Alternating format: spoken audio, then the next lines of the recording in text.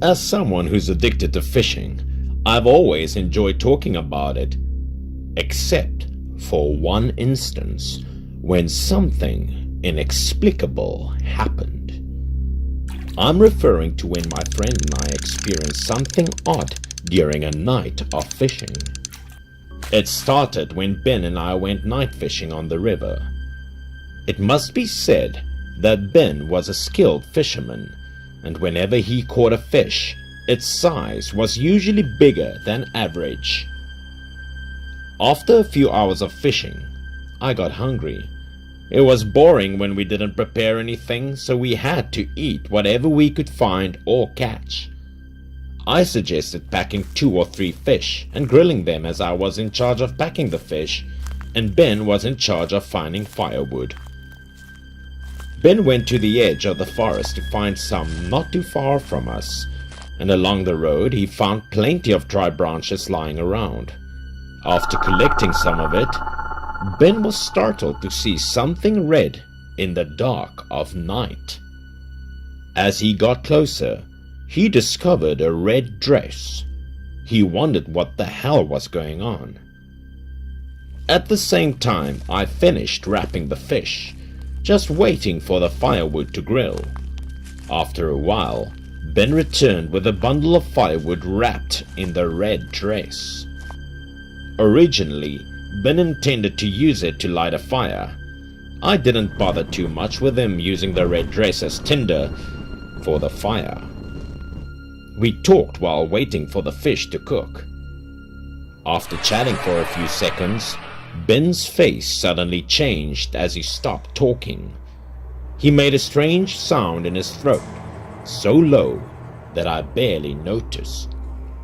He reached for the fish over the fire and started devouring the fish while it was still undercooked, looking like he found it irresistible and delicious, which was not surprising, but I was a bit concerned that the fish was still undercooked. I decided to stop Ben from eating all of it, as it could make him sick. But Ben suddenly went crazy. He shouted at me and jumped at me to grab the fish as I realized something had gone terribly wrong.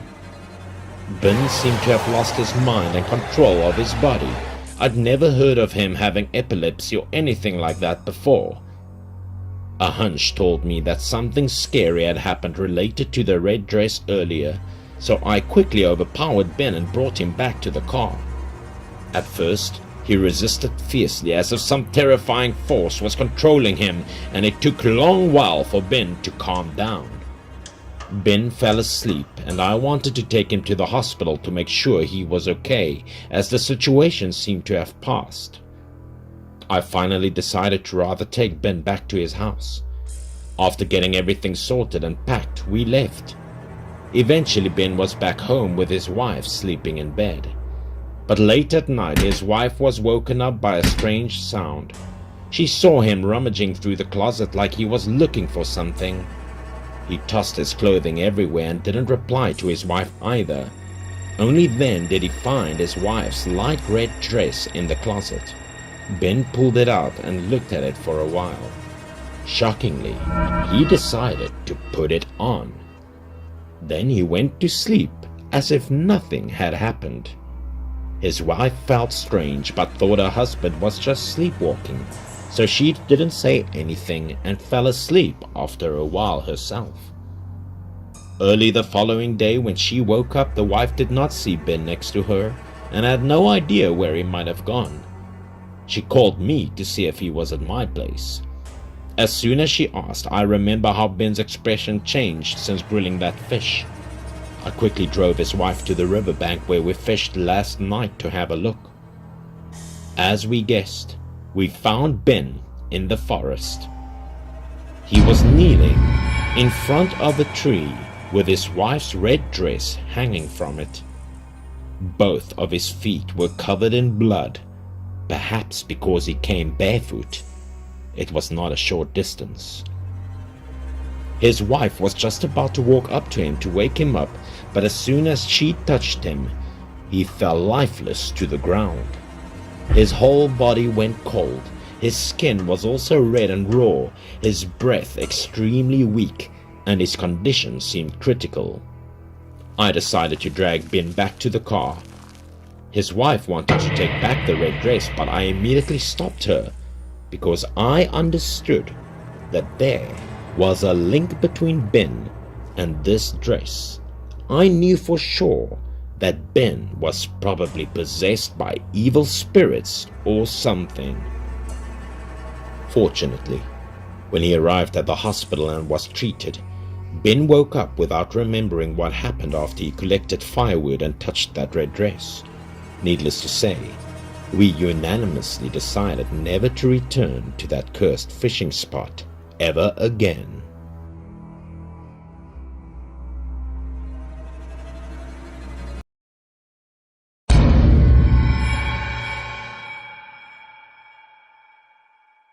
This terrifying story happened many years ago, causing a lot of public concern.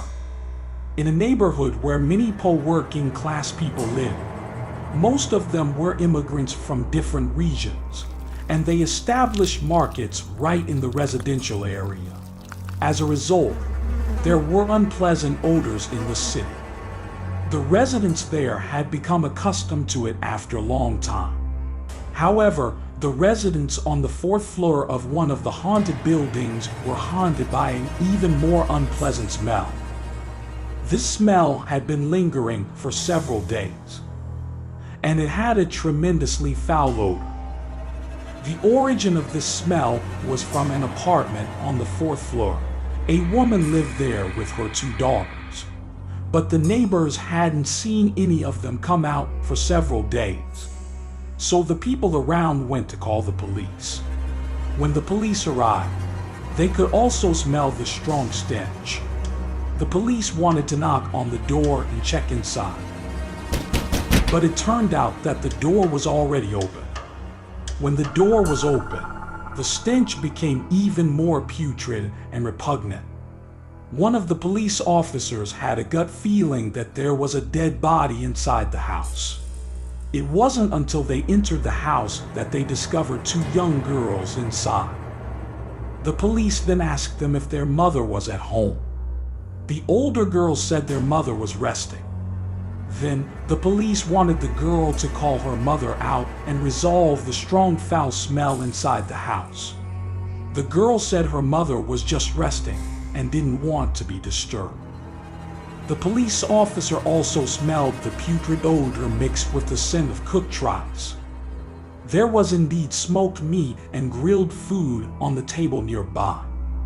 At this point, the police officer just wanted to enter the house and talk to the girl's mother about the neighbors' complaints.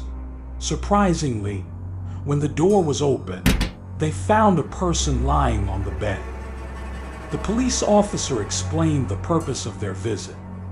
Despite that, the person on the bed didn't respond, even though the police officer took a few steps forward and called out loudly. But quickly they realized that something was amiss, and there was dirty, slimy water on the flip-flops on the floor. There was also a strong putrid smell coming from the bed, which was very unpleasant to smell. The police officer called out a few more times, but there was still no response. As the police officer approached the bed, immediately, they jolted in surprise. The person on the bed was dead, their body swollen, starting to decompose, with maggots crawling around, which was incredibly nauseating. The authorities called in a medical examiner to perform an examination and found that the girl's mother had been dead for over a week. These 2 girls had been living with a corpse without knowing anything about it.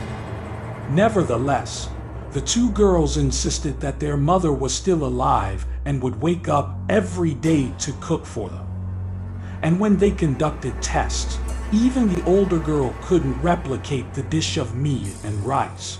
At that moment, there was freshly cooked barbecued pork still steaming. Who could have prepared this meal?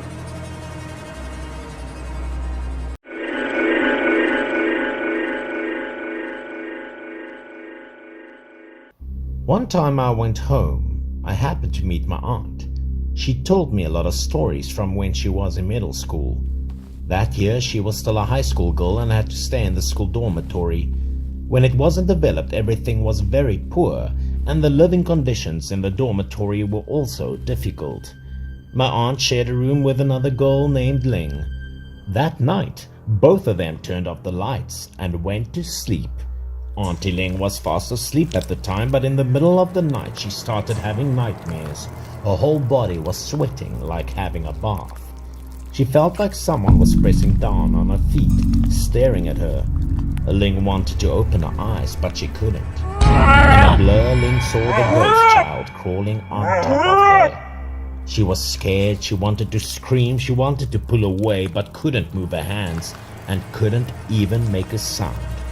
The baby crawled on top of her chest, making her feel like short of breath. She tried to wake up, but couldn't. In the morning, when everyone was about to go to school, my aunt saw Ling still asleep. She and another friend came to wake her up. After calling for a long time, Ling slowly woke up. When she woke up, she felt her neck suddenly feeling very heavy and painful. It was like there was something on her neck that kept her upright. The whole morning, there was no way to fix this, making her extremely miserable. The next morning, my aunt just reported to the teacher and helped bring Ling to the clinic. The doctor checked Ling's head, neck and shoulders, but still found nothing special. However, the doctor also suggested a treatment for Ling, giving her a bandage to correct her shoulders and neck. But as impossible as it may seem, after one day the pain would still not go away. Ling felt very strongly that something was sitting on her shoulder, just that she couldn't see it. Everyone in the dorm room also started talking and whispering. Some students also heard rumors that this dormitory was built on a cemetery. This information was not known to anyone, so the students just took it as a rumor until someone was actually haunted by a ghost. Another student who was my aunt's classmate also recounted, saying that on the night that she went to the toilet alone, she saw a child crawling out of the toilet. This ghost giggled through the hallway. The girl was terrified. Regarding the rumor of the child ghost, some classmates said that they knew the child's background. The story went that many years ago, one night after everyone had slept, a cry of pain came from the corridor of the teacher's quarters. The screams came from the toilet. So many curious people ran to see what was wrong. Then, in a room they saw a girl who died in a pitiful position in her pajamas, surrounded by blood flowing like a river. In the latrine they also found a dead infant. Since then, people had always seen this ghost child. What the friends recounted made Ling feel scared, wondering if the child was clinging to her or not. After that, my aunt's friends also told her and Ling to report this matter to the principal so that he could find a solution and help bring Ling to treatment. After that, my aunt and Ling went to see the principal. They told the whole story to the principal, including the dream that Ling had. The principal suddenly shouted at Ling's face, but as if shouting at someone other than her. "If you don't hurry down or I'll beat you to death!" As soon as the words ended, Ling began to feel the weight on her shoulders gradually disappear. Her shoulders became lighter. Ling was also able to stand up straight again. She looked at the principal in surprise, but the principal said nothing, only telling them to quickly return to their rooms. This incident my aunt remembers very well, and the dormitory never had a problem ever again.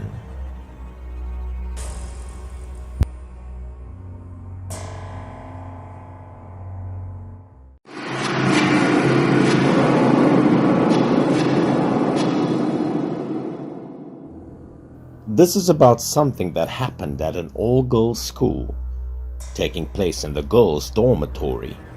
The story revolves around a schoolgirl named Mimi who was on the way to the bathroom late at night and all alone.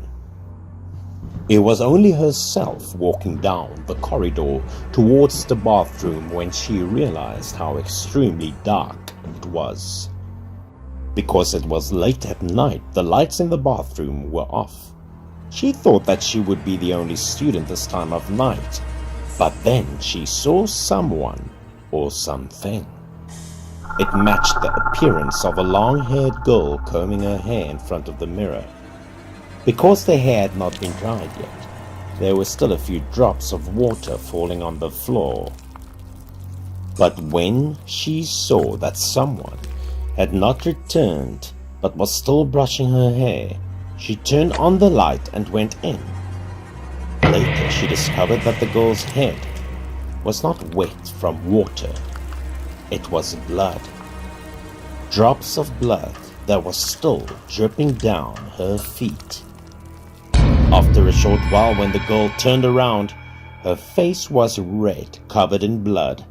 Mimi shouted, her hands and feet were shaking as she stood there. She was so frightened that she had no choice but to crawl out of the bathroom immediately and shout for help. Suddenly someone shook her. It turned out that it was her roommate who called her to wake up. As she woke up, she realized it was just a dream. But her roommate said that just as she was dreaming, someone jumped from a window out of the building. Moments later, the roommate took her to the balcony to see what was happening. At the time, they looked dumbfounded as they looked down. When she saw, it was a girl in a white dress lying downstairs with a lot of blood on her head, and whether it was the girl from a dream or not. As a result, Mimi couldn't tell if she had actually seen her that night or she had only seen her in a dream. The next day, everything was fine. But at night, being in the dormitories would somehow make people a little nervous. A few days later, she went to bed and the other roommates were also fast asleep. Only Mimi was still there to remove her makeup. One of Mimi's friends at the time woke up to a clicking sound coming from the room. As she woke up, her friend saw Mimi still sitting there as if putting on makeup. She found it strange, and she was curious. She called out a few times, but Mimi didn't answer, and the lights in the room didn't turn on either. So she walked up behind Mimi and looked. Meanwhile, Mimi was using an eyebrow pencil repeatedly on the area of the eyebrows, resulting in a deep and large incision that looked painful. Seeing this, she wanted to pull Mimi's hand away, but Mimi's was very strong, so she woke up the other roommates to help her. The other roommates called an ambulance and took Mimi away.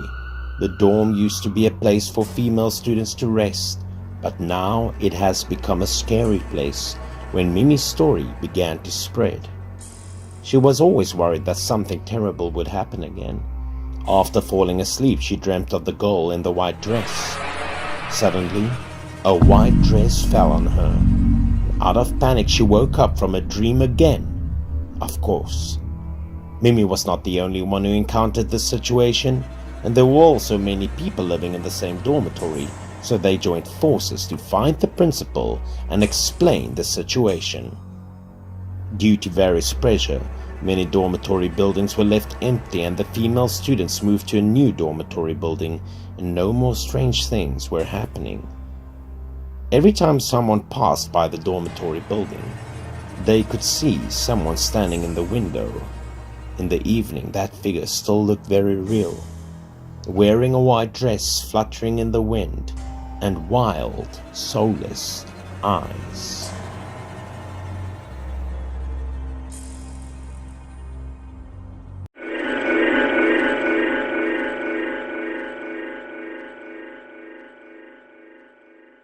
As a child, I lived in the countryside for a while and heard many ghost stories. I myself had seen ghosts a few times. However, I couldn't say I had seen ghosts with anyone because it was still very mysterious to me. In my days of going to elementary school, I once saw a ghost while crossing a small bridge. That day, my friend and I were joking around, so we decided to go under the bridge. Here, I experienced a rather strange phenomenon. There were 3 4th grade girls there. One knelt on the ground and repeatedly slapped her cheek, and the other two stood aside with a somewhat worried look on their faces. I quickly went over to ask what they were performing. I also realized that the girl kneeling was Hen, living in the same neighborhood as myself. When I saw it clearly, I realized that these girls weren't joking. Hen's cheeks were slapped until puffy and her face black. I found it strange that anyone would beat themselves so cruelly. The other two girlfriends were dumbfounded, did not act, and did not intervene, which made me curious. It turned out they couldn't stop. It was like people who were glued to the ground. Seeing that, I walked over and pulled Hen up. But it seemed that the girl was very strong, even stronger than an adult. No matter how hard I tried, I couldn't pull her up. I often heard stories about being possessed by demons, so I knew this girl was not fine. I quickly ran to the girl's house to ask for help. I told her parents about what happened. Likewise, after her parents arrived, they couldn't stop Hen from slapping herself, so the mother asked the rest of them what happened. The girls both cried and sniffled. In that late afternoon, when the children were walking together, Hen wanted to take a break. She went to a lawn by the embankment for convenience. The other two girls did not feel anything, and after waiting for a while, Hen went out. But ever since Hen returned from the lawn, she kept her head down without saying a word. After walking a few steps, the girl suddenly fell to the ground with a strong thud. Then she started slapping herself. The two of her friends tried to stop it but couldn't and didn't understand why she was acting like that. The matter was clarified after Hen's mother returned to the village and found a woman with experience in exorcism in the countryside. She was a person who could exterminate demons. Although she was not a witch, she could also drive away demons. When Hen arrived, the older woman was still holding a bowl. She walked up to Hen and suddenly threw water in her face. When the water spilled, I knew what kind of water was in the bowl. After that, Hen fell to the ground. Her parents took her home to rest for a week before going back to school. The older woman also warned us that under the bridge, there were a lot of unjust souls.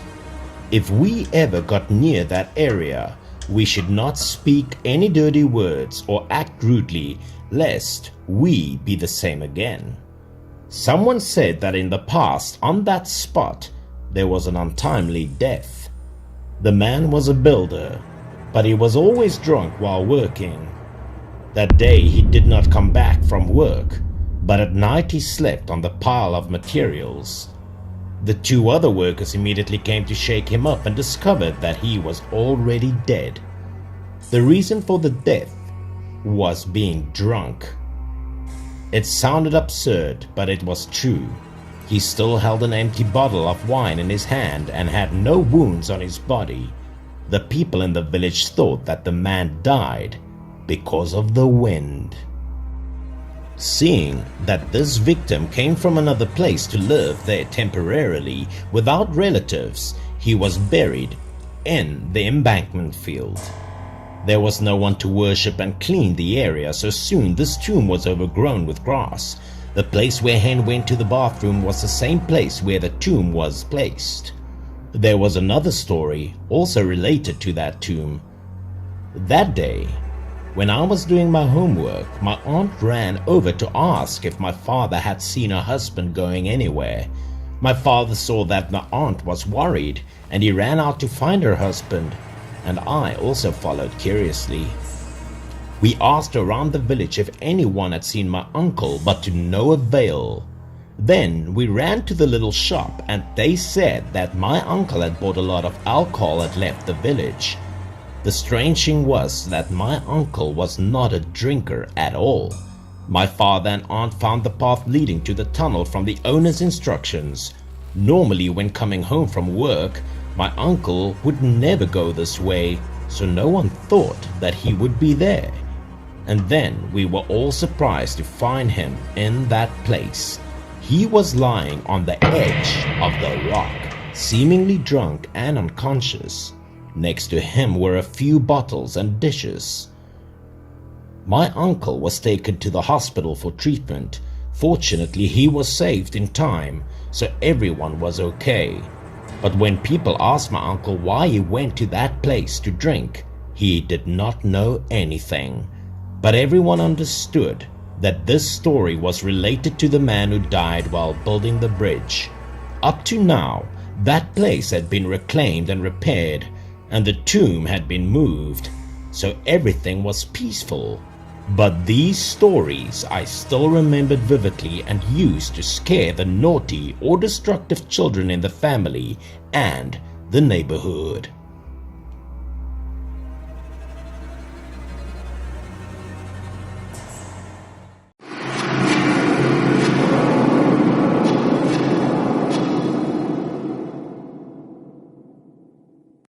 This is a story about some strange things happening at the hospital. Each of us knows that in hospitals there were many stories of birth, old age, sickness, and death. My story is that of a department. The department was the ICU area, or we also called it the intensive care unit. The people who lived there were all seriously ill. It could be said that all patients there had been through the gates of hell once or several times. My friend was in charge of that department, so I also heard a few special stories. The story my friend told me was that there was an old man surnamed Chen who had just had a tumor removed by a doctor, and the old man was pushed into the ICU. The surgery went well and the old man woke up quickly, but when he woke up, the old man's voice suddenly became strange. He didn't even recognize his children when they were standing beside him. Moreover, he said that he was a different person now, and stranger than that was that he even gave another person's home address and the family background. All of this confused his children, as they were extremely worried about him without knowing if this was supernatural or some after effect from surgery. The doctor said that there was indeed someone with the same condition as described who was in this room before, but that person passed away. The doctor was also surprised to hear all this information. He thought that maybe the old man was having problems after surgery.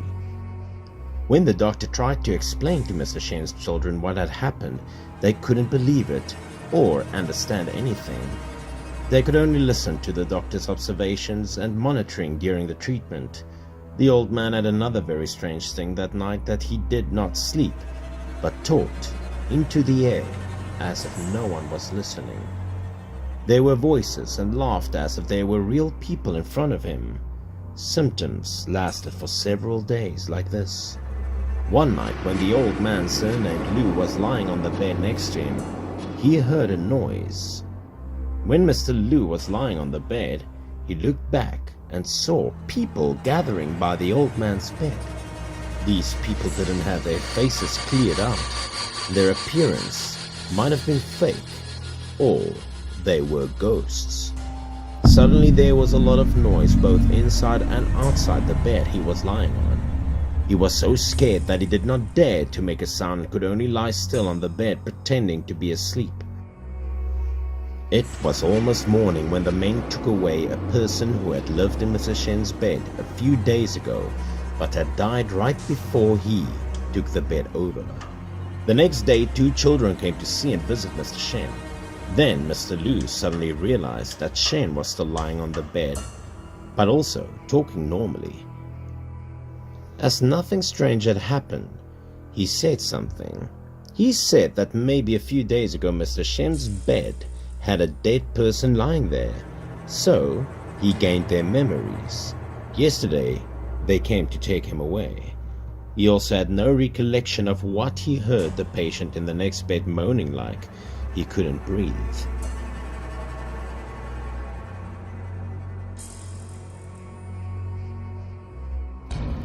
He turned his head and glanced vaguely, seeing something like a black figure squatting on Mr. Lu's body, and then gradually overwhelming his body, making it extremely difficult for him to breathe. Mr. Shen desperately wanted to call for help but could not make a sound or move. He couldn't move until the physical signs alarm went off and the nurse came to check on him. The patient in the next bed passed away that night. He told the nurse what he saw, but the nurse didn't believe him at all, so the old man told his children. The kids were so scared that they went to the doctor again and asked what was going on. The doctor said that this phenomenon was quite unique and was caused by different reasons that would affect the patient's recovery. After being in the ICU for a few days, he was transferred to the general ward. There was no such thing as a weird going, as to whether being in the ICU was really a commonplace. And in this world, there are supernatural things that happen, so we don't dare to lie.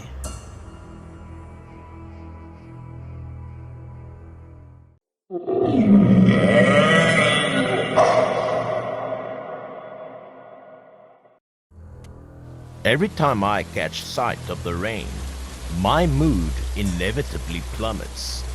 Rain has never been my favorite.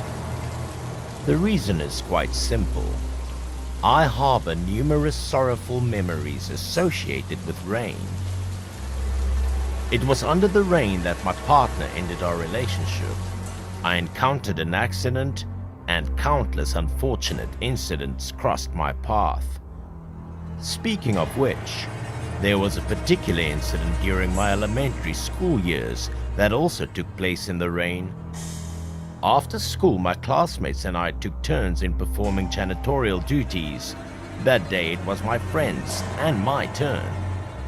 While engaging in playful banter, we ended up losing track of time, failing to complete our tasks before the end of the school day.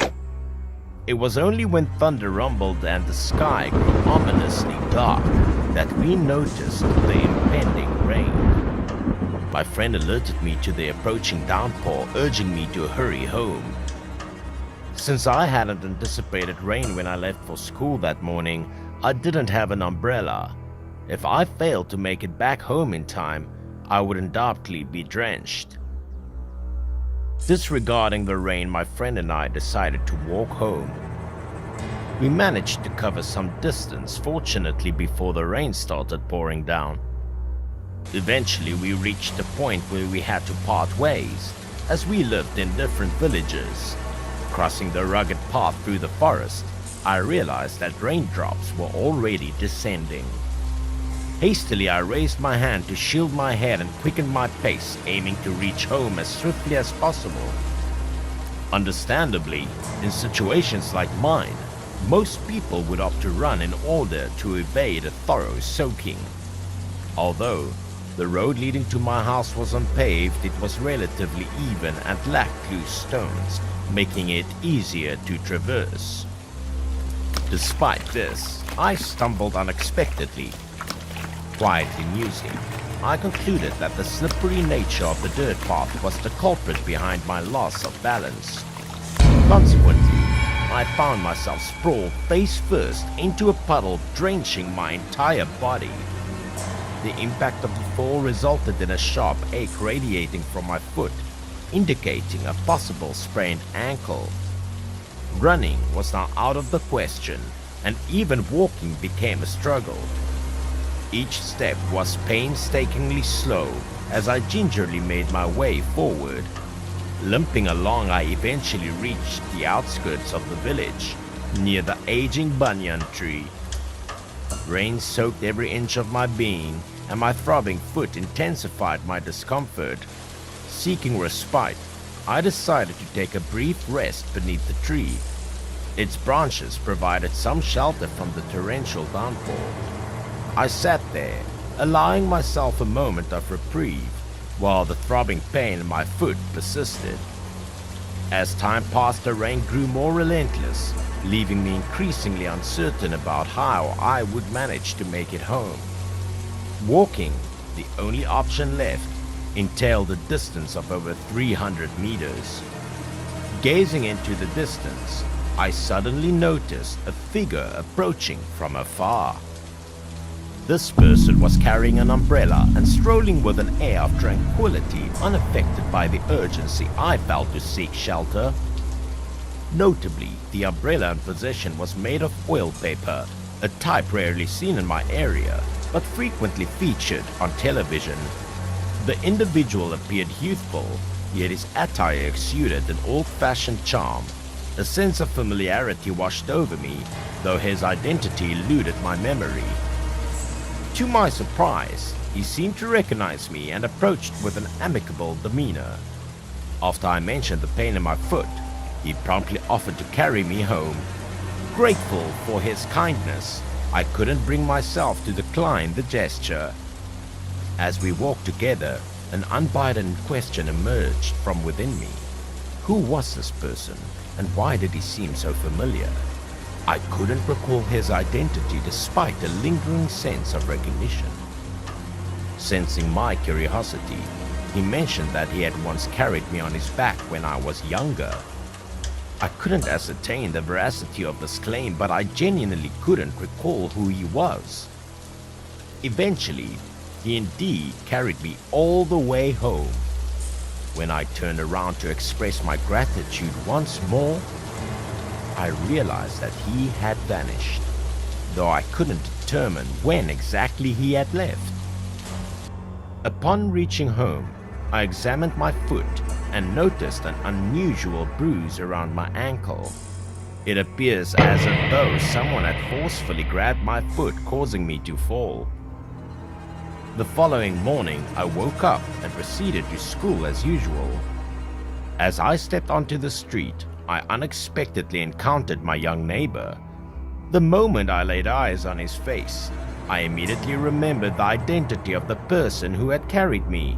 It was his father. However, his father had passed away several years ago. I was astonished, and I recounted to the boy how his father had carried me home the previous night. At first, the boy dismissed my account as nonsense, finding it difficult to believe. But then, he revealed that it was his father's birthday yesterday, and perhaps, just maybe, he had truly returned.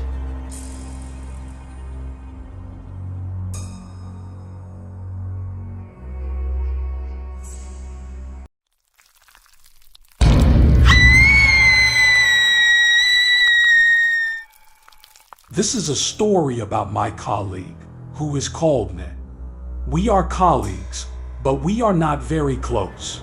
At the company, others are extremely harsh and disrespectful towards him.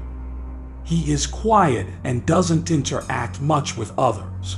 He rarely shares his thoughts and often takes the blame whenever he does something wrong or not right. My other colleagues don't like Ned. They think he is too weak, fragile, and unfriendly. Many people often speak ill of him behind his back. I have some sympathy for him because I find him pitiable. Everything started after the meeting ended, when our manager scolded Nick severely. I saw him enter the restroom, so I wanted to go and console him a bit. When I arrived, I heard swearing from inside, and it was Nick's voice. I opened the door slightly and looked in, and I saw a rather strange scene. Nick fiercely bit his own arm, his eyes filled with hatred. At that moment, I thought he was really scary, so it was best to stay away, and I didn't go inside.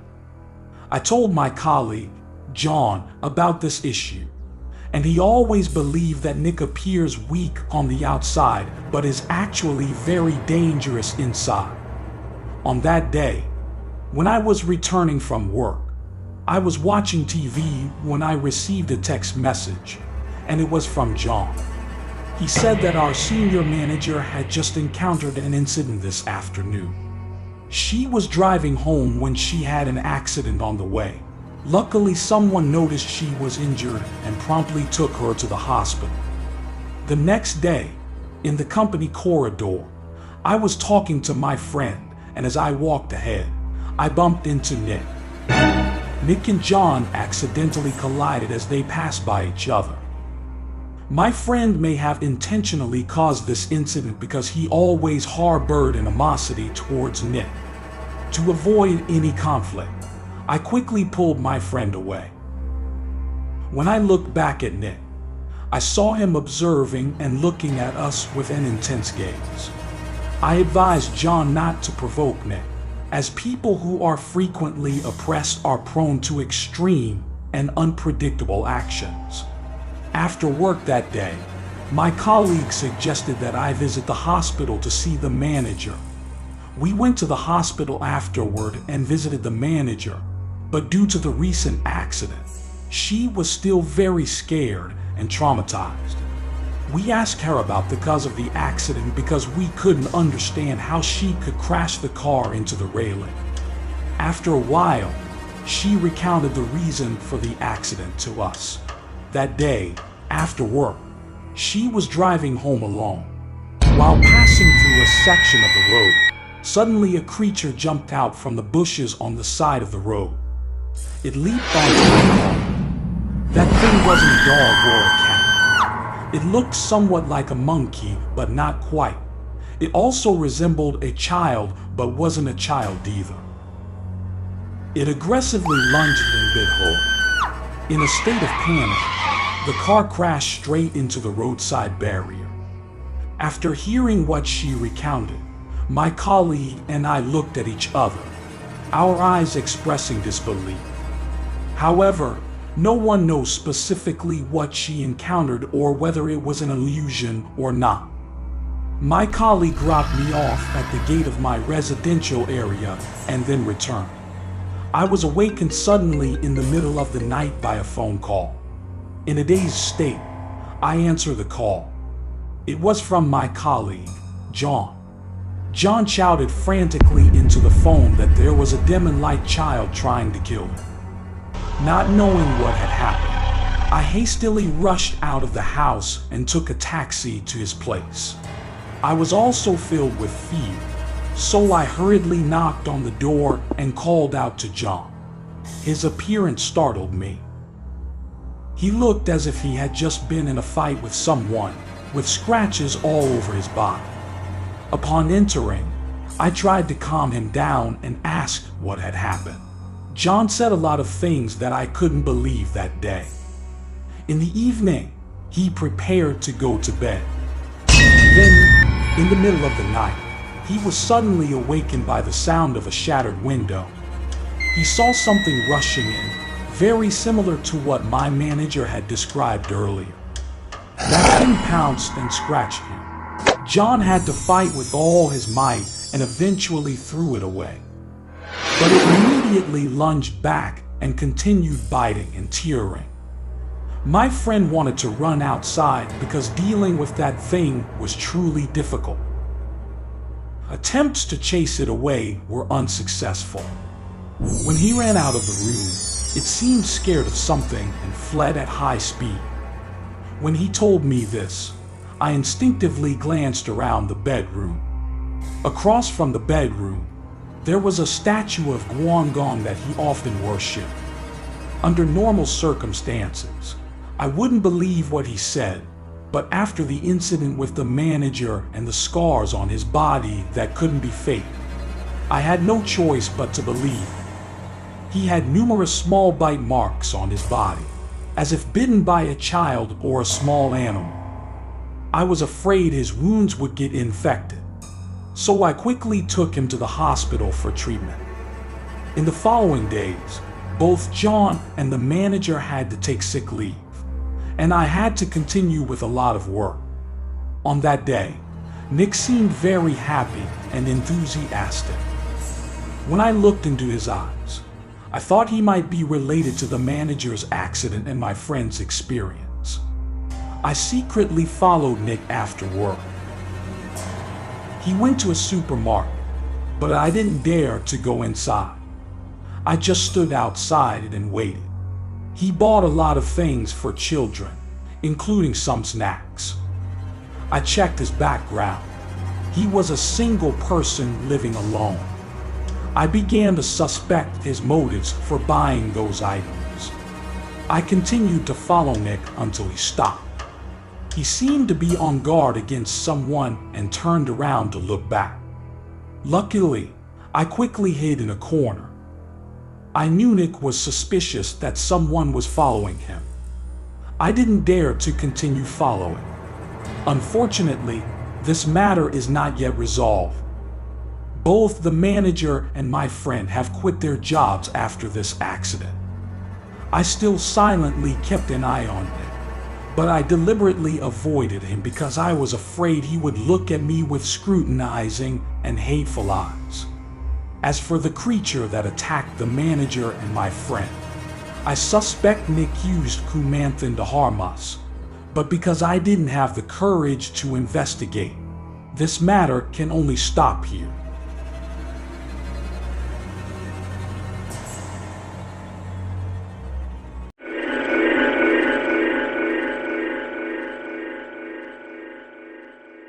This story happened in my hometown many years ago. One year, a house burned down with valuable items incinerated by the flames. The villagers worked together to try and extinguish the fire, but unfortunately it was too late. The house that burned down belonged to a widow named Ling. The older woman lived alone and had a strange habit of talking to herself too much.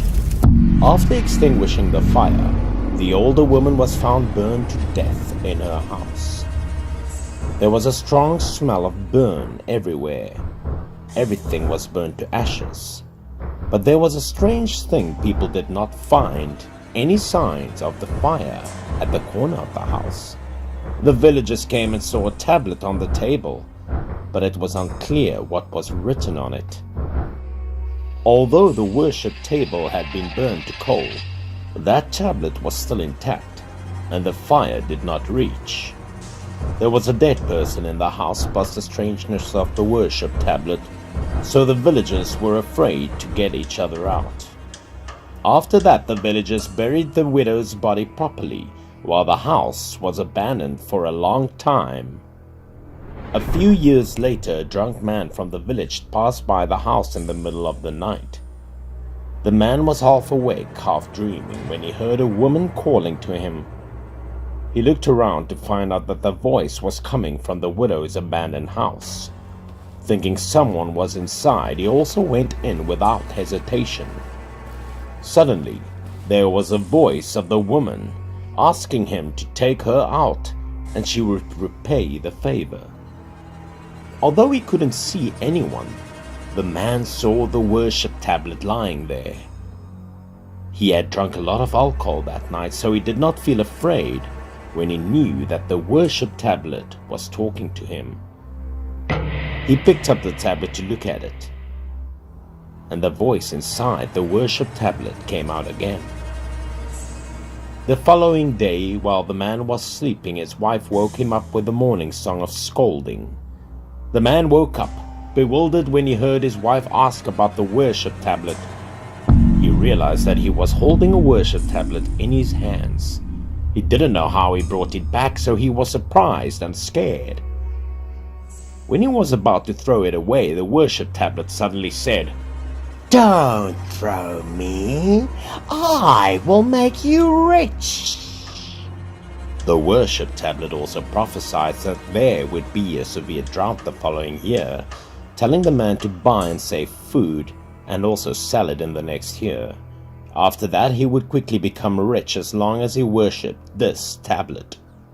Believing the worship tablet's words, the man began to look forward to next year's good fortune. Gritting his teeth to endure, the man borrowed money everywhere and hoarded a lot of food. He placed it at the solemn place in his house. The following year, indeed, the countryside experienced a severe drought, crop failure, and constant famine. The man quickly sold the food he had hoarded at many times the price and made a lot of money. He bought a few large tiled houses and lived a life of wealth that everyone admired. The tablet was also worshipped as a god, full of incense every day.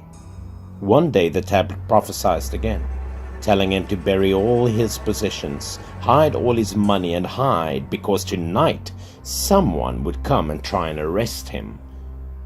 The man immediately followed suit, fleeing with the worship tablet. Yes, that night, some robbers indeed broke into his house, but after searching for him, they couldn't find anything of value. After a few days, he and his wife returned home, and although their belongings were destroyed, their money was not lost.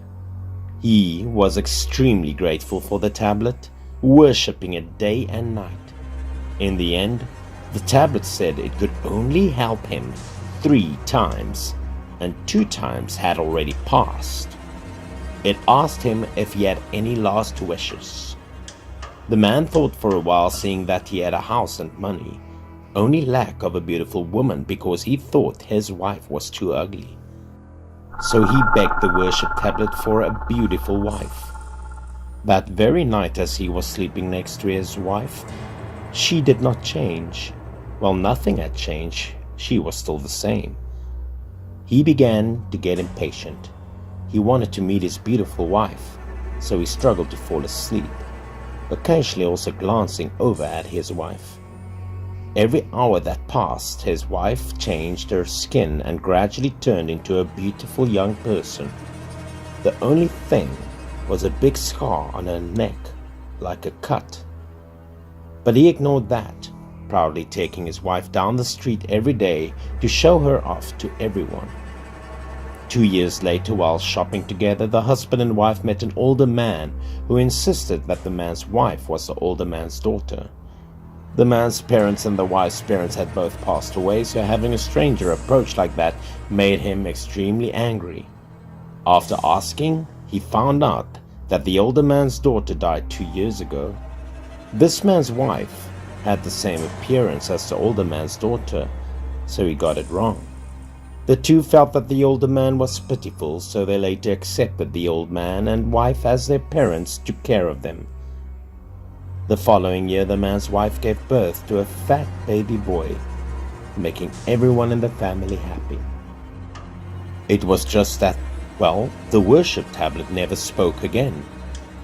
The man didn't ask for anything either, but still regularly burned incense and prayed every day as a way to repay the favor.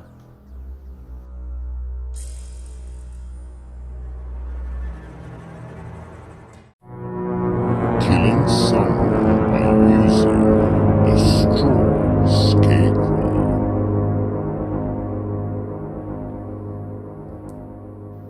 This is a scary story that I witnessed myself. My grandmother's house and my friend Jin's grandfather's house were opposite each other. We were the same age and our parents were both divorced and living far away, who abandoned us, of course. We had so many similarities, so we also became good friends. Jin had a pale face and looked a bit malnourished. She lived with her grandfather, who was aggressive, and his way of upbringing was mainly beating and scolding. The one time I was most impressed was when I was doing my homework in my room and I heard someone swearing downstairs very loudly. Hearing the voice, I knew it was Jin's grandfather. He scolded her again, hitting and scolding her aggressively in public. Jin didn't resist, didn't run away, but only bowed her head to receive the beating. Some people in the neighborhood saw this and were deeply saddened, immediately stopping and tried to convince Jin's grandfather to stop being so violent towards her. But he was a stubborn, selfish and very aggressive person. Anyone who dared to stop him would be scolded and cursed with harsh words. "If anyone ever challenges me, I will beat them and I will beat the child, so get out of here!" Therefore, the people around him also didn't want to be involved in what he did. 1 year ago, I was also beaten like this, beaten until my eyes were black and blue.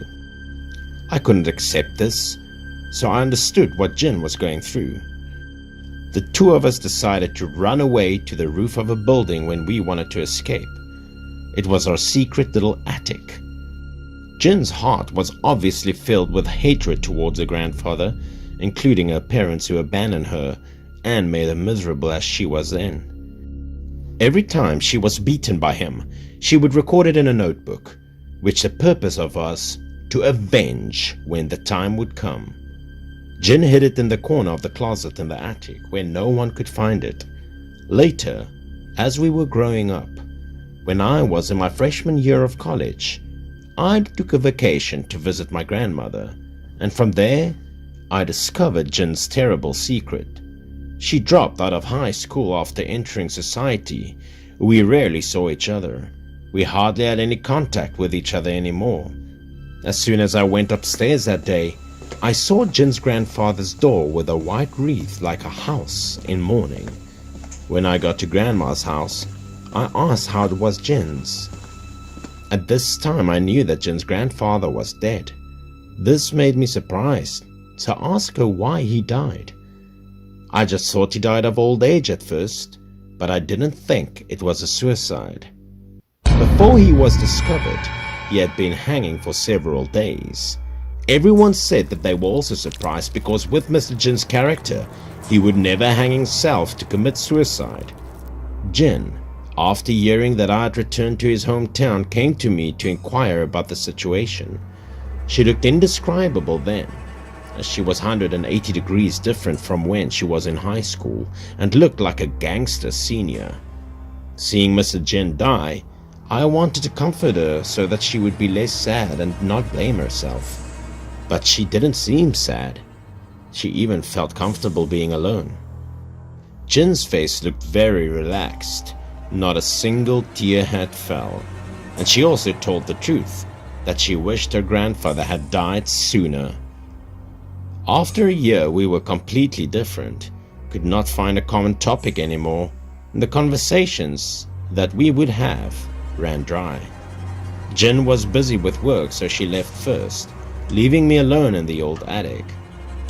But I felt curious. I really wanted to know, what did Jin go through all those years? I didn't know if she still had the habit of writing in that diary, but was the diary maybe still hidden in that drawer? Opening the cabinet, I couldn't help but be surprised. There was a scarecrow dangling inside, a creepy one. There was plenty of bloodstains on the straw scarecrow. Then, I also found Jin's diary in the closet. I nervously opened it and was surprised at what was written inside. It recorded the method of using blood and a scarecrow to curse someone, and the cursed person would die just like the scarecrow. The hanging scarecrow looked like Jin's grandfather and was hanging in the same way. I started to understand what had happened when I heard someone's voice behind me. While I was in my own thought, my neighbor, Auntie Liu, was upstairs to get some clothing. She startled me. The contents of the notebook made me confused. I did not believe that Jin could kill a grandfather like that. I didn't dare ask Jin about this, nor tell anyone. I could only put the diary back in its place, pretending I didn't see it. After that, we hardly saw each other ever again. Sometimes we did have a little contact, but just politeness because she scared me. She also said in her diary that she would use the same method to deal with her parents, whom she hates very much. I really don't know how to solve this problem.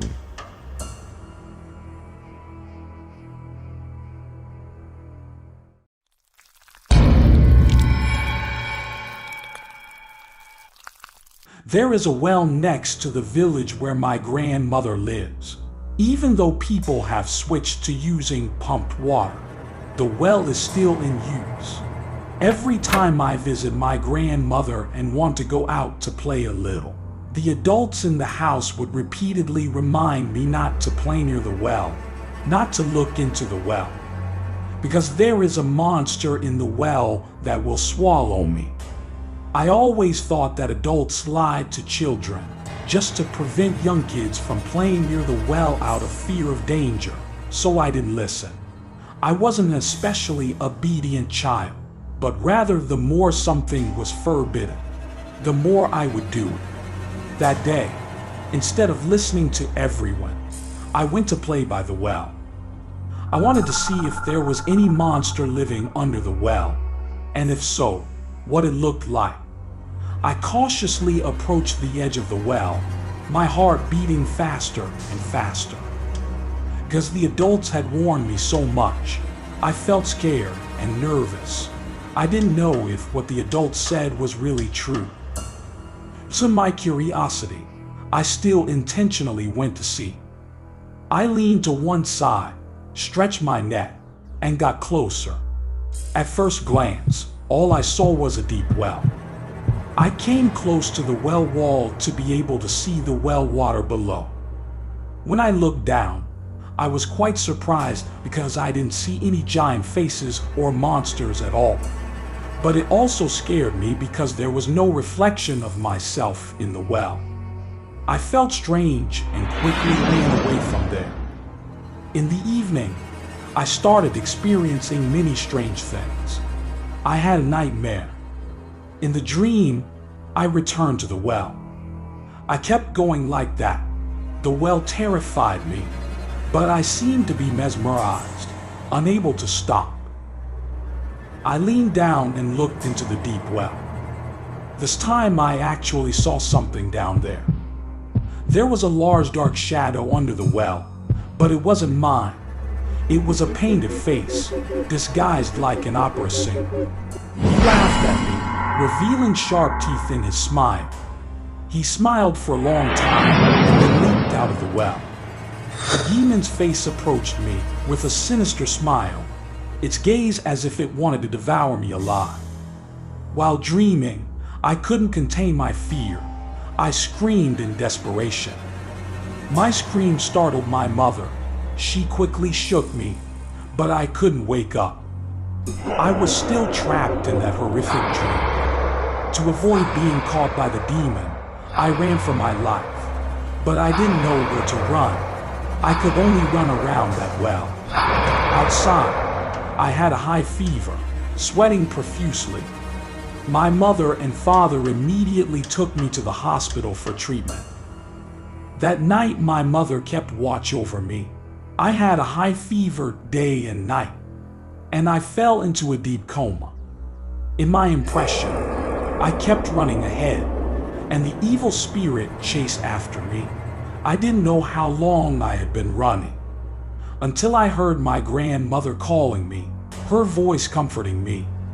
Then I stopped to find her, and subconsciously realized that I was standing at the bottom of the well, while she was standing at the mouth of the well calling me.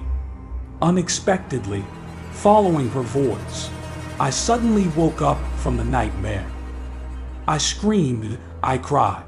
I caused a commotion, which frightened my mother as well. She was naturally devastated with worry for me for many days. I stayed at the clinic for a total of 2 days, and then went home after fully recovering.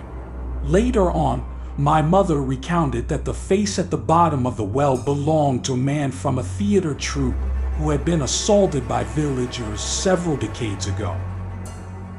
They threw him into the deep well, and the result was that people always saw the shadow of this man appearing under the well. Until later, the well remained haunted. Another thing, my grandmother had to use some ancient techniques to call me from the mouth of the well in order to rescue me. That's what I went through, and I hope no one else experiences it.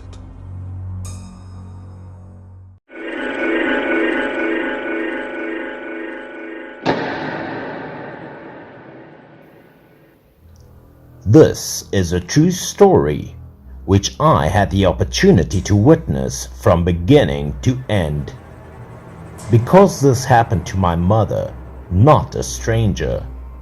One morning my father made breakfast for the whole family to eat because my mother was not feeling well. When my mom came out of the bedroom, her face was very haggard and worn out. I was worried, so I asked her what was wrong. She also made no secret of it. She said that she had a terrible nightmare in which a person appeared. Someone my mother didn't want to talk about.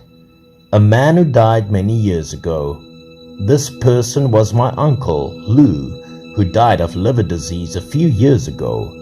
My mother dreamt of him. Subconsciously, she wondered why he was not dead and what he came to see her for. My uncle also said that he was not dead. He was currently locked in a coffin so he could not go out, and told my mother to quickly ask my father to come and remove him from the coffin. My uncle said that he was just playing dead. That day, after waking up, he found himself locked in a coffin. He used all 10 fingers to scratch and scream, but no one listened and he could not get out. Then he held out 10 fingers to show my mother the pain he had to endure. He screamed in anger. His face turned into a devil, forcing my mother to go to see my aunt and release him. My mother was frightened by him and screamed loudly and sat up, out of that nightmare. My uncle was a bad person when he was still alive. Whenever he got drunk, he would beat my aunt mercilessly. He would break things and treated his siblings badly. So everyone in the family hated him, and my mother didn't know why she dreamt of him. After a while, she fell asleep again. Then she continued to dream of my uncle coming, and he begged her to tell my aunt to let him go. Just like that, my uncle made my mother toss and turn all night. She was unable to sleep. Dad told me to call my aunt to ask what was going on, but my mom didn't want that. She didn't want to talk to her then. Even stranger than that, one night when I got home from school, as soon as I entered through the door, I saw my aunt sitting on the sofa of the house. This time my aunt came without telling us first, which surprised me too. At this time the atmosphere in the house seemed quieter than usual. Everyone had sad expressions. I later found out that my aunt often dreamt of my uncle, dreams about resentment and mourning, and about him who had just died. Every time she dreamt of him, he cursed her. "Damn it! You hate me so much that you buried me alive!" He even strangled, tormented, threatened to kill my aunt if she didn't let him out. My aunt almost dreamt of him coming often. She also fell into a state of depression. She couldn't take it anymore. When my grandmother heard the news, she saw this and she decided to invite an exorcist. By using 7 peach wooden stakes, he stuck it onto my uncle's grave, sealing his soul for several years. My aunt never dreamt of my uncle since then, but she didn't expect my mother to dream of him coming back at all. My father was also very curious. Why didn't she open the grave to see if there was something wrong with him? A few days later, my aunt and my family went back to my hometown. We went to the uncle's grave to excavate. Everyone proceeded to open the coffin and everyone was anxiously waiting to see what was inside. The moment the coffin lid was opened, a whiff of white gas flew out of the coffin. No one could imagine my uncle lying in the coffin, reaching out his hand as if scratching the lid of the coffin. The tips of his fingers were almost crushed, looking painful before he died. There were also scratches on the coffin lid, and everyone could understand how helpless and desperate he must have been. Which meant my uncle could have been buried alive when he was just drunk and unconscious. And when he woke up, he tried to find a way out of the coffin. Finally, my uncle was indeed buried again. My mother had not dreamt of my uncle since then. Only my aunt sometimes dreams of him with great regret.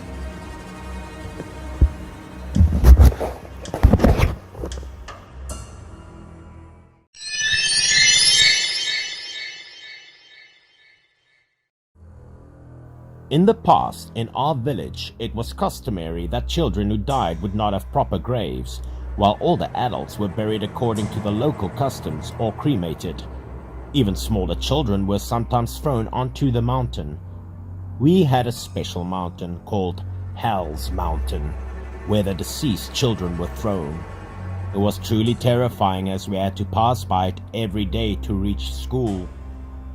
When I went to school with my friends, I didn't feel scared except for a few occasions when we encountered wild dogs.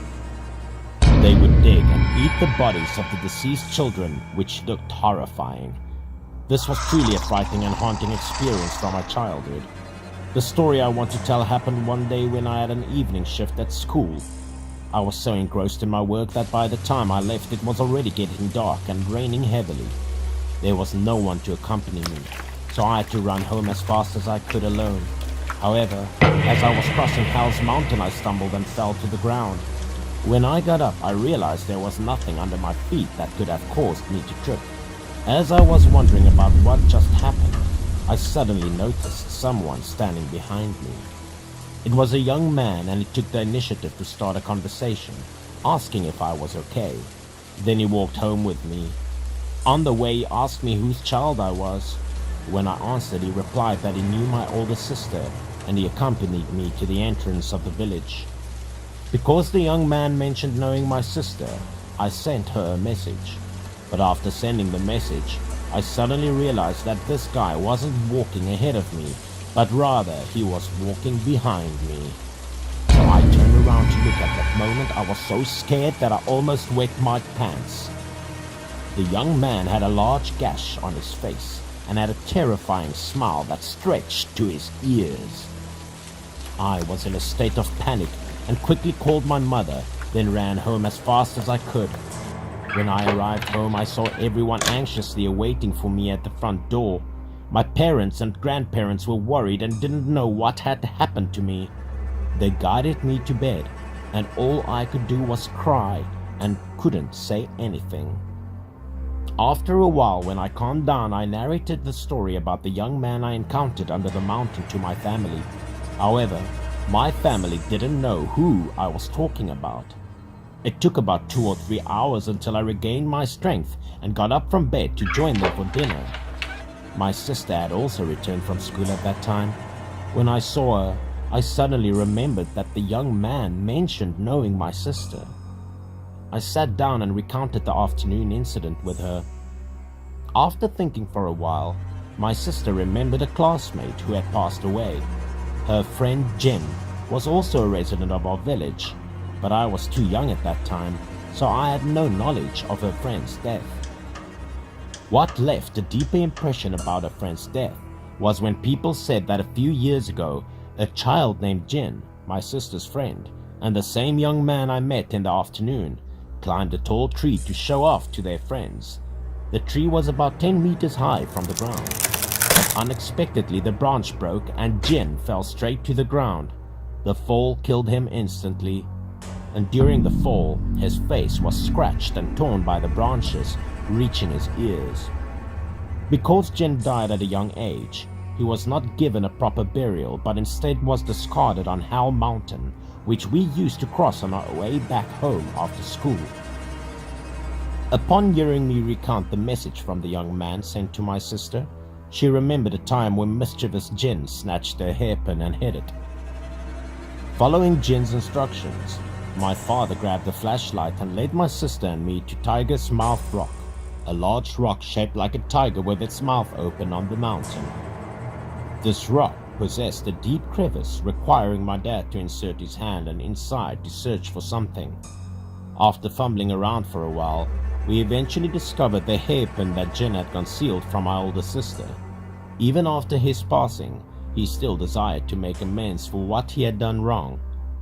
This story remained in my thoughts for many years, and I couldn't determine whether Jen intended to ensure my safe return home that day or if he simply wanted to return my older sister's hairpin.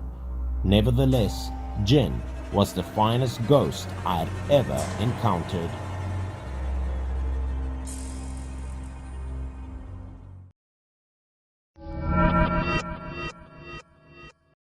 The story I'm about to tell is about someone from my village. The house belonged to the Wang family.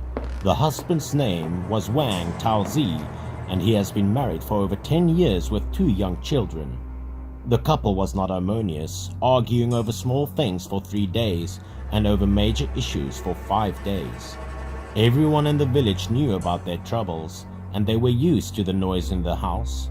and the family tragedy began when the third person appeared. You can only sympathize with the wife who cried her heart out because her husband was having an affair, but she couldn't do anything about it. In terms of appearance, the woman named Lou was more attractive than Tao Zi's wife. Women outside felt sorry for Tao Zi's wife, but most men who didn't love their wives believed that the beautiful woman like Lou could easily captivate a man's heart. Wang Tao Zi didn't know how much he loved Lou. No one in the house, young or old, could convince him otherwise. He decided to leave and no longer wanted to live with his wife. Even though the two children desperately pleaded, "Daddy, please don't go," it couldn't change his mind. He didn't care at all about the two children. That time, after a quarrel with his wife, he angrily left without ever looking back. Afterwards, Wang's wife took the two children to her mother's house and asked her to take care of them. Unable to overcome this despair, the wife went to the village's river and threw herself into it. Within a day, the two children suddenly became orphans, with their father following the younger woman and their mother sadly passing away. Less than a month after their mother's death, joyful news spread in the house. That day was Wang Taozi's wedding day. He married the woman named Lu just 1 month after the death of his previous wife. He didn't even want to mourn his late wife. But life was not as peaceful as he thought after marriage. Lu always saw the two children as a burden, and she constantly beat and scolded them, even though they didn't do anything wrong. She was incredibly cruel to the two children. The two children always had to endure beatings under the cruel hands of their stepmother. Although they had a father, the two children couldn't rely on him. They had to endure their stepmother's mistreatment, even during meals. Every time they thought of their mother, the two children cried their hearts out. When they saw Wang coming home from work, the two children cried, covering their faces and telling him about their aunt's beatings. But Wang showed no pity and criticized the children, saying they deserved to be punished. He said it was their mother's job to discipline them, and if they were not taught, they would become spoiled. That was something she had the right to do. He also said that if they were at fault, they should take responsibility for it and then kick them out to think for themselves. Both siblings suffered injustice and didn't know who to talk to. The younger brother immediately suggested finding their mother because he missed her. After that, the two siblings held hands and went to the cemetery to visit their mother. They knelt before the grave, feeling sad and crying profusely. Their longing for their mother couldn't be expressed in words. They didn't know where to pour out their sorrows, so they could only speak to their mother. While they were talking, a small gust of wind passed through the cemetery. Then, the gust of wind surrounded the older sister twice, and suddenly she stood up. Her expression became more serious and firm. She didn't say anything, but suddenly she tightly grasped her younger brother's hand. Then, she pulled him along without saying a word, leaving her younger brother bewildered. They walked home hand in hand, not uttering a single word.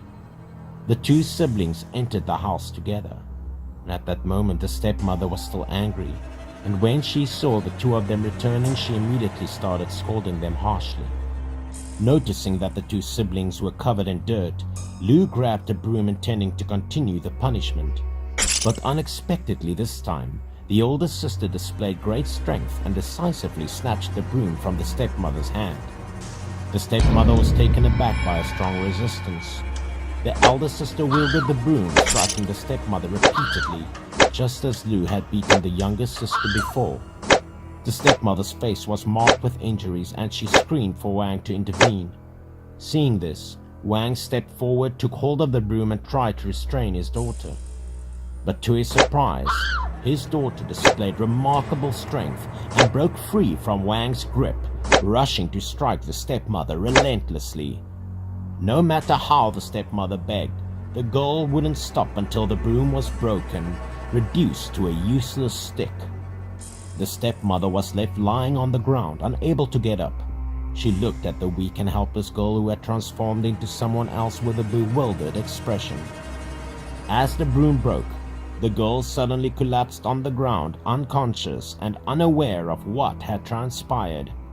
News quickly spread and people believed that the girl's deceased mother had borrowed her daughter's body to return and teach the wicked stepmother a lesson. Eventually, the two children continued living with their grandmother.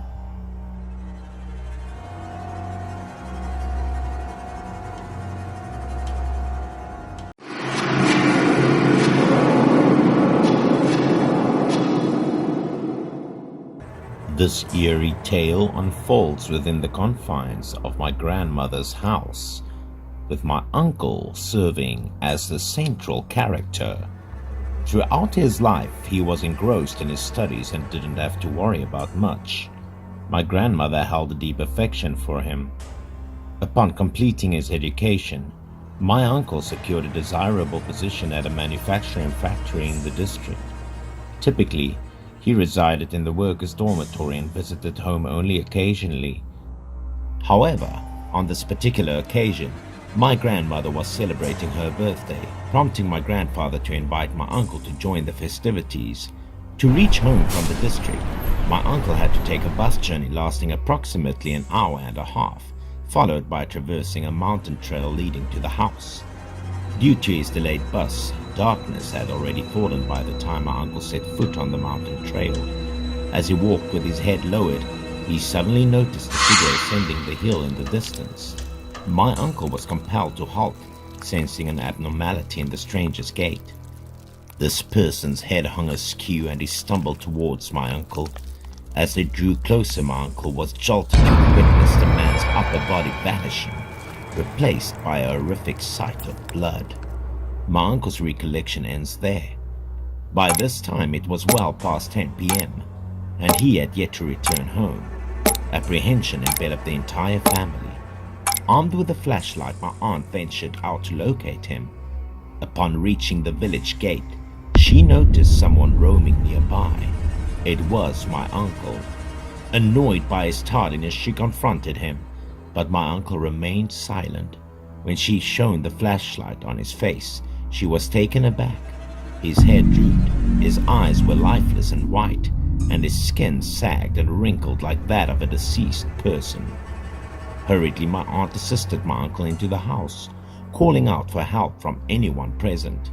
The sight of my uncle sent chills down the spines of the entire family. My grandfather, possessing a wealth of knowledge, proposed that my uncle might be possessed by a demon. Upon hearing this assertion, everyone in the house came to believe it, yet they were at a loss regarding the subsequent course of action. In this moment of distress, my grandfather instructed my aunt to contact Miss Grandma 7, my grandmother's biological sister, for assistance. Accompanied by my eldest uncle, my aunt set out to fetch her. Being over 70 years old with frail legs and feet, Miss Grandma 7 could no longer walk. They settled her in the back seat to the car, with my aunt accompanying her by foot. Upon their arrival, Miss Grandma 7 entered my uncle's room, engaging in a conversation that seemed directed at someone unseen. She spoke sternly and repeatedly whipped my uncle as if attempting to deter her presence. Her actions alternated between beating, scolding, and gentle yet firm speech. Suddenly, my uncle sat upright, assuming a vastly different voice. He claimed to be over 35 and expressed a desire to return home and see his wife and children. Tears streamed down his face. He recounted a tragic story of being a neighboring villager who worked outside and had rushed back on a stormy night after his wife gave birth. The treacherous mountain road, muddy and slippery due to the heavy rain, caused him to slip and fall down a slope, striking his head on a rock. Half of his face was crushed, and his untimely demise prevented him from witnessing his newborn child's face, leaving behind lingering resentment. The tragic nature of his account left everyone in a state of confusion. Sensing the urgency, Grandma 7 gestured for my uncle's family to swiftly prepare the car. They transported my uncle to the location mentioned by the ghostly figure from the neighboring village. Informing his wife of the incident, they requested her to hold her baby. However, she couldn't help but feel a mix of suspicion and fear upon witnessing my uncle's unsettling appearance. Observing the individual clutching the child, Grandma Seven adamantly refused to let go. She urged him to depart swiftly, allowing the infant to breathe freely. At that moment, his wife stepped forward and snatched the child from his grasp. My uncle gazed at his wife and children, his love for them palpable, and he was reluctant to part ways. Sensing his hesitation, Grandma Seven disciplined him with a whip. The impact rendered my uncle weak, and he collapsed to the ground. My aunt and uncle rushed to his aid. After that incident, my uncle's countenance returned to normal, but he had no recollection of what had transpired. The only memory he retained was encountering the man on the mountain. Following the event, Grandma Seven bestowed upon my uncle a peace charm, ensuring he remained free from further misfortunes.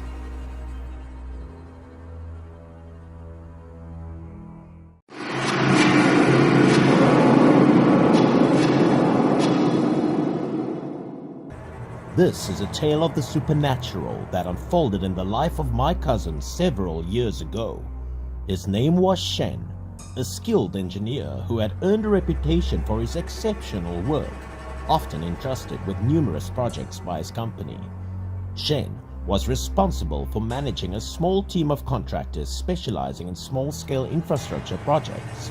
On one occasion, their team received a project located in a tranquil town situated in a remote province.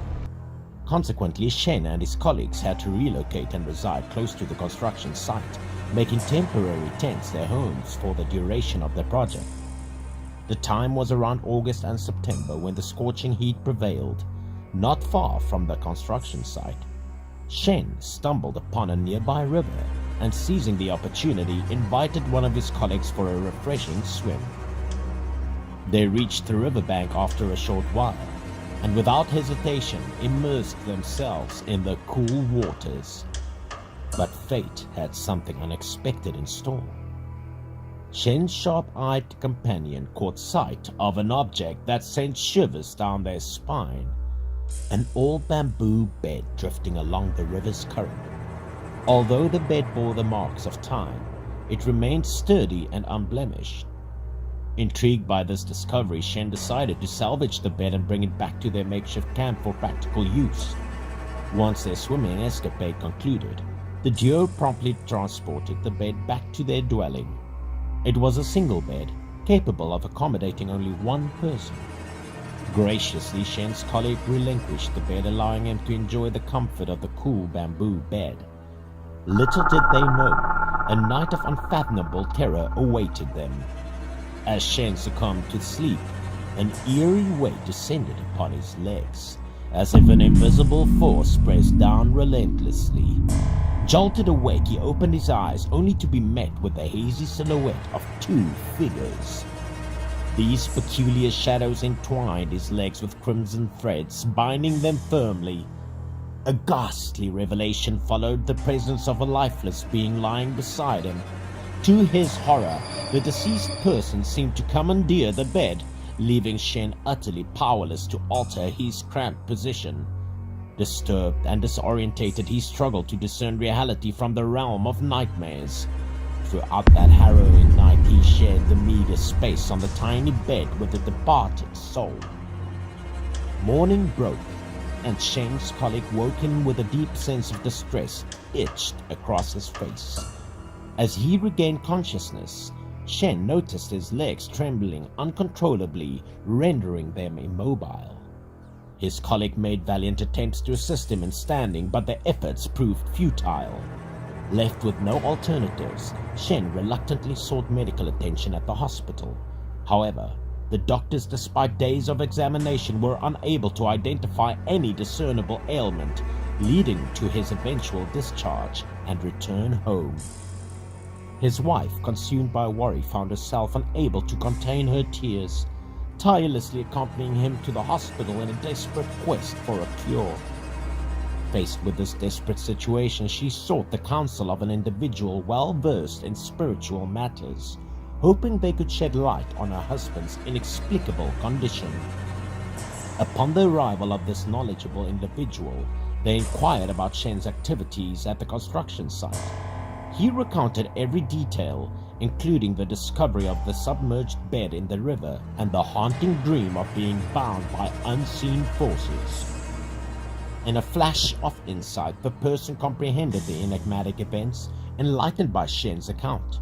They explained the town's peculiar tradition, where a bed upon which a deceased person had rested must be cast into the river within a few days to dispel the scent of death.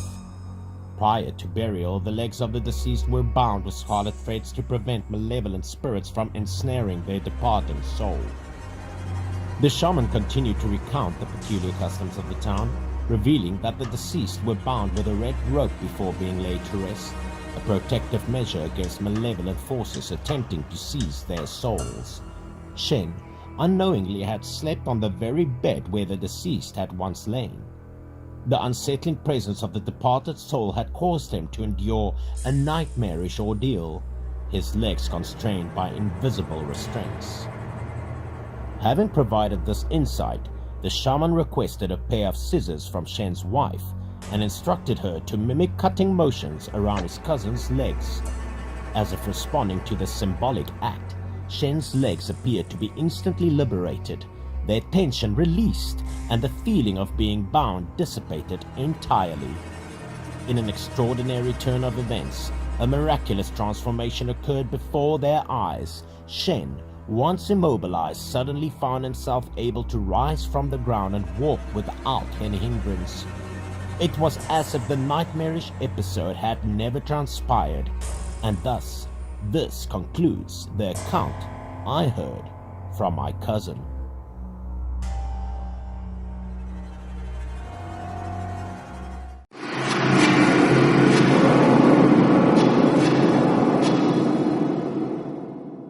This is a chilling tale that unfolded in the year 2020. Exhausted from numerous days' overtime, I finally mustered the courage to request a well-deserved 3-day break from my company. With just 2 days remaining, I eagerly anticipated returning to my hometown, yearning for a change of scenery. My plan was to catch the last bus home, so as I waited, I indulged in a day of video games. As nightfall approached, and I satisfied my hunger with a leisurely dinner, patiently awaiting the bus's departure, admittedly, I felt a touch of laziness creeping into my bones. Under the cover of night, armed with a gift box bestowed upon me by the company, I boarded the bus destined for home. As the bus set off on its journey, I succumbed to the soothing motion and slipped into a nap. It was nearly 8 o'clock in the evening when I arrived at my village. Unfazed by the darkness enveloping the surroundings, I pressed on confidently. The path leading home was etched into my memory, guiding my every step. Lost in my thoughts, I walked the familiar route, contemplating various matters. Suddenly, a cat startled me as it gracefully leaped down from a wall, emitting an ear-piercing squeal that sent my heart racing. Fear gripped me tightly. The cat, adorned with shimmering golden coat, fixed its gaze upon me, further unsettling my nerves. I struggled to maintain my composure, almost stumbling in the process. Pausing for a moment, I speculated that the cat had emerged from an adjacent abandoned house. Curiosity piqued. I peered inside only to find emptiness and silence. The cat let out 2 plaintive meows before vanishing into the night. Intrigued, I placed the gift box on the ground, intending to inspect its contents briefly. However, a sudden wave of dizziness and profound fatigue washed over me, coaxing me into an overwhelming urge to sleep. My surroundings blurred before my weary eyes, leaving me disorientated. After remaining motionless for a few fleeting seconds, clarity gradually returned. Before me stood a person with their back turned towards me. Though a sense of familiarity washed over me, I struggled to place their identity. Driven by an inexplicable force, I trailed behind them, mimicking their every step.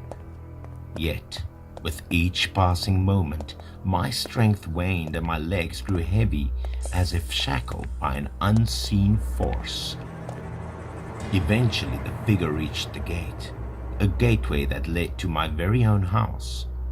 Intrigued and perplexed, I yearned to unveil their identity and decipher their purpose for entering my sanctuary. Alas, weakened and on the verge of collapse, I lacked the strength to pursue them. With great effort, I traced the perimeter of the wall, eventually reaching my yard. Through the window, a heartwarming scene unfolded. My entire family sat together, sharing a joyous and harmonious meal. Their laughter and cheerful banter filled the air, creating an atmosphere of pure bliss. However, a sense of shock enveloped me when my eyes landed on a familiar figure seated at the dining table. Myself. Confusion and disbelief intertwined within me. How could this be? I stood frozen, unsure of how to proceed. Determined, I summoned the last ounce of strength and hurried into the house, only to find that me sitting at the table vanished without a trace. The chair remained unoccupied, as if no one had ever sat there. The disconcerting emptiness left me bewildered. When consciousness finally reclaimed me, I found myself confined within the sterile confines of a hospital room. My family witnessed me collapsing and promptly took me to the hospital. The doctor assured them that I was fine. My family attributed my exhaustion to staying up all night playing games. The doctor concurred, alleviating their concerns. I shared with my parents about encountering a cat on the street and seeing a doppelganger of myself in the house, but my father remained skeptical. He believed I was either delusional or had witnessed something inexplicable. In light of my distressed state, my mother reassured and pledged to seek help in unraveling the mystery. I remained under observation in the hospital for a day or two before being discharged, since no issues were detected. However, upon returning home, I constantly felt fatigued, prompting me to request an additional 2 days off from work. Concerned for my well-being, my mother sought assistance, suggesting that I had encountered something malevolent, a rare occurrence for someone my age. Despite ongoing confusion, I struggled to comprehend the nature of my experience. Even when I resumed work, the lethargy persisted for over a month. I consistently wore the talisman my mother had insisted upon, hoping for a remedy, but to no avail. Gradually, my condition improved, and I was able to regain a sense of normalcy. Yet, to this day, the events that transpired remain an enigma, eluding my understanding.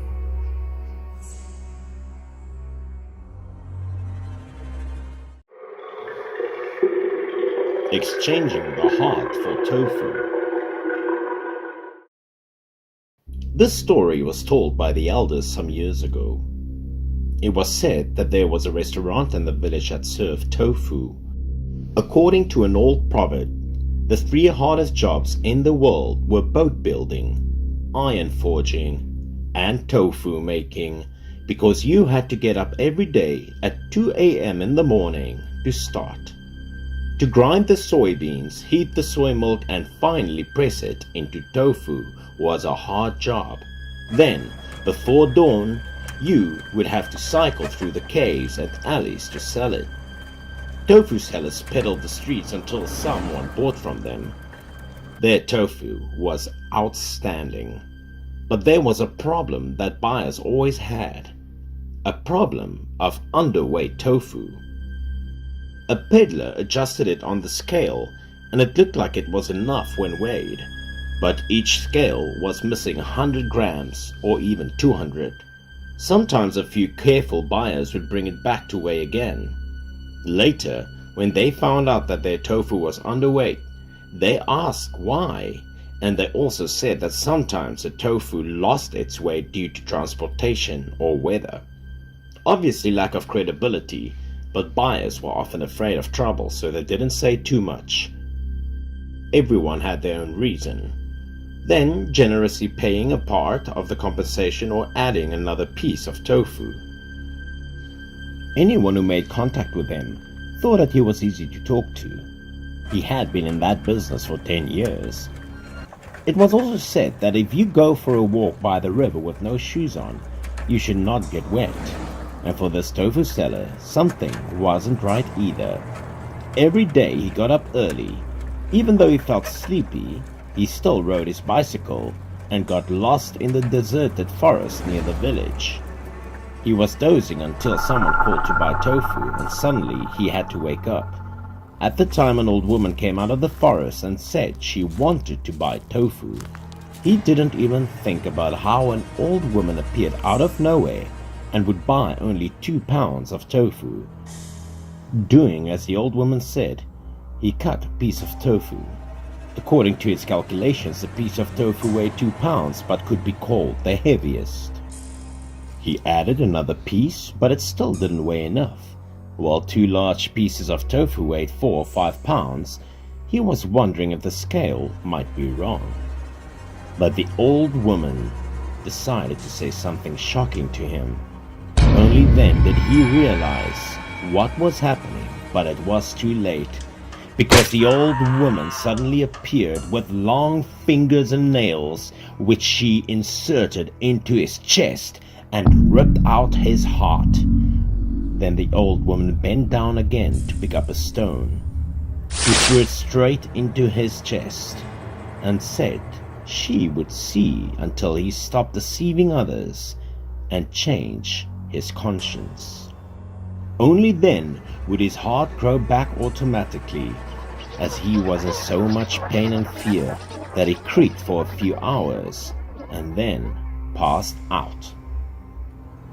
He didn't even know how long he had been lying on the ground, but when he woke up, he couldn't see the old woman anywhere. There were no wounds on his body, and his heart was in excruciating pain. He looked into the forest where the old lady had come from. Except for a few ghosts, there couldn't be anyone else. As he took his bicycle to go back home, he had to endure the pain. When he got home, he instantly fell sick as he laid on the bed. He gradually lost his memory, and his mouth was painful. The sickness stayed with him for almost half a month. However, he said that after he would change his conscience so that he wouldn't lie to others anymore, and the pain in his heart would gradually heal. That day he knew he would have to change his way of doing things to ensure a healthier future.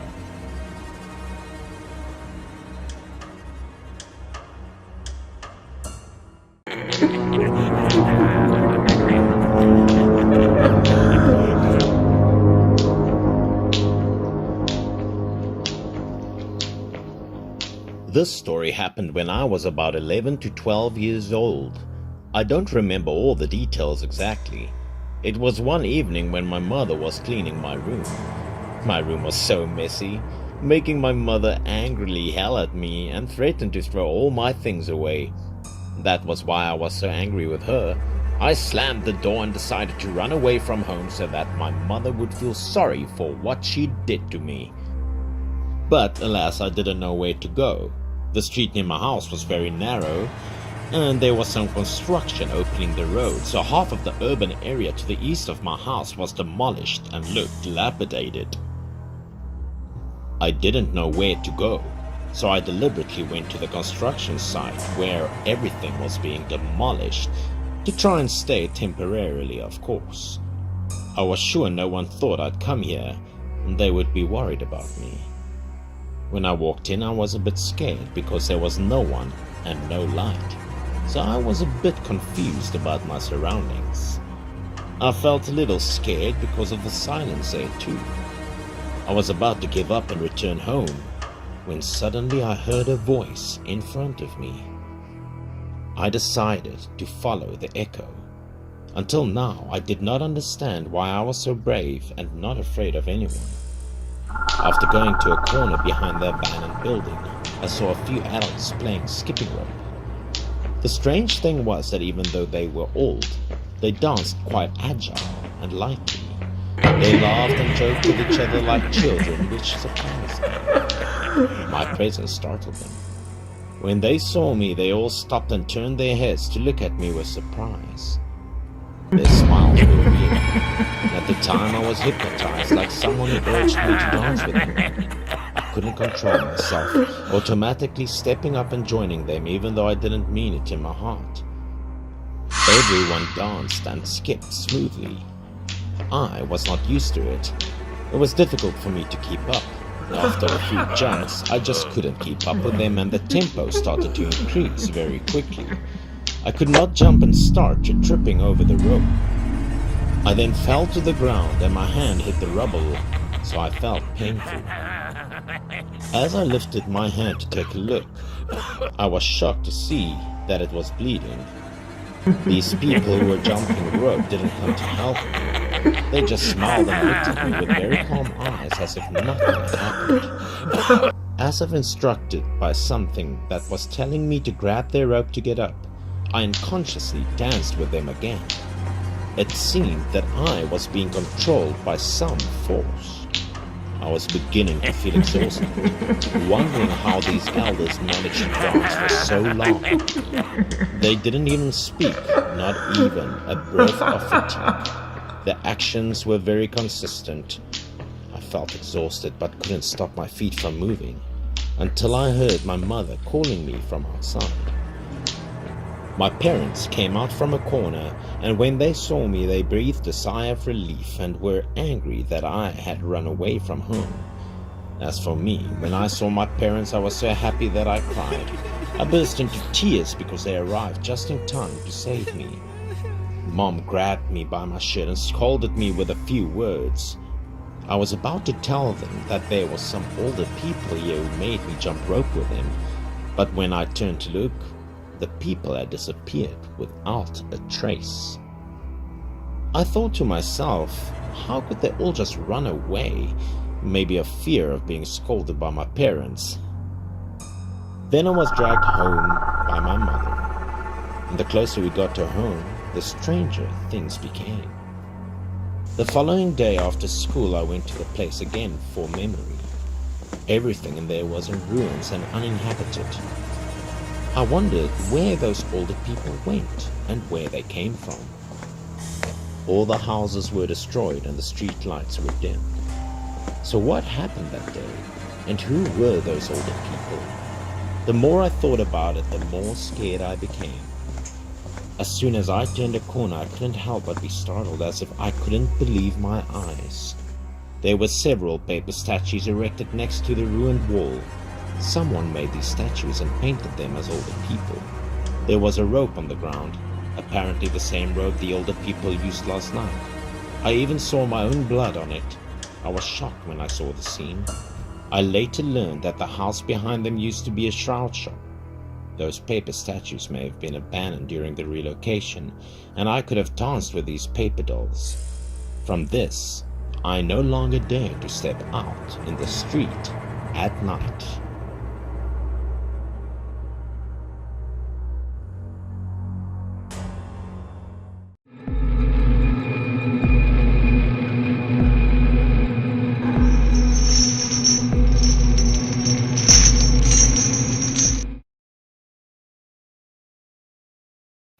This story happened to me when I was studying in an intermediate vocational school.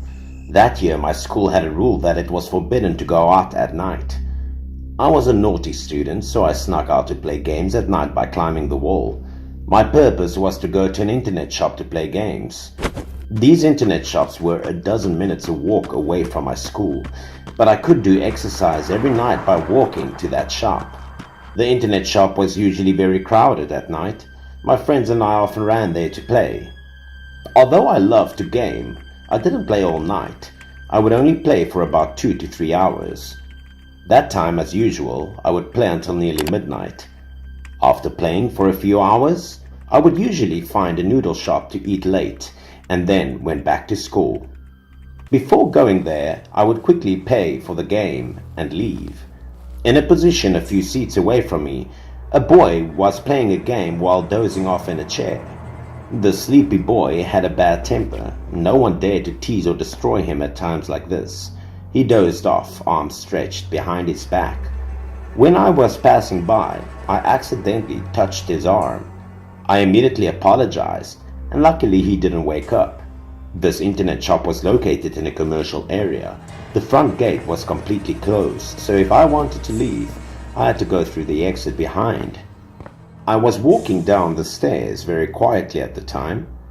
Suddenly I saw a man standing right next to the wall opposite the stairs going down.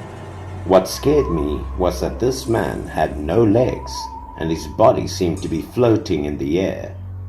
I was frightened but also had to leave. When I got too close, he was gone.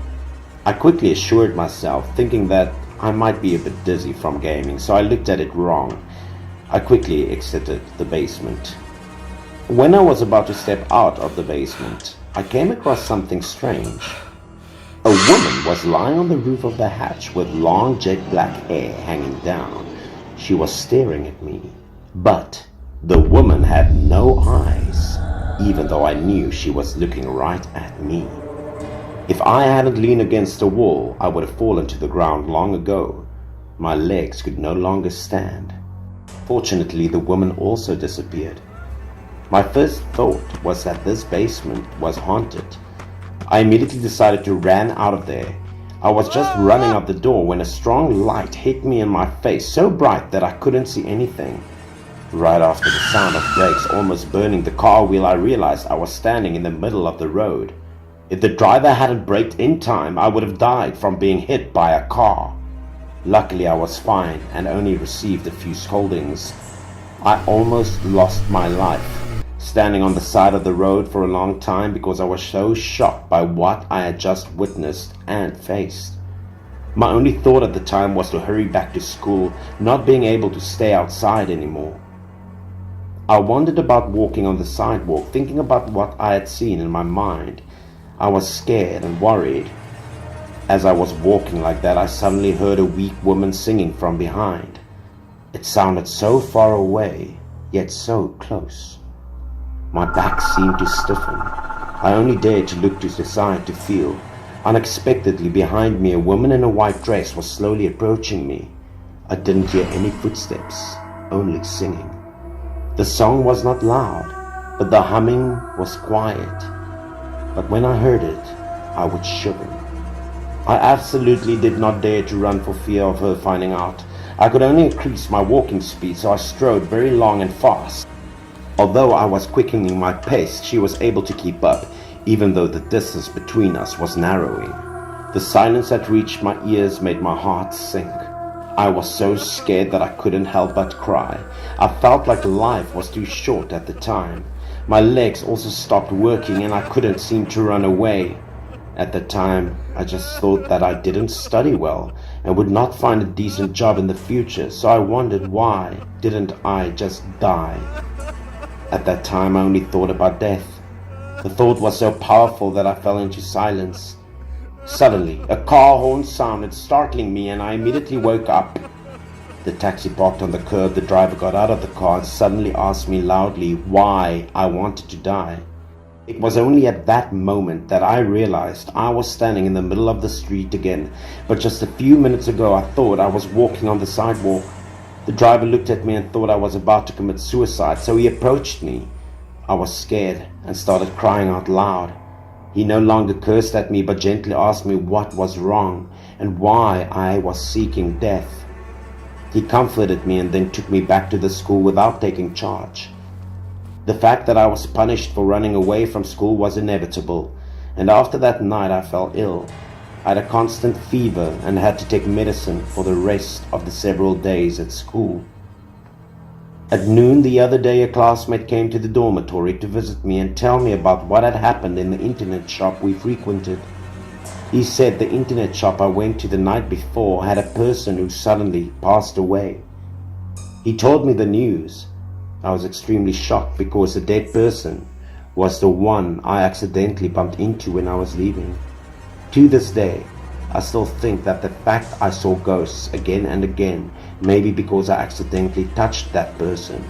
Because of him, I could see ghosts.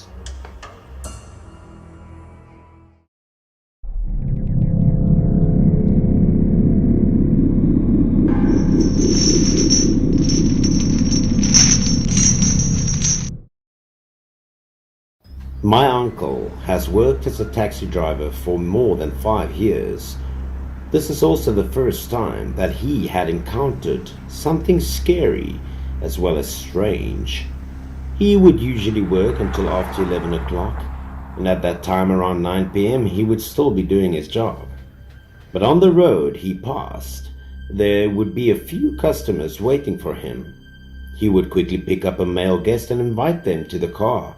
At this time, my uncle would also be taking customers to a place called MP Tower located in the inner city.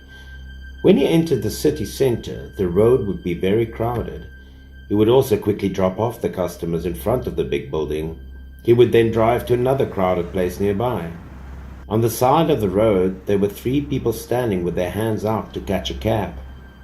After getting into the car, they told my uncle that they wanted to go to a suburb. The place was more than 110 kilometers from where they were standing, and it would have taken a lot of time to get there and back. My uncle gave them the cost. The 3 of them immediately agreed without making any negotiation. My uncle transported them out of the city and quickly onto the highway. Getting off the highway, he would drive into a deserted country road following the instructions of the 3 young men. The further he drove, the darker the road became. It would be surrounded by luxuriant trees. In my uncle's mind, he felt a bit scared, wondering if these 3 people wanted to trick him into going to a deserted place and commit murder or robbery. It wasn't until the car entered the village that they asked him to stop the car. After paying him, they got out. My uncle immediately drove back to the city. After driving quite a distance, in his mind, he also wanted to catch some more customers on the way to the city because it was convenient and he would have more income then, right? Even though he thought it was wishful thinking, at that moment at the side of the road, a woman was waiting and reaching out to catch the car. The woman was pregnant. He didn't know if it was because she was about to give birth or what was happening, but her expression was extremely contorted. He stopped the car and asked her where she wanted to go. The door opened and the woman awkwardly got into the car but didn't say a word. She only groaned because of the pain in her stomach. When my uncle saw this, he ran to help her get into the car. As this was something that he's never experienced before, he was a little bit confused. He asked the lady if she wanted to go home or go to a hospital. She still did not answer a word. Seeing that the situation might be stressful, he decided to take the woman to the hospital because she was already showing signs of labor. Without hesitation, he drove very quickly because of the hospital location far away. He was afraid that he would not be on time. Sometimes he would look in the rearview mirror to observe the woman's every move. In the back seat, the woman was holding her stomach while groaning. The stomach seemed to be moving as well. Suddenly, something started protruding very sharply out of her belly. It was not like the movement of a fetus, but more like that of a demon wanting to come out.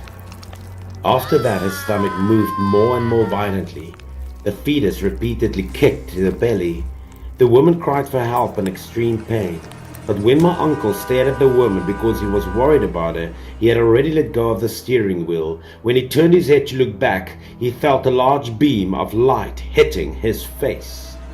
At this moment, in front of him was a car from the opposite direction that was rushing towards him at fast speed. Fortunately, he was able to turn the steering wheel in time so he could avoid the car accident. When he stabilized again, he immediately stopped the car and went to find the owner of the other car to talk to. Although the driver on the other side apologized, my uncle was still angry. He told the other driver that he was carrying a pregnant woman. If there was an accident, who would be the responsible one?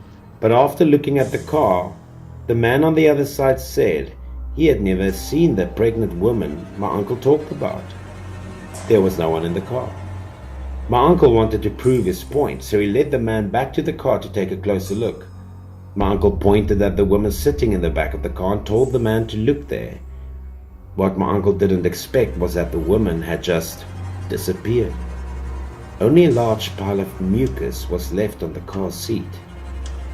The man thought that my uncle had made a mistake and there was nothing serious, so he left. My uncle couldn't figure out what had happened. He checked the mucus in the back seat. It was not like amniotic fluid during childbirth. It was the kind of mucus that he didn't even know what it would be or what it was, only that it smelled very stinky and foul. He thought to himself that the person he had helped might be a ghost, so he was very scared and did not dare to stay there any longer. When he returned to the city center, he immediately took the car for a wash. Even though it was washed many times, the stench still could not go away. My uncle thought that this car was cursed with bad luck, so he decided to sell it and buy a new one. Finally, there was one thing that he would never forget. The person who bought his car got into a car accident only a week after he sold it. He didn't know if it had anything to do with the ghost he met, but that's what made him never dare to cross that road at night ever again.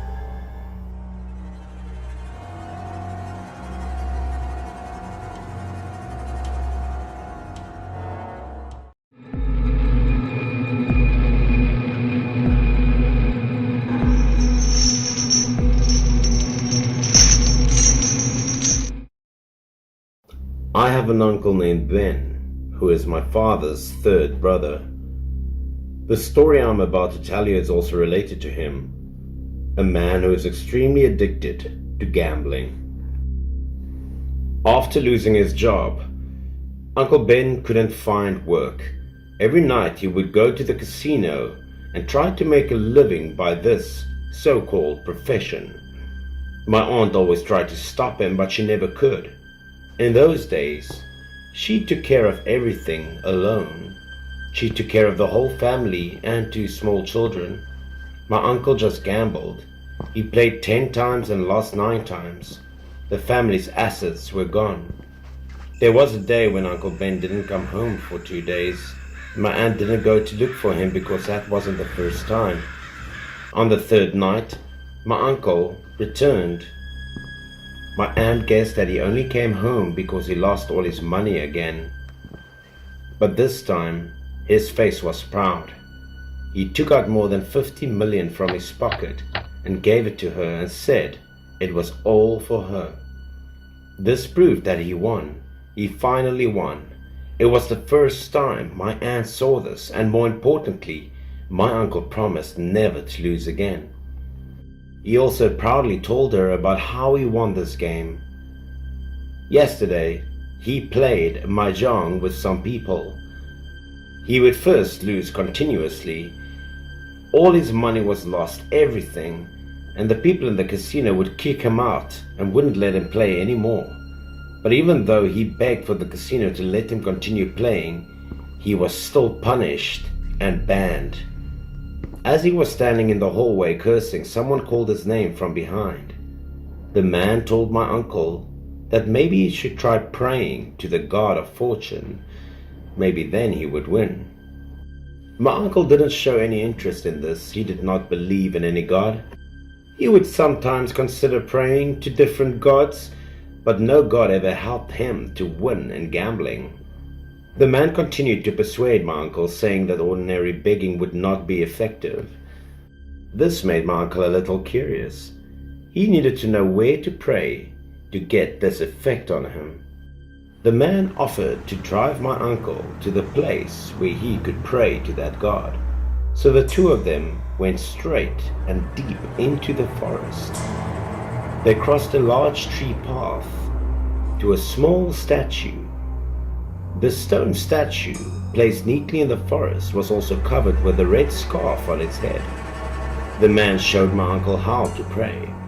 He needed to use his hair and nails, as well as blood, to make prayers work for this god. My uncle found it strange, but he still wanted to try it because he had nothing to lose. And after thinking about it, my uncle decided to pull out some of his hair. He took some hair, nails, as well as blood, and placed it in a bowl in front of the god statue as an offering. After that, he clasped his hands in prayers, and he would pray that he could win every bet he made. As soon as the prayer ended, the wind blew across the statue. That caused the veil to fly off. When the strong winds blew away the veil to reveal the statue's damaged and fierce face, my uncle became scared. He thought maybe he should not have prayed to this statue or altar at all. After leaving, he went back to the casino to borrow money from others to try his luck once again.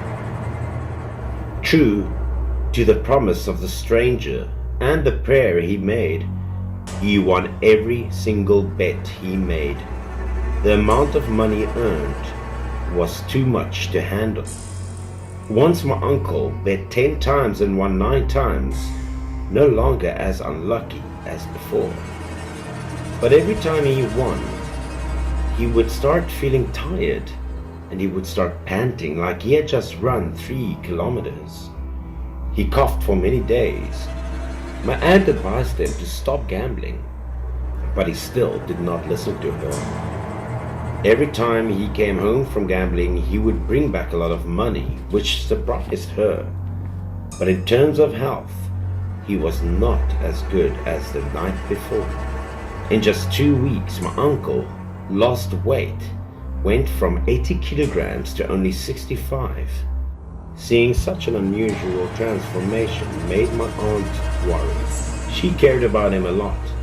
She knew he was hiding something from her, but she couldn't convince him to tell her because he thought he had to earn a few billion more before he stopped. The next day, even though he was not feeling well, he still decided to continue to go to the casino to play. My uncle kept winning and winning, and he collected a lot of money. But in the 5th game, another player won. My uncle then struggled to breathe. He tried to scream, but fell over through the table. It seemed he was having a heart attack. Everyone was shocked. Someone called the ambulance to take him to the hospital. However, he sadly passed away even before the ambulance arrived. My aunt received the bad news and she rushed to the hospital. She cried bitterly because she couldn't say goodbye to him for the last time. He was gone. In just 1 month, my uncle had lost nearly 20 kilograms before his passing, and his health seemed to be declining rapidly. My aunt suspected something was off and asked the doctor for an autopsy.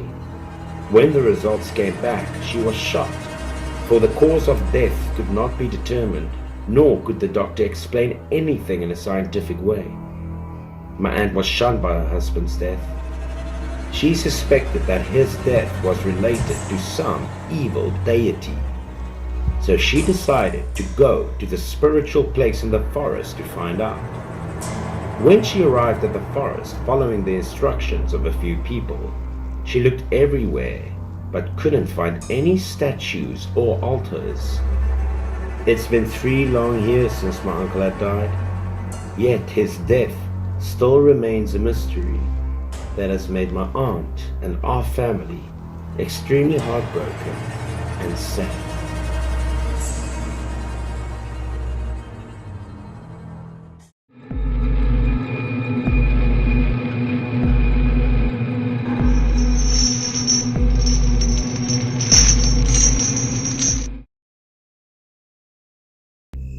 I heard this story a long time ago. At one company, workers often worked overtime and left very late to earn extra income. Near 9 o'clock in the evening, a young man named Carol had just finished his shift. Carol was offered a carpool by a colleague, but because the two were not on the same road, Carol refused and intended to take a bus to go home. The factory where the guys worked was in the suburbs, and the last bus back to the city left at 9:20 p.m. and arrived at the pickup station around 9:30 p.m. The young man thought he was in time to catch the bus, so when he got out of the factory, the other man drove back first. At this time, the young man looked at his watch. Unexpectedly, it was almost 9:30. Carol knew he could be late, so he rushed to the nearest bus stop. The bus stop was a few minutes by motorbike from the factory. He had to run at full speed to get to the station. When he got there, he was almost out of breath, panting. The young man looked at his watch once again, and a worried expression about afraid of not being on time. Unfortunately, the clock struck 9:40 p.m., meaning the last bus left the station more than 10 minutes ago. The way back to the city also became longer because it was difficult to catch a car here. Carol was disappointed. He had missed the last bus. He thought about having to take a taxi back to the city and worried about money. While Carol was thinking that, a bus arrived. When the bus arrived, Carol was overjoyed, thinking that the bus was late as he was. This might have been the only exception ever. It could also be considered as Carol's luck. The bus creaked to a stop in front of Carol.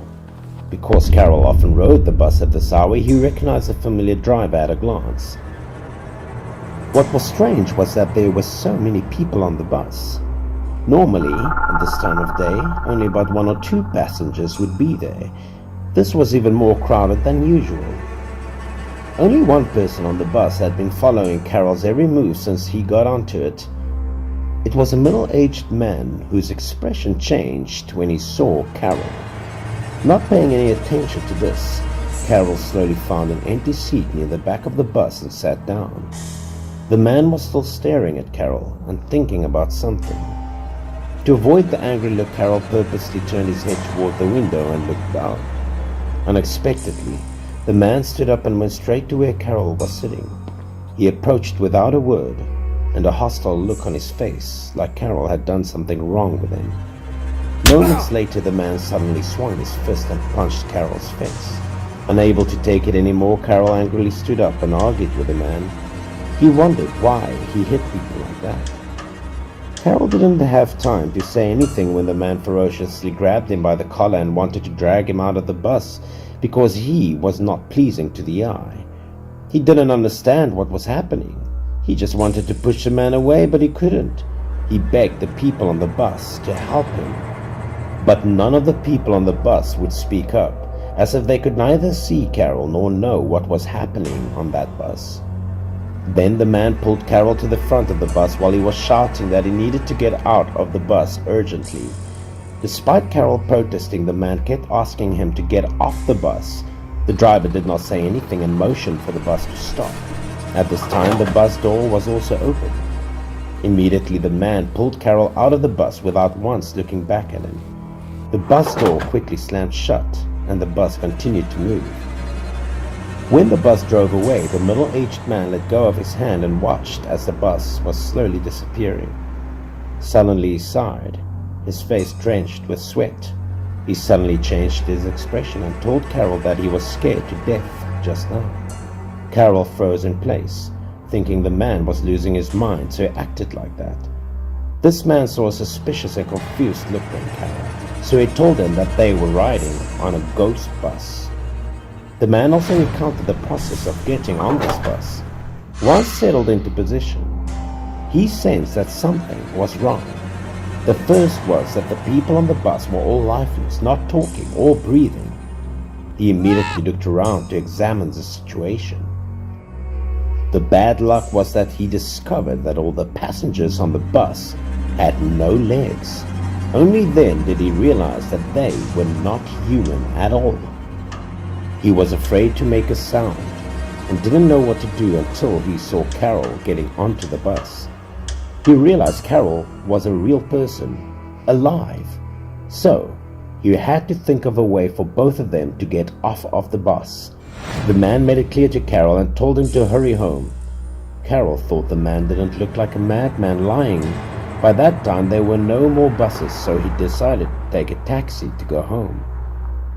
When he got into the taxi, Carol and the driver accidentally heard the news broadcast on FM radio that the police had found a bus which jumped off the bridge and fell into the river at 4 p.m.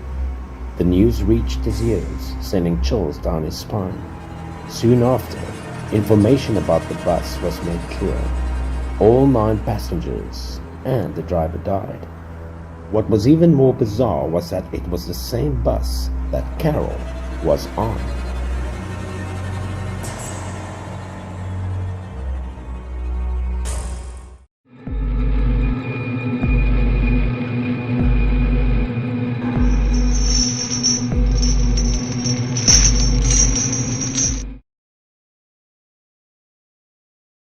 This is a scary story which happened in 2019. Something about an experience with a young man named Kalim. This guy was a gangster who worked as a debt collector and security guard at small bars in town. Kalim was on the road that day when he got an unexpected phone call. While lighting a cigarette and talking about work, a loud noise behind him made him turn his head in surprise. A car honking loudly and traveling at high speed was speeding towards him. It seemed that the car was losing its brakes. The driver's face was panicked. However, there was nothing the driver could do. Kalim did not have time to react at that time, and the car rushed towards him at breakneck speed. The impact was so strong that Kalim was thrown to the side. The car's tires were all broken at that time, and Kalim only saw the sky and earth darken before him. The car which hit Kalim also stopped on the side of the road. Kalim was unconscious. Because the impact was so strong, it also tore his clothes. There was something very scary on Kalim's biceps. A fearful tattoo suddenly changed his face to become more aggressive. What was happening to Kalim? People around him quickly ran over and called for an ambulance. It was fortunate that he was not in mortal danger. Let's go back in time a bit. A day ago. In order to look cooler and individual or goofy, Kalim went to a tattoo parlor at the end of town to get himself a cool tattoo. I've chosen a tattoo. You can do it right away. Just look at that. So cool, hey? The tattoo artist previewed the image that Kalim requested to tattoo. It was the image of the Hell King.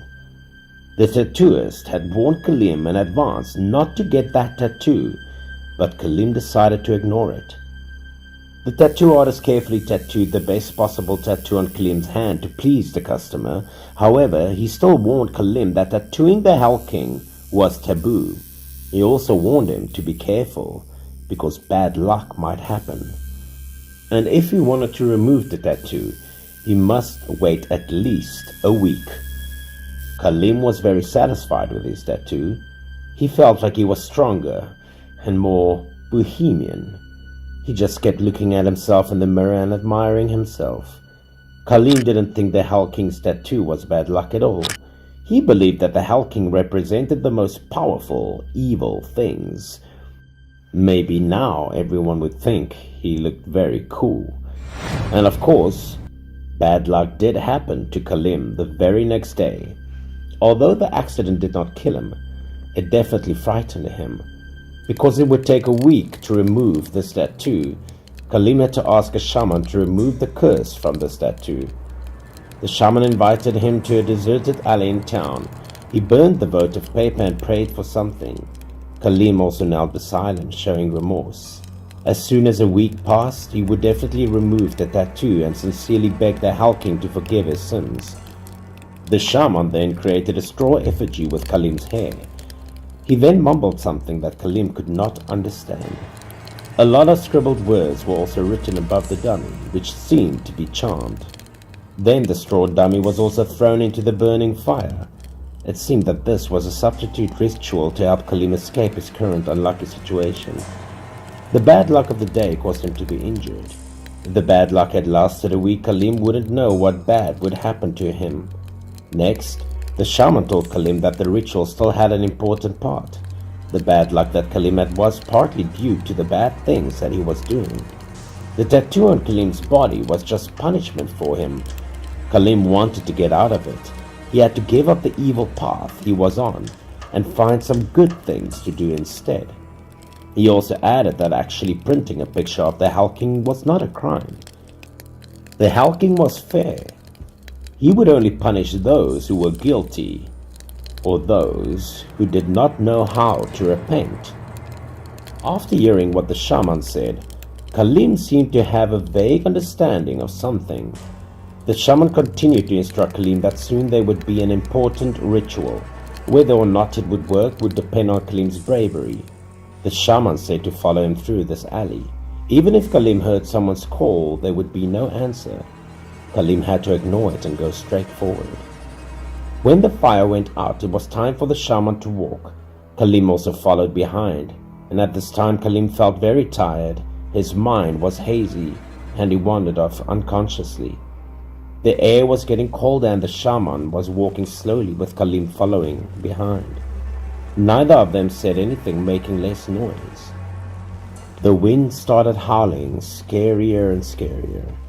At this moment, Khalim heard something. The cry sounded familiar, and he woke up. The shaman said to Khalim to calm down and go on. Don't care about anything. The voices, however, brought Khalim to a halt. He felt his mind go blank. He also suddenly understood something. Memories of the past had rushed back, and Khalim realized his bad luck today was the payment for the sins he had committed. He slowly turned his head, looking toward the source of those familiar sounds. He was sure enough behind them were shadows beckoning him. Khalim knew who they were and why they were there. They were the ghosts of people Khalim had killed, his ex-girlfriend, his debtors, all of whom were forced to death by Khalim. He seemed to realize the sins he had committed. They were always an obsession in his head. He walked away apologetically. He understood that his bad luck did not come from the Hell King, but from the sins that he had caused to those unjust souls. Khalim was completely apologetic. He felt remorse for his actions in the past, and he also wondered why he was in this mess. The shaman understood Khalim's mind. He walked away without turning back, advising Khalim to return to the path of honest business. As long as he knew how to repent, Khalim would no longer have had bad luck.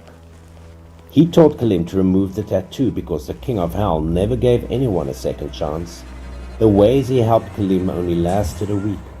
It all depended on the determination and repentance. The shaman also advised Khalim to get an honest job and do many good deeds, as many as possible. After listening to the shaman, Khalim expressed his gratitude for the help.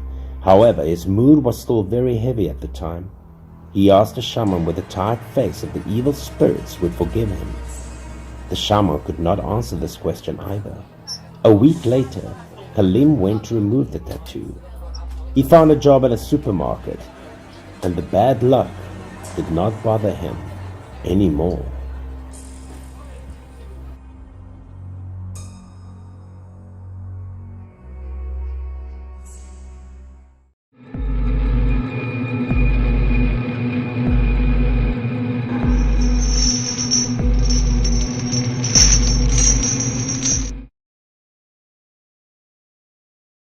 I enjoy reading horror and fantasy novels, added with an interest in supernatural things because something unexplainable happened to me once. I experienced a horror story as a child. I had thought about it a lot over the years. This story had been buried in my heart incredibly. Before talking about my story, I would like to tell you about something that happened at my grandma's house when I was little. My grandmother's house was in the countryside and was surrounded by huge mountains. The livelihood of the people there depended on the resources of these mountains, so the villagers there often went to dig mountains. The people there extracted all kinds of rocks and sand from these mountains. Therefore, it was easy to see holes of different sizes in the areas that had been mined. When it started to rain, the holes would be full of water. People were unaware of the depth of these holes and danger that lurked inside of them. The children at the foot of the mountain often went up there to play for fun. Among those children, the one who was the bravest often chose the deep holes for swimming. A couple of kids in the village who lived near my grandmother's house decided to go check it out. But when it got dark, only the younger brother returned home. The boy told everyone that he did not know where his sister had gone. Everyone waited for a long time. It was getting dark, and the older sister still hadn't come home. The adults in the family felt very worried. They began to search for her inside and outside the village. Some people in the village at the time said they had seen the two sisters going up the mountain to play around 3 or 4 o'clock in the afternoon, so they told the family about going up to the mountain to search for her. After hearing that, the adults in the family knew that a bad omen had appeared. They rushed to the quarry to look for the older sister. They started searching around the quarry and the holes. After searching for a while, the mother suddenly discovered something strange in the distance. The mother got a little closer to get a better look and saw her son's ball floating in the waterhole. With a premonition that something was wrong, the mother called some family members and rushed there to see what had happened. When they arrived at the hole and looked down, people could guess that this was the deepest hole because the bottom was not visible at all and the area of it was quite large. Once again, the mother saw something on a large rock by the hole.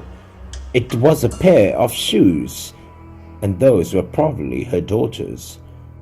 Immediately, a man jumped into the water to save the kid.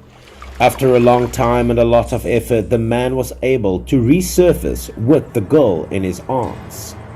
After being saved, the sister sadly passed away with her swollen stomach containing all the water she swallowed. The mother sadly broke down, experiencing the death of her child. Then, when the mother got home, she used a broom to sweep the house and then beat her son with it. She thought her daughter's death must have been the boy's fault, and she took it all out on him. Only at the time did the younger brother honestly explain what happened. That day, the younger brother and older sister played football very close to the hole. The ball was kicked out and the sister did not catch it. It fell into the hole. The younger brother was unsure of getting too close because of his mother's warning, so he begged his sister to go to the water to retrieve the ball. The older sister saw this and did not know how to handle it, so she had to go into the water to pick up the ball. As a result, the sister slipped and fell. Unfortunately, she couldn't swim. The older sister disappeared, and the younger brother on the shore was no longer seen. At that time, the younger brother was so scared that he rushed home without daring to tell everyone the whole truth. After experiencing these things, the holes in the mountains became dangerous places. The adults in the village often warned the children not to play near the holes. I was only in the 5th grade of elementary school. During the summer vacation that year, I was allowed by my mother to go to my grandmother's house to play. Whenever she saw me going out, my grandmother always told me not to go up the mountain and not to go near the quarry. I was at a naughty, playful age. How could I listen to my grandmother's advice? At first, I just threw rocks into the water, but soon realized that it was one of those holes. It was so deep that when a stone was thrown into it, it would no longer be visible. I threw one after another, and this time I threw it very hard into the water. Suddenly, I saw a special red carp appeared with a very large body. I didn't think much of it, but I thought I wanted to catch the fish, so I waded into the water. Meanwhile, I tried my best to be able to move forward, but I still couldn't catch that fish. Still, I wouldn't give up and I tried my best. Unfortunately, my foot slipped and my whole body started sinking into the water. My body sank deeper into the water and I couldn't swim at all. I just struggled instinctively. But the harder I kicked, the deeper I sank. After a while, I couldn't swim anymore. At this point, I started drinking too much water, and gradually it overwhelmed me and my breath started leaving my body as I sank. I almost felt like I was about to die. And then I had the feeling that someone had saved me. I vaguely saw that it was the shape of a girl, and suddenly a very miraculous thing happened. I was lifted out of the water. Because I was so excited and quickly climbed the shore, after turning my head to look back, she disappeared. I was really confused and didn't know what had happened. My grandfather and grandmother suddenly appeared, and later I heard her say that when my grandmother was at home, she had a premonition that something bad had happened to me. So she came to find me.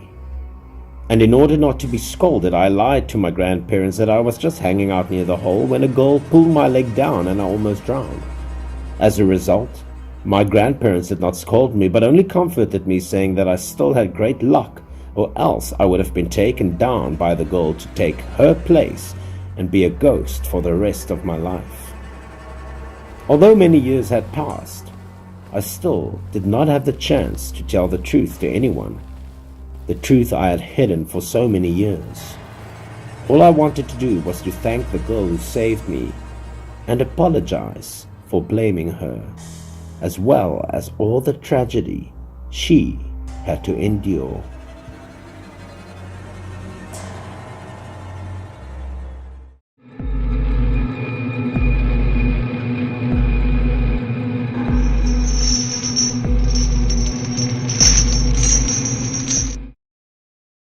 This was a scary true story that happened to my family aunt. On the occasion of my grandmother's birthday, my parents took me home to visit and congratulate her. My grandmother did not like the hustle and bustle of life in the city, so she returned to her hometown 10 years ago and lived in the same house with my aunt. My grandmother was 90 years old but still very sharp. Our extended family had a very cozy birthday celebration, but then something terrible happened that day. Late at night, my parents and I were arranged to sleep in the next room. I was assigned a separate bedroom. While I was sleeping, I heard a commotion outside the house. I heard my aunt scream outside. However, at that time, because I was too sleepy, I did not pay much attention to it. The screams got louder and louder, and after a while, I heard the commotion of a lot of people outside. So I sat up and tried to look to see what happened. The sleepiness continued to hit me, but I ignored it and continued to lie down to sleep. I planned to ask my parents the following morning what had happened later, because sleep was the most important thing at that moment. When morning arrived, I was awakened by the birds chirping. The scenery in the countryside was really different to that from the city. The fresh wind also made me sleep much better. I crept out of my room. I didn't know what time it was. I didn't hear my mother wake up like usual today. Usually it was so comfortable. Suddenly I saw in the corner of the wall a pile of ashes. This made me curious. It seemed to be a pile of banknotes and tokens that were burned last night. But why would it be here? I felt curious. Could it be that last night's fuss had something to do with these things? I also found it difficult to understand because yesterday was obviously my grandmother's birthday celebration. So who would burn paper money and votive papers like that for what? I knew that this was custom for my village traditions. However, later I was told by my parents about the night before. I heard my aunt's screams and everyone ran outside to check it out. At that time they discovered that she had fallen down in the yard.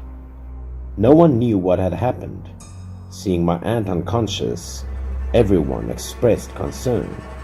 My cousin tried to resuscitate her, but the situation was bad because she couldn't see her aunt breathing anymore. However, after a period of intensive care, my aunt woke up. At this point, she appeared extremely panicked and scared. She kept shouting, "Let go! Let go!" Her face was pale and sweaty. She seemed to have seen something terrible. Then everyone thought she had seen a ghost and invited a shaman to exorcise her. The shaman quickly set up a stage and began to cast spells. It was also the first time I witnessed an exorcism performed by a shaman, which looked very serious and monstrous. During the ceremony, the shaman said that last night was a ghost in the south. He came to capture my grandmother's soul but accidentally caught my aunt by mistake. So to solve this problem, the shaman asked us to prepare coins and gold paper to burn instead. Everything was prepared and done by everyone in my family. Only my grandmother was absent. People burned votive paper and begged the ghost to leave the place and spare my aunt. The fire was now burning brightly, accompanied by the commotion of people. My aunt was also getting better. Everyone reassured her that everything was okay. She would rest fine. Having finished everything, the shaman instructed the people in the house on a few things to ensure that this thing would not happen again. That night, my family members could not sleep at all. Only I slept as if nothing had happened. My aunt then slowly regained consciousness. Her face also became rosier. Everyone surrounding her breathed a sigh of relief when they saw that she had regained consciousness, and everyone was also curious to know what had happened. My cousin reassured my aunt that everything was okay, and that the shaman helped us out, so there was nothing to worry about. My aunt looked happy, and she felt secure. She began to recount the terrifying incident that had happened that night before. So after the birthday celebrations, Auntie washed the dishes and walked back to her room. The air that night was quite cold, and suddenly she felt like someone was walking behind her. She stopped when she noticed that a man was also looking at her. She turned her head and asked who it was. Because it was dark and the person hid behind the tree, it was difficult for her to see his face. The shadow remained motionless, looking at her. She thought he was a family member, but couldn't see exactly who he was. She asked again why he tried to scare her like that. Suddenly, the shadow drew closer to her. With smoke spreading around, he looked at her with a very dark and scary look. Suddenly, he grabbed my aunt's hand, causing her to scream, and at this moment an electric current ran down her spine. She felt the fear of being caught by the hand. More frightening, that shadow tried to pull her away, pull her in, causing her to duck her head forward. At this point, she was so scared she shouted for help. The shadow was still pulling on her no matter how much she cried. Fortunately, because of all the screaming, everyone in the house woke up and ran out to save her in time. This story happened a long time ago, but I still remember it very well because it happened on the occasion of my grandmother's birthday celebration.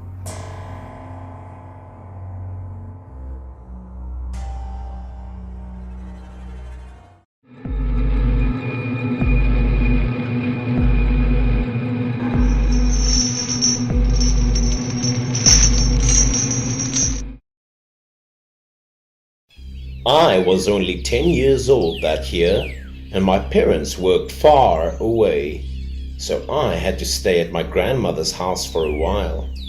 My grandfather passed away a few years ago, so she lived alone. When she heard that I was coming to stay, my grandmother was very happy. She loved me very much and took good care of me, but I was a very rude child. I frankly disparaged the food she cooked because it was not delicious. I was also very harsh on a few other things that made her very sad. Looking back on that period in my life, that was in the countryside and was quite interesting. After dinner, I and a few neighborhood kids played around. My grandmother and her friends would sit and chat while watching us. That evening, my grandmother needed to take some things to my aunt. She told me to come home earlier and look after her house. But she was gone for a long time, about 2 to 3 hours, and it was getting dark outside. The children who played with me all had to go back home to go to bed already, leaving only myself and a few older people sitting around. There was no one to play with, so I went back home. Since I was home alone, I decided to close every door. When I finished, I waited all by myself. After waiting for my grandmother for a while, I started getting tired and fell asleep. It was about 9 o'clock in the evening and she still hadn't come home yet. As I fell asleep, I started to hear noises inside of the house. I heard someone walking around, but the footsteps were very light.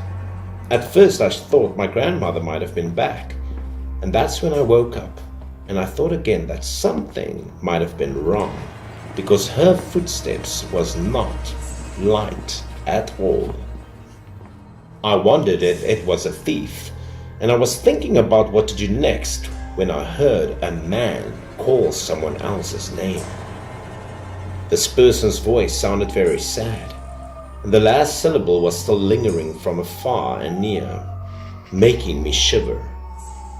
The man came out of the kitchen, and his legs were hovering in the air.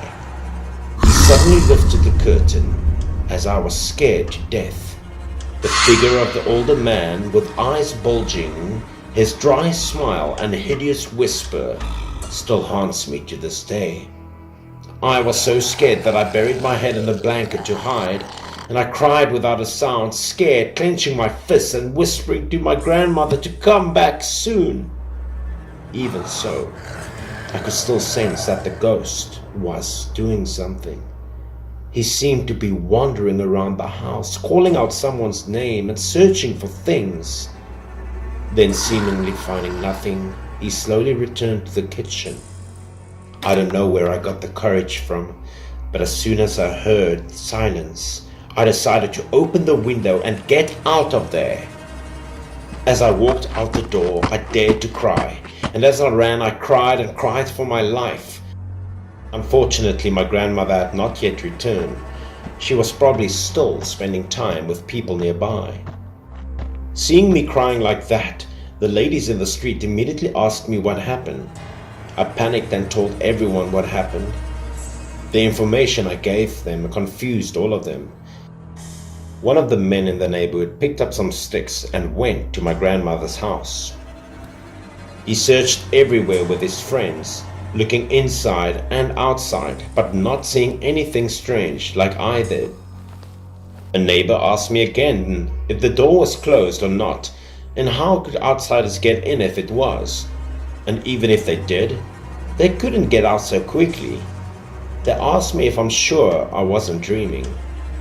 I knew I wasn't dreaming, and I assured them that the ghost was looking for someone named Bella. The neighbors told me that Bella was the name of my grandmother. This I did not know. The lady next door kept asking me what the eccentric man was looking for in my grandmother's house. She and a few others found it a bit strange. Seeing me alone was also not good, so a few people stayed with me to wait for my grandmother to return. After a while, my uncle appeared. He took me to the hospital to see my grandmother because while she was away, she had a heart attack and had to be hospitalized for urgent treatment. On the way, I was very nervous. At the hospital, I quickly ran to the room where she was lying. My grandmother's health had stabilized. I told her what happened at their house, and everyone was stunned, not knowing if it was an omen, because at the time the strange man appeared to me. That was exactly the same time my grandmother was receiving emergency heart treatment.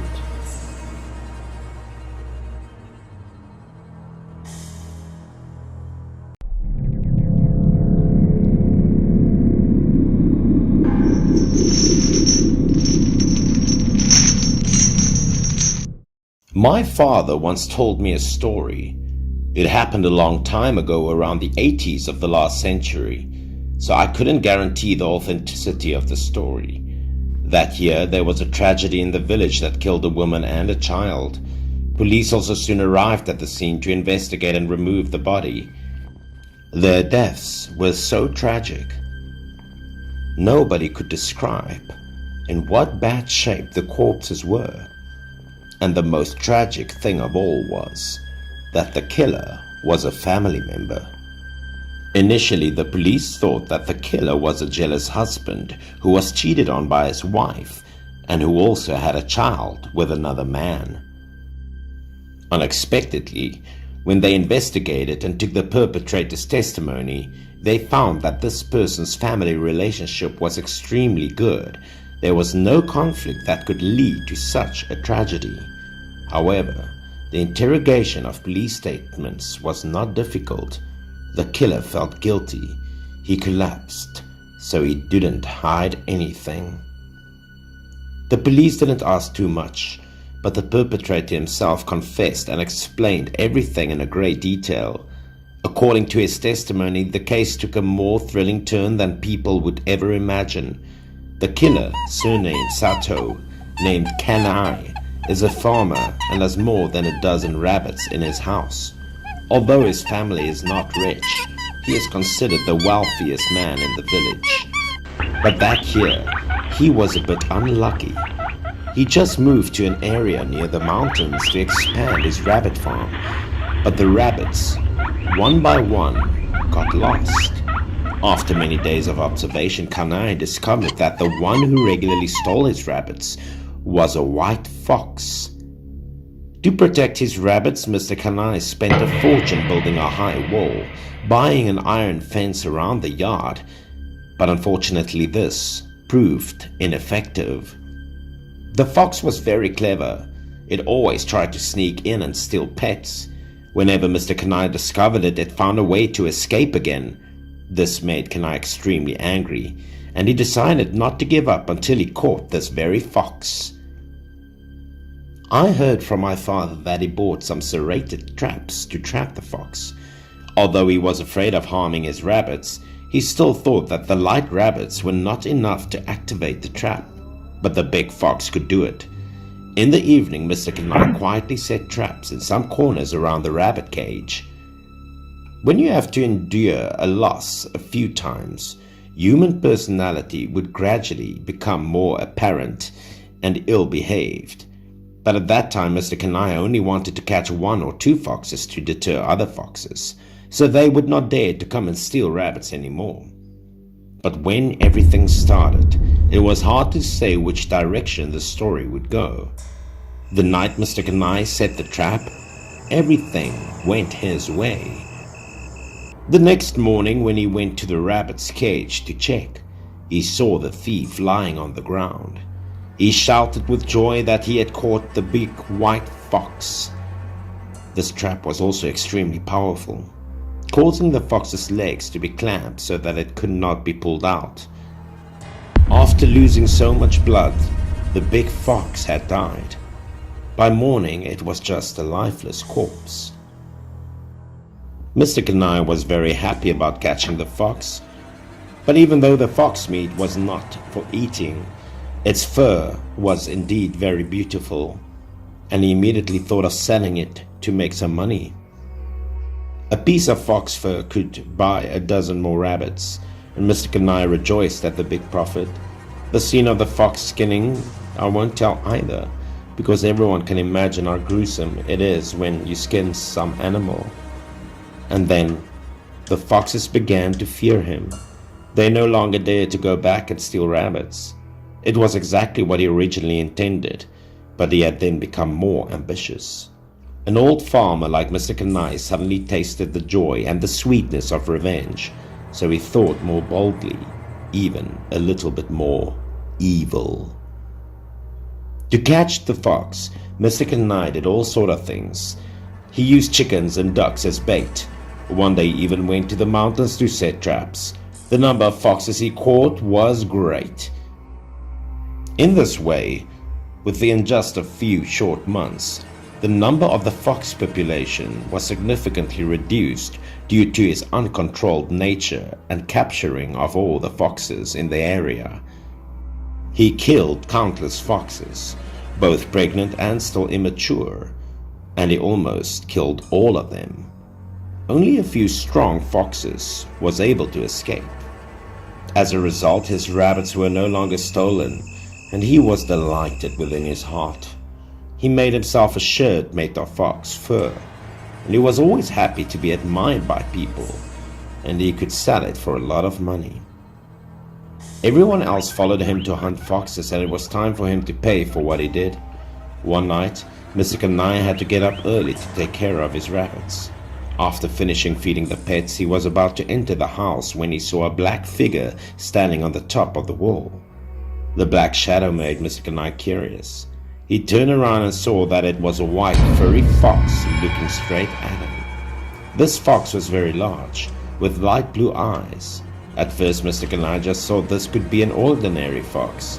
It seemed that because of hunger, he went down the mountain to steal food. Mr. Kanai's anger rose. He took the pickaxe and ran to chase the fox down. But the pickaxe was missing. The big fox also disappeared quickly. Everything happened so fast that Mr. Kanai had no doubts. He went back to the chicken coop to look for the fox, but the fox was nowhere to be found. He had no choice but to go back to the house and plan to go up the mountain the next day to trap the rest of those foxes. But as soon as he entered his house, he saw a white shadow of a fox. Turns out it had ran into his house and was standing on top of his bed. At this time, when it saw him enter, it suddenly opened its mouth to bite the neck of Mr. Kanai's wife. He was originally eager to win. He wanted to kill the fox, so he didn't think much of it. He took the pickaxe and smashed it down, but in the blink of an eye, the white fox was gone. When he looked back, he knew he made a mistake. His pickaxe had hit his wife's head, and the skull was broken. He was shaking and crying at the death of his wife. Before the crisis ended, he heard the fox cry from behind. The fox stood in front of the door of another room, looking at him like it was provocative, challenging him to kill it. Speaking of which, it was plain to see and understand what was going on. He resented the fox, and he continued to chase after it with his pickaxe. The only thought left in his mind was to kill the fox for revenge. So when the fox jumped on his head and tried to bite his son, he made the mistake once again. Mr. Kanai didn't hesitate to try and hit the fox with his pickaxe. And then the fox disappeared in an instant, and his son was then killed by him on the spot, just as he had done with his wife. After this investigation, Mr. Kanai was taken to be assessed for mental illness, and as a result, he was a very ordinary person, but was still sentenced to death without any pardon or anyone believing his story.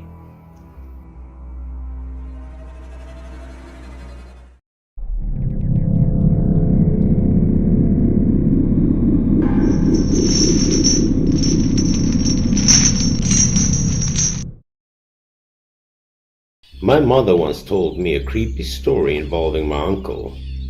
She said that after the incident, my uncle left the country to work far away and had not come back for several years. That year, there was a small factory that mainly produced canned food in our village. My uncle was a factory worker at the time, and he was in charge of shipping and delivering goods to Asians. Every day, he also had to do the job of loading and unloading goods. He would drive the car to deliver the goods too. Although the job was quite hard and the salary was low, it was better than having to work far away and leave the homeland, so he still accepted to do this hard job. Once when the noodle harvest season approached, many people in the factory business would quit their jobs and the workforce would not be enough, so the factory arranged for my uncle to work overtime the night. From a worker, my uncle was assigned to a security guard. In fact, it was quite safe here, so it was also reassuring for him. That night, he was going to walk around the factory for a bit before going to sleep, and when he was about to return to the factory, he suddenly saw a dark figure carrying a large shovel coming out from the back of the factory. My uncle thought this person might have been a warehouse thief. He was still holding a shovel and didn't know what it was for. My uncle decided to shout at him. Unexpectedly, when the man was discovered, he threw the shovel back and jumped on the wall to escape. Looking at the figure, he looked startled, so my uncle confirmed that he might have been a thief. He ran to the wall, but the thief was quite fast. He managed to escape. In the blink of an eye, he jumped off the wall and ran away. My uncle at that time was giving chase, but had to stand look after the factory too. so he silently scolded the stupid thief and went back to his work. I heard that my uncle had a little drink that night, so it was his habit when something didn't go right. Because of this incident with the thief, he did not dare to sleep well. Unexpectedly, in the middle of the night, he heard a strange noise outside the door. It seemed like someone was talking to him. When he opened his eyes, he saw a figure standing in front of the door. The voice wasn't very loud, so it wasn't clear what the person was saying, but there were a few words that seemed to be calling someone's name. My uncle thought that someone had come to see him because there was usually several other workers at the factory working overtime, but this time it sounded very much like a woman. Maybe the wife of a worker, my uncle thought, but this person was way different. He wondered if any woman could come to him in the middle of the night. He couldn't help but get curious, so he got up and went to the door. When he opened the door, the woman in front of his eyes was very scary to my uncle. She was definitely a woman, but she had no body. To be precise, her head was floating in the air. Her hair was green, it looked fuzzy. She was clearly a ghost. My uncle, being stunned for a long time, finally regained his senses and let out a huge scream. Even though he had alcohol in his body, he became sober immediately, like during the day. However, after shouting and screaming, he did not feel like the ghost was intending to kill him. The head of the ghost didn't hit him like he thought it would. Instead, it just hovered in front of him, with its mouth moving and a look of pain and tears rolling down its face as if begging him.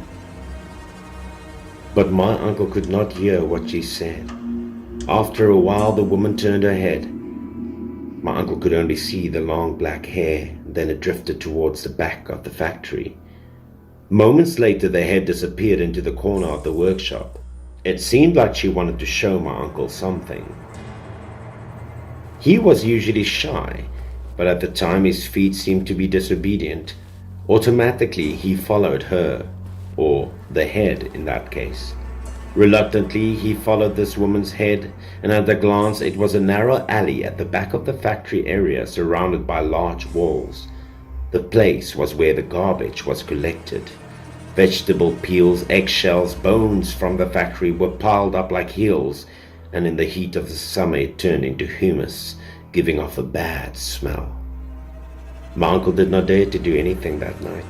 He only looked at it for a moment and then hid in his room to sleep until dawn. It was not until the following morning, when someone came to the factory to work, that my uncle found a shovel and led everyone to the garbage dump. As he had guessed, the head of a dead woman was pulled from the dump. He quickly called the police and they sealed off the scene, with the factory temporarily closed for investigation. The workers were given 2 days off from work, but the goods were still in stock, so my uncle still had to deliver these goods. About the 3rd day after the woman's head was discovered, my uncle and his boss went to the country seat to deliver the goods. Not long after leaving the factory, they saw a large group of people gathering at the riverbank, surrounded by many policemen who were investigating something. Out of curiosity, they parked their car nearby and went to the crowd to ask what was wrong. As it turned out, a person who went to exercise in the morning discovered the body of a woman floating in the river. The police were working to recover that body. After that, a person's body was picked up from the river and placed onto the bank. The body was swollen and rotten, but specifically, it had no head. My uncle had a heavy heart. Looking back, he realized that the boss's face was not good about this. And after seeing the boss like that, my uncle's heart had a bad premonition. Later, he would be right, because his boss was the very culprit of this case, and he was arrested and convicted for murder. It turned out that my uncle's boss had an affair and got this woman pregnant. Because she threatened his reputation as well as his status, he decided to do a very evil thing and kill her by decapitation.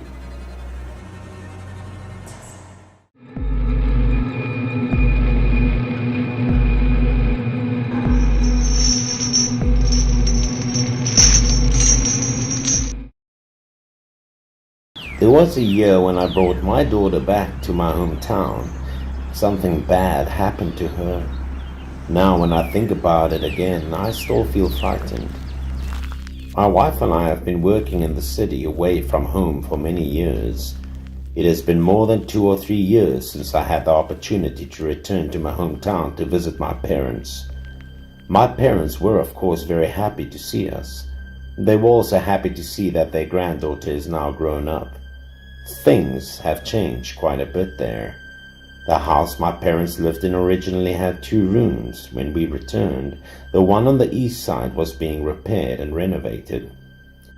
This time there was no room for us to stay in. My mother was going to move to my grandfather's house, but I told her to let us stay there because we didn't have to stay for long. Our family had not seen each other for a long time, so we were chatting and having a good time. After that, I let my daughter hang out with her grandparents for a while. Meanwhile, I moved my belongings to my grandfather's house. My grandfather lived there, and he died many years ago, so the house was vacant. I also very rarely mentioned him to my wife, because he was a very treacherous man when he was young. He abandoned his own wife and children mercilessly because of his mistress. Until he was too old to walk, he went back to beg my grandmother to forgive him. Although my grandmother accepted to forgive him, the family did not care about him in the end. My grandfather died of tuberculosis. That night, after all the cleaning was done, our whole family slept in the room that my grandfather used to sleep in. My daughter Nico also felt very scared when we were there. It took a lot of effort to get her to go to sleep. Then, my wife and I talked for a while before we could fall asleep. Around midnight, Nico suddenly shouted in a loud voice that startled both of us. She said that there was a ghost standing near the bed, reaching out to touch her. I didn't know if she was telling the truth, but to comfort and reassure her, I took a stick and pretended to chase the ghost away. But Nico also pointed at the wall and said that an old man was standing there staring at her. Even though I couldn't see anything, I still tried to pretend I did and hit the air with sticks just to calm her down. My daughter always mentioned that scary old man, so we had to coax a lot and hold her tight before she could sleep again. Nico has never said such strange things before, so my wife was a little worried, but I felt normal about it because she was still not used to the new place. The next day I told my mother about it, and she was so angry that she cursed the ghost violently. She did that partly to calm my daughter's fears. But ever since she cursed, Nico had been coughing constantly. My mother thought Nico might have been choking on food, so she patted her on the back and gave her some juice, but that didn't seem to work. Immediately my mother's expression changed and told us not to stay in that room anymore because she thought my grandfather was haunting Nico. The next day, on New Year's Day, my father and a few early uncles in the family went to visit the family's ancestral graves. My wife and Nico were at home alone. My family's ancestral grave occupied an area of most of the hill, and each grave is taken care of and worshipped during these New Year's holidays. Only one of my old grandfathers had overgrown weeds. No one wanted to sweep and trim the grass in front of the grave. When I arrived, I also heard my father scolding him very harshly. He scolded a lot and even threatened my grandfather to let go of my daughter and not to harm her. That scared me a bit. After we finished our work, we quickly went home. As soon as I entered the yard, my wife ran out in panic, saying that Nico had become very ill and had to be taken to the hospital earlier. She coughed continuously without stopping. Not only that, but also vomited a lot of thick black sputum. I was so worried, and I rushed to take my daughter to the district hospital for examination. Unexpectedly, she was diagnosed with tuberculosis by someone, an extremely dangerous and contagious disease. This news was like a thunderbolt. I wondered, how could this happen? How could a 3-year-old child get this disease? Moreover, there was no source of infection in my house, so this was quite absurd. Nico was hospitalized. She went under treatment for a few days but still did not improve. My wife and I were both worried and afraid. In the corridor of the hospital that day, I accidentally met one old uncle that I knew. He came to the hospital to see the doctor. He met me to talk privately and seemed a little hesitant about whether to talk to me or not. He said that Nico's appearance reminded him of my grandfather's condition before he died. He was afraid that Nico was possessed by my grandfather. Apparently, the more we cursed at him, the more damage he would do to Nico. So he told me to go to his grave to sincerely apologize and pay my respects, and then maybe Nico could be saved. I went home and told my parents the story. Even though they didn't like what I was about to do, they didn't object to me because it involved Nico's life. Right after that, I sincerely brought some incense to my grandfather's grave and paid him a visit. I knelt in front of the grave, trimmed the grass, and sincerely begged my grandfather to let Nico go because she was his great-granddaughter after all. She didn't do anything guilty. I also knelt to admit my mistake. I cried and begged not because I confessed my guilt or because I regretted something, but because I felt my Nico was too pitiful. I'd said all that could be said. I could only beg my grandfather not to haunt my daughter anymore. And the miracle happened. When I got back to the hospital, my baby Nico stopped coughing and was as healthy as ever. Just to be sure, I took her to the hospital in the big city for one more checkup, and the results this time showed that her lungs are exceptionally healthy and nothing was wrong. I don't know if it was a misdiagnosis from the previous hospital or because my prayers worked, but my daughter was fine anyway. Since then, it's been 3 years now, and I don't dare to bring her back to my hometown ever again.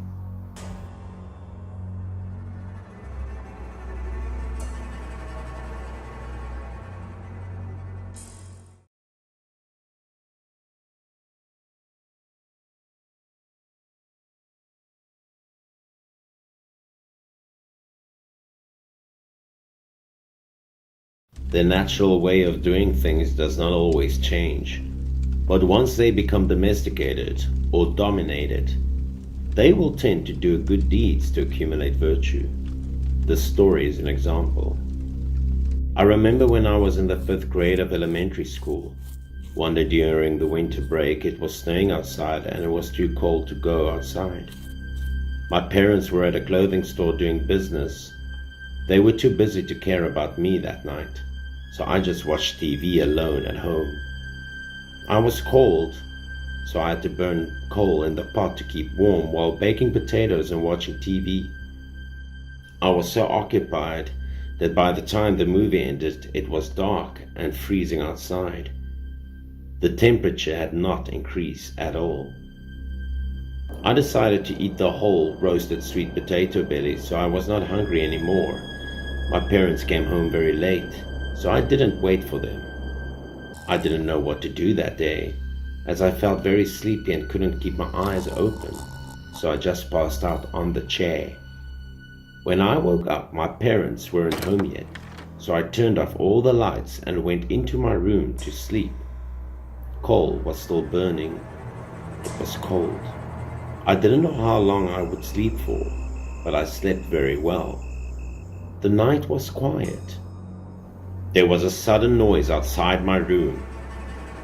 I was very tired, but I heard the sound coming from outside the window as if someone was knocking on the door.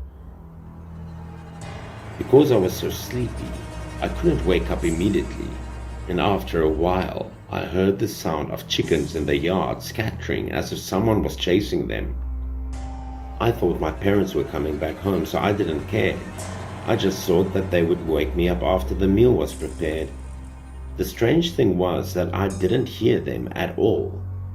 And after a while, I heard another knock on the window again, and this time louder and more urgent. It was so noisy that I couldn't sleep any further. I had to get up to look, and when I saw a figure standing outside the window with eyes looking at me through the bars, I was startled. It was very dark, but for some reason this man was leaning against the window. Although I couldn't see his face clearly, I was sure it wasn't my parents. Seeing me staring blankly, he also didn't move. Then the figure began to slowly wave at me, as if to signal for me to go out and meet him. I did not know who it was. I thought it might have been a village friend who came to visit me. Where could I play in this cold weather, I wondered. I didn't want to get out of bed, but I had no choice but to get up and go solve this issue because that person refused to leave. I didn't know if it was because I stood up suddenly or if something else happened, but I felt sudden dizziness and fatigue. I didn't have any energy or strength to walk, but I finally managed to get out of the room. Stunningly, I stepped out and just opened the door. A cold wind was blowing and making me shiver. I felt a little bit better inside. I saw the figure standing by the chicken coop. The young man looked very thin. He looked like a 14 or 15-year-old boy who seemed to be looking at me, although I didn't know that for sure. We weren't far from each other, but I couldn't see his figure or clothes, only a vague figure surrounding by the blue light. The young man was also strange. No matter how much I asked him, he didn't say a word. Seeing that, I curiously walked down the steps and walked towards him. I wanted to see who he was and what he came for. But as soon as I stepped down the stairs, I felt my whole body lose all strength, paralyzed in the snow. After falling to the ground, my face turned to the sky. I could only feel my eyes spinning. And at the moment, I saw a short figure holding a chicken in his hand. He came to my side and looked down at me slowly. Because of his short figure, when he looked down at me, we were face to face, and I finally started seeing who he really was. The young man's body proportions were strange. His body was terrifying, plus his limbs were short. Even weirder than that was that he had animal ears, and as he got closer, I saw the rest of his true form. His face was full of fluff. His mouth was pointed like a fox's nose, and his skin was yellow. I finally concluded that he was a wild ferret. The strange hairy face, less than 30 centimeters away from me, was still smiling. He lowered his head and stared at me for more than a minute. While watching me for a while, he turned around and left with a chicken in his hand. And then my vision became increasingly blurred. After he left, my eyes completely darkened and I lost consciousness. I was in a coma, and not long before my parents returned, and as soon as they entered the yard, they found me lying unconscious in the snow. Seeing this scene, the two of them rushed over, hugged me anxiously, and called my name over and over again. And this is when my father saw what has happened in the chicken coop. 7 or 8 chickens were slashed by their throats, and my father cursed whoever did this. After hearing my vague account, the whole family knew it was the yellow ferrets, so my dad decided to punish him. But that was not as important as I was, and my mother also hurriedly urged my father to quickly take me to the village infirmary. At the time, the infirmary was located on the premise of the village committee, and it was an old doctor in the village who examined me. After being examined, the doctor said that I was not bitten by a ferret, and the cause of my coma was carbon monoxide poisoning.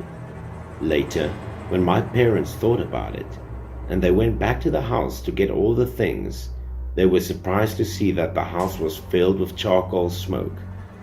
I closed the door that night so that the gas would not escape. I also told them that the reason I went out was that someone resembling a ferret called out to me.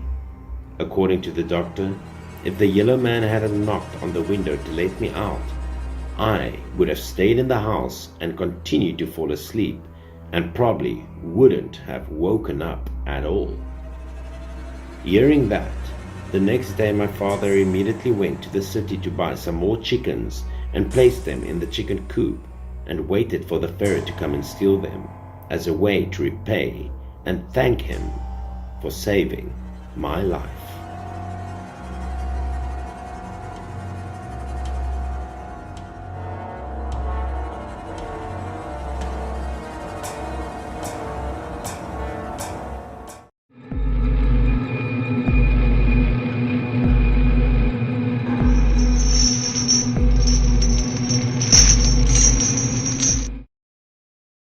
When I was 8 years old, my parents and I moved to this neighborhood to live in a house next to a large tunnel.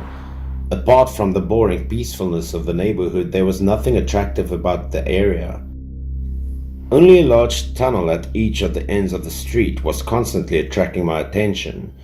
Every afternoon when I got home from school, I would pass by one of the tunnel's exits. It was strange that this exit for some reason was being blocked by barricades. The people of the area seemed to be familiar with this mysterious tunnel, so no one approached it except for me. With some mysterious magic, every time I turned away, the small tunnel constantly created a mysterious attraction that made me unable to take my eyes off of it. I thought to myself that one day when I become an adult, I would go in there to explore the tunnel and see what interesting things rests inside. Time also gradually passed, and one day I became a teenager. I had a few friends who shared the same curiosity as me at the university, and that day we had an appointment to explore the mysterious tunnel together. I was at the rendezvous point when it had already begun in the afternoon, and after a while 2 of my friends also came running along. Everyone looked very excited, only I showed confusion and nervousness on my face.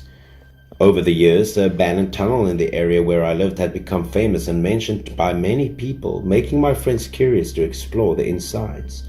But no matter how much my friends asked of me, for some who had never heard of that tunnel like me, I couldn't answer all of their questions. This made the mystery of the tunnel even more heightened. We discussed waiting until it was too dark to go inside the tunnel to explore. We would start from the entrance that was blocked with iron bars because we thought that was the most mysterious place of it all.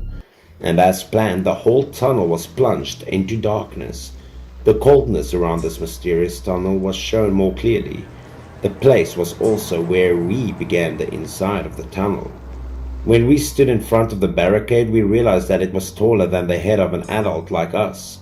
However, getting inside was not difficult. So we decided to go into the tunnel and go further. One by one, all of us climbed the high fence and supported each other.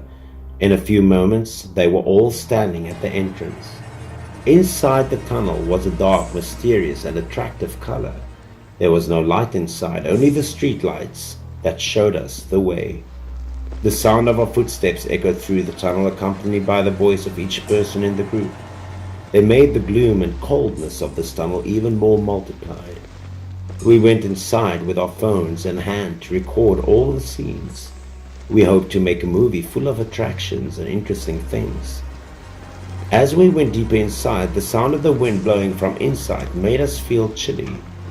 The deeper we went, the louder the wind became, mixed with a sound like the engine of a train. We started looking at the screen, scared and worried because we didn't know where the sound was coming from. My friend thought for a while and then began to analyze. He thought that the area above the tunnel had been degraded for a long time, revealing holes that allowed the wind from outside to blow inside, creating crazy, scary sounds. The other friend in the group expressed disagreement with the last opinion because we were making videos about spirituality and ghosts. It was impossible to analyze these things from such a scientific aspect. After stopping and looking around for a while, we decided to go inside to explore more. On the way, I suddenly remembered the history of this mysterious tunnel and told my friends, "This tunnel had become old and ugly because it had been built for a long time, but no one had visited it recently. This thing made the rumors about the mournful cry in the tunnel all the more interesting. As we were walking, our group accidentally discovered a small altar that was crudely erected. The border of the stone tablet was cracked and covered with dust. The incense placed next to it had also long expired. The thing piqued our curiosity even more. At first we were scared, but we thought this might be the mystery behind the tunnel. The reason that the tunnel was blocked from anything flowing around or anyone to enter and had to stop working was this small altar. We thought that the mystery of the ghost tunnel here had finally been solved, so we were extremely excited. My friends at the time also suggested that let's take a commemorative photo in front of the stone tablet as proof that we had been there. After taking some pictures, it became really dark. We did not want to stay in the dusty place for too long, so we decided to leave. But after walking a few steps, the person holding the phone recording the trip suddenly shouted, informing us that the phone was broken and suddenly the power was off, and maybe the video we recorded until now would be lost away. We tried to check for memory. Luckily, before the phone could shut down, it recorded the whole process. But the joy did not last long when my friend suddenly trembled with a convulsion, his eyes showing real panic. He moved his lips and called out to us but couldn't say it out loud. Beneath his feet, a cold hand grabbed him from the ground, knocking him down. My friend panicked and screamed. A man with a white beard, grey hair and black eyes as deep as 2 holes were trying to hold my friend back. The other 2 of us who heard our friend shouting so loudly were also surprised, so we turned our heads to see what was wrong. In front of our eyes, our friend had collapsed to the ground. The older man was trying to hold tight. We didn't know if this was blinding or true, but it was enough to haunt the group. My friend stomped on the grey-haired older man's face with all his might, and the older man was thrown away, his hands no longer holding my friend's leg. My friend's whole body was suddenly heavy. After seeing that, we immediately ran over and quickly caught our friend before the scary older man could chase us. We ran for our lives outside, not even daring to lag back for a second. My friend ran to the exit of the tunnel when he suddenly remembered the phone, so he was about to turn back, but he couldn't see the phone anymore. Instead, the fearsome man was crawling on the ground only a short distance away, from which he was able to grab my friend. The 3 of us saw this and ran out in fear. Our screams resounded and everyone in the neighborhood heard of it. We scrambled to climb the fence to escape. Some hunch told me that as long as we ran past this barrier, our group would be safe. After getting off of the fence, I didn't forget to look back inside the tunnel as to verify what had happened was completely real. The tunnel once again spread the mystery to the outside world with its dark and cold color. But this time, I saw eyes as bright as 2 headlights looking fiercely in our direction and emitting devilish laughter. Later, we learned the story of the ghostly tunnel. In the past, this tunnel was used for trains. The trains would run non-stop from one station to another, so it was originally empty of people before, until one day a careless citizen had a catastrophic accident here while he was upgrading the tunnel. He was old, moving slowly, so when the train came, he did not have time to get out of the way, and as a result, the train smashed into the man, causing him to die towards the exit of the tunnel, while the other half of his body fell into the railway ahead. Because the train was going so fast and couldn't stop in time, it ran across the older man's body, turning his lower half into pieces of meat. This accident caused the train to stop working, but his soul still lingered there. Much later, after an altar was made for him, his soul could not escape, so people blocked the entrance to the tunnel to avoid unfortunate circumstances.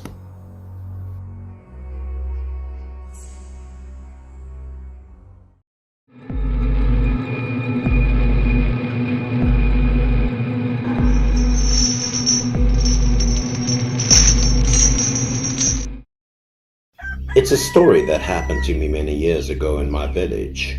The story was so famous that it was handed down forever. The purpose was also to warn people about cause and effect. About a few decades ago, there was a man named Yang in my village. He was rather lazy a person and hardly had a stable job. But lately, he was diligent. Every day he would carry a big basket into the forest. It turned out that he had seen rabbits and came up with a cruel money-making idea that was to trap rabbits and sell their meat. He found rabbit burrows and deliberately set traps nearby with some food to lure them in. Before that, the rabbits were not hunted by anyone, so they were almost completely defenseless against anything, so the rabbits were painfully captured easily. But the rabbits did not satisfy Yang just yet.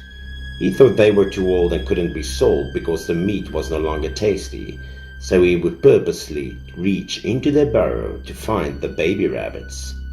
The baby bunnies no longer had older rabbits to protect them.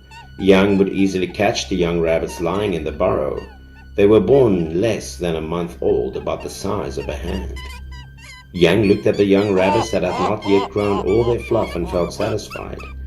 He thought their meat would be delicious, and he decided to sell them for twice the price than those of the older rabbits. Even though the rabbits struggled in pain, Yang didn't care but showed a sinister smile instead. He collected all the rabbits in the burrow and put them in the basket he carried with him. Some rabbits were still alive, some were dead. Rabbits were crammed inside Yang's basket. After seeing no more rabbits in the cave, he also started to go home and prepare to sell them at the market. In his heart, he was secretly glad for these victories. But there was an old saying that you would reap what you sow, and Yang did not know that disaster was about to occur to him. The fair that day also began to take place in the bustling city center. Almost everything needed was on sale. Yang also arranged for rabbits from old to young on the floor on a makeshift white towel. Since no one had ever sold rabbit meat before, the villagers also felt strange about it. According to Yang's sale, rabbit meat was both delicious and tender. So people did buy some to test it. At the end of the market day, holding a stack of coins in his hand, Yang happily counted them. The vegetable man sitting next to him felt that Yang was a bit callous. He thought that the young rabbits were too small. Why didn't Yang wait a little bit for them to grow? The other vegetable seller thought that catching and killing rabbits like that would result in retribution because the mind was too cruel.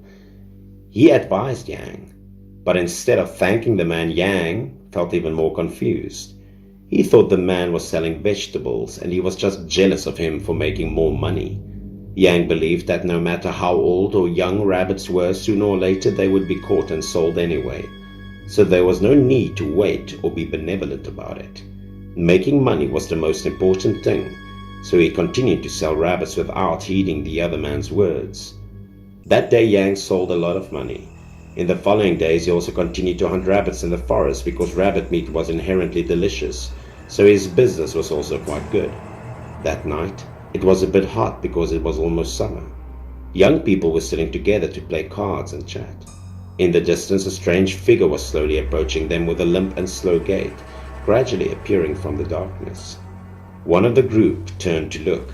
It was Yang. He carried the basket as usual. It seemed that Yang continued to go hunting in the forest. They meant to make him sit back and play for a while and then move on because it was just dawn. But Yang didn't react at all. He just stayed silent and exhaled with heavy, eerie breaths. Then Yang slowly turned his face towards them. His face was pale and gaunt, and his eyes were bloodshot like they were glowing in the night, making others shiver. This made the men who were playing cards suddenly panic and freeze. Obviously, Yang was having problems because he didn't look the same as usual. Then, Yang continued to drag his heavy footsteps and continued as if nothing had happened, nor did he speak a word as if he were a corpse without a soul. Those who witnessed this moment also felt strange and a little creepy, but they didn't think much of it. The men whispered to each other and thought that Yang might be drunk. They thought that because he made so much money, he would also drink and gamble. And since earning a lot of money, Yang didn't often talk to anyone in the village anymore. They thought it was because he was too proud of himself and didn't see anyone as equals.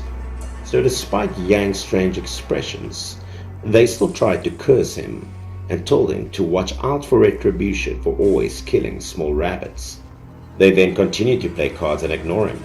Yang's figure gradually disappeared into the night. When they looked closely, it was clear that Yang was not just an ordinary drunk. The following day, in the village, no one saw him. At first, no one noticed, but as the days had passed on, they started to get a little concerned. Yang wouldn't go anywhere for so long from this remote village. They began to split up to look for him. People went to Yang's house and also found that the furniture was still intact. So Yang did not leave the village to go elsewhere, but where did he go? The whole village should team up to find Yang. Although he was normally a bit greedy, lazy and arrogant, everyone had lived together since childhood and they couldn't just leave him missing like that. After a whole day of searching everywhere, it was starting to get dark and there was still no trace of him.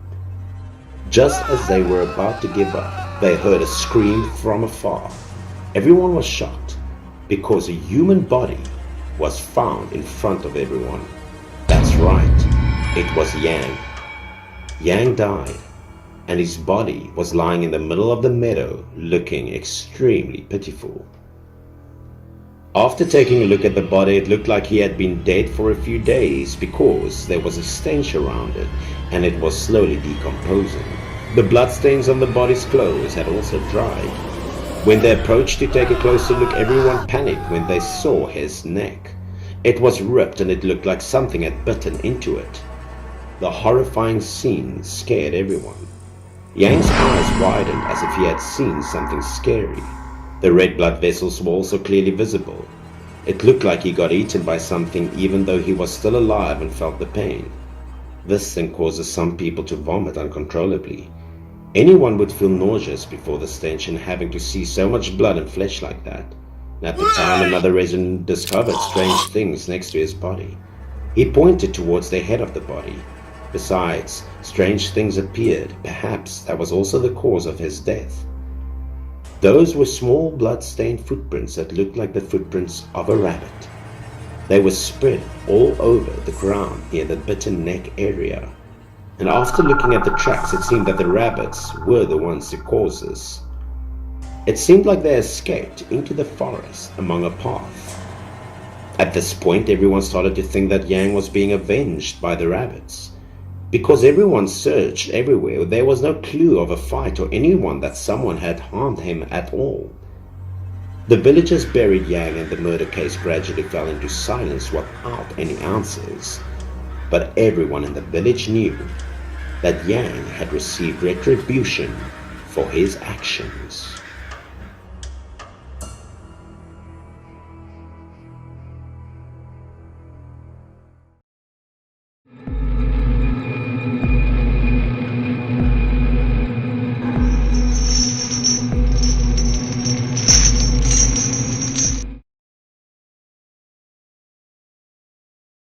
This story I heard from my aunt and happened in the 1970s. Rural life was still poor.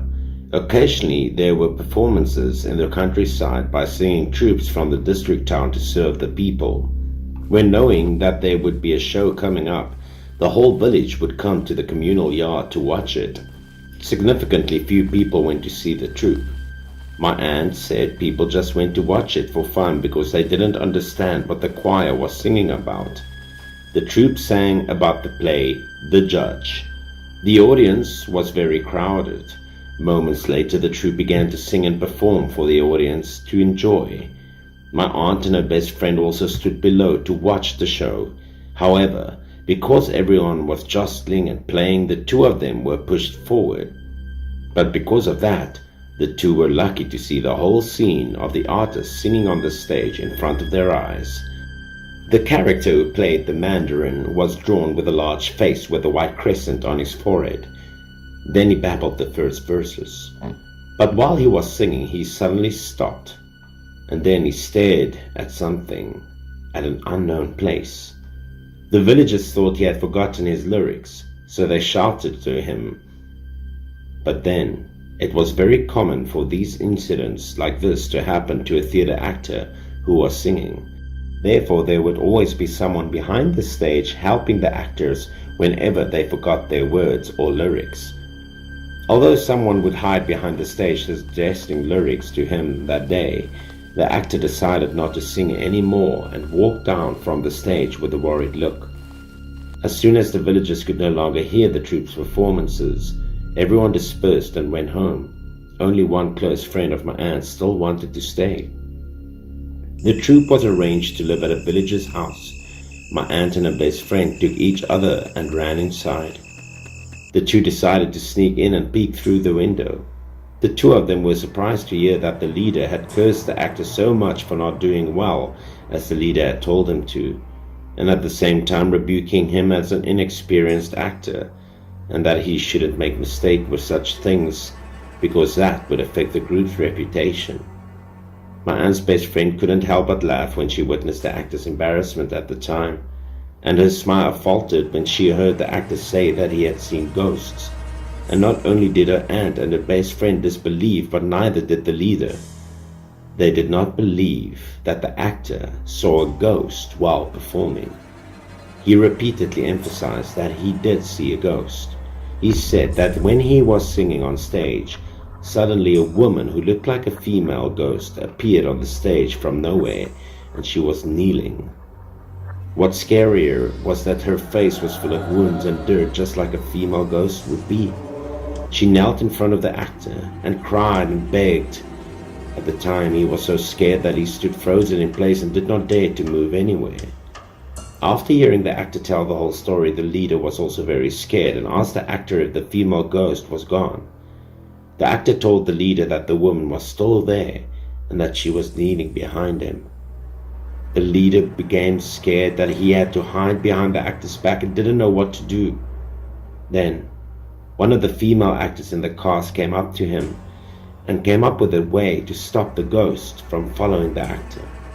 As the team leader thought of this approach as a possible solution, he let the actor try the role this time again.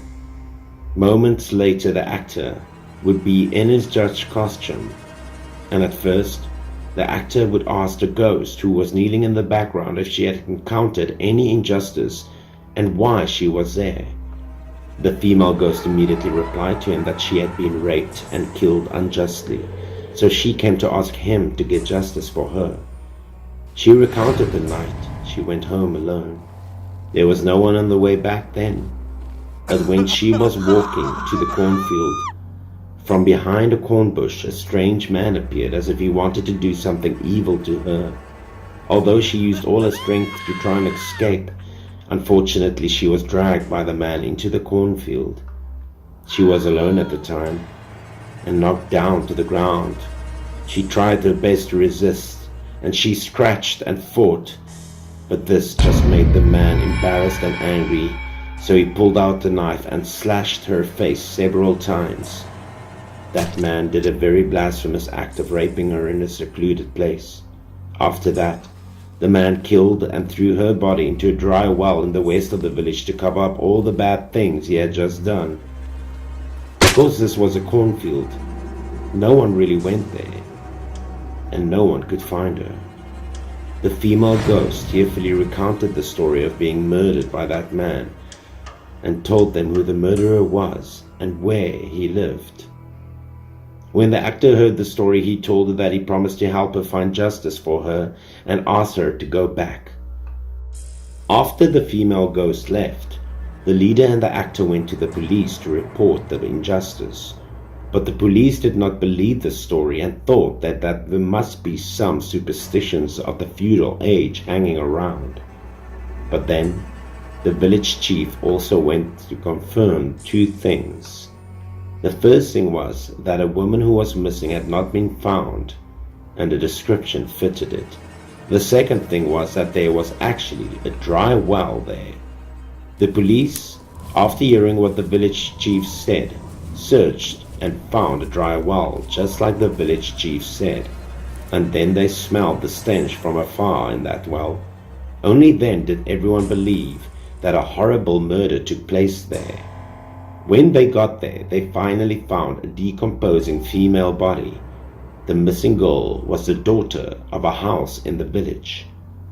Immediately afterwards, they followed the address given by the female ghost and found the house of the person who murdered her. They gave the man to the police to handle to regain justice for the girl who had been unjustly abused for so long. That day, the killer was arrested. My aunt and her best friend went to see it. The killer was also a resident of the village, and when he was arrested, he still had scratches on his face from the struggling with the victim who was now a ghost. From there, the police tried to prosecute him easily, and this play, The Judge, has been famous and widely circulated for many years because of it.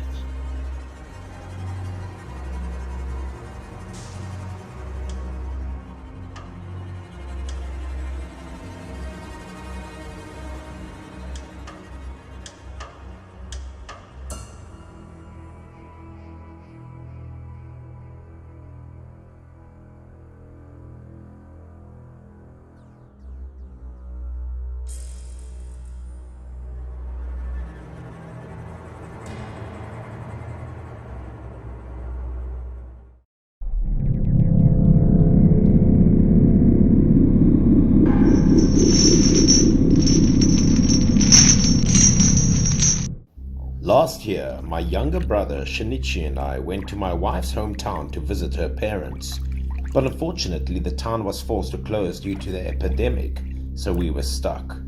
I went fishing with my brother. The lake was located on the south side of the town. I heard that this lake used to be used for fish farming, but it had recently become an abandoned one. Shinichi and I decided to fish here that day because it was located far away from people's houses, undetected by anyone. Fishing took patience, but once you caught a fish, you were always as happy as the New Year's party, so we spent the afternoon fishing all day. We were so immersed in fishing that we forgot the time. Before I knew it, it was already past the afternoon and the sky was getting darker. We had a good harvest that afternoon, but I still didn't want to go home. I wanted to stay and fish a little longer. When I glanced into the distance under the reflection of the water, I vaguely saw two people standing in front of the house next to the lake. Because of the epidemic, no one came here but us. I didn't even see a single person pass by all day. When I suddenly saw someone standing on the dam, I unconsciously turned my head in that direction, wondering if they were the keepers of the lake. But when I looked back, I saw that the top of the dam was empty. The thing confused me a bit. Shinichi saw that I was looking at the top of the dam in confusion, so he also looked up, but unfortunately, we couldn't see anything. After hearing what I said, he once again glanced into the direction, and then confirming that there was nothing important, he didn't care anymore and continued fishing. I started staring at the fish again, but for some reason, I always felt a pair of eyes staring at me from the side of the house on the dam. As if something urged me on, I couldn't help but look back. As I looked back, there was no one there but the dark old house. I took a closer look at the house and thought to myself that maybe there was a man in the old house, but because it was so dark inside, I couldn't see anything at all. I didn't care much about this. But then I looked again at something floating in the water. As we waited for the fish to bite, Shinichi caught another one. At first I was happy, but in my heart I always felt nervous and worried about something. This time I didn't look back at the actual house's picture, but looked at its reflection in the water. The moment I looked at the water and saw a shadow, I got so scared that I almost threw my fishing rod into the water. I did see a figure in front of the house. It was a man, not standing in front of the house, but hanging from the upper beam. I didn't know if it was the wind blowing, but his whole body was swaying slightly. Seeing this, I was so scared and I broke out in a cold sweat. I suddenly turned around and was looking for the fishing rod in my hand that I had just dropped. Shinichi also noticed my reaction. There was an inexplicable surprise on his face as he looked at me and followed my gaze to the house on the dam. In that moment I understood that something was indeed wrong. I couldn't tell what it was either. Shinichi seemed to realize something as he looked at the house too. He didn't say another word, but his face changed, just like mine. Shinichi gradually understood the seriousness of the matter, and we both quickly packed up and left. As soon as we left the fish pond, we hurriedly started the car, and during the ride neither of us spoke and the atmosphere was a bit tense. But at this point, I was still shivering. On the way back, we had to pass a few abandoned houses adjacent to the dam. We both had mixed feelings about what happened, really scared about what we had seen. We finally passed the house. We both couldn't control ourselves and looked at it one more time. It was old, mossy, empty, and very creepy. As we passed, the lights from the headlights of our cars shone on the dilapidated house. The inside of the house was empty. There was no sign of living people. It was strange. We decided quickly to return home.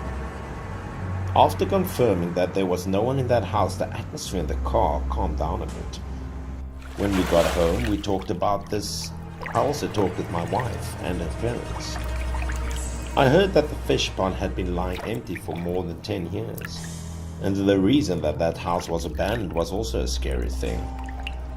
Long ago, there was a couple who were leased out by the state to this fish pond, and after that they spent all their money investing in fish farming.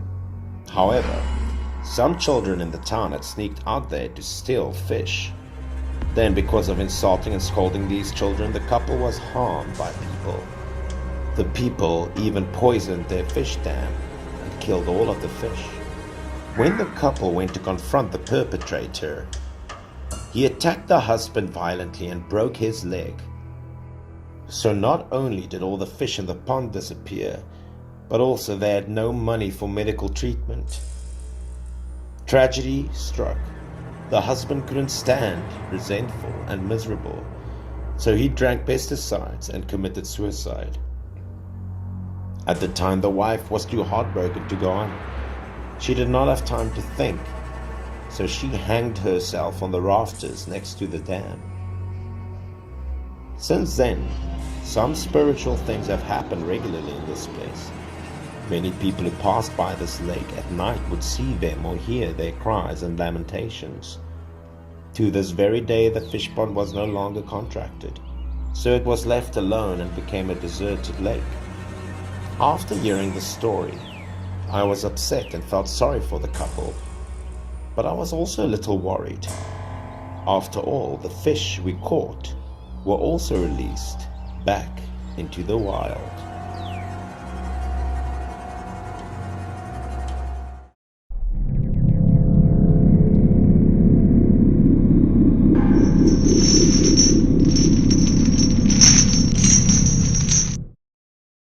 The story that I'm about to tell you is from my personal experience, and even though I don't remember all the details, it is 100% truth. My hometown is in the northwest and it's close to the desert, so it's located in a sandy place where the weather was windy all year round. For me and the people who lived here, there was always a lot of fun to be had and a lot of connection to the place. Moreover, in this desert area, there were many jujube trees, and usually in the fall we would go to pick the jujubes to eat. Today's story, I will tell you about my cousin. At the time she was only 21 or 22 years old, but had just gotten engaged not long ago. She was an easygoing person, so every time she took me out to pick jujubes and play sandboarding, it was fun. At the time, I was wandering around when suddenly I saw something black buried in the golden sand, and because the sun reflected the light, we couldn't see anything at the moment.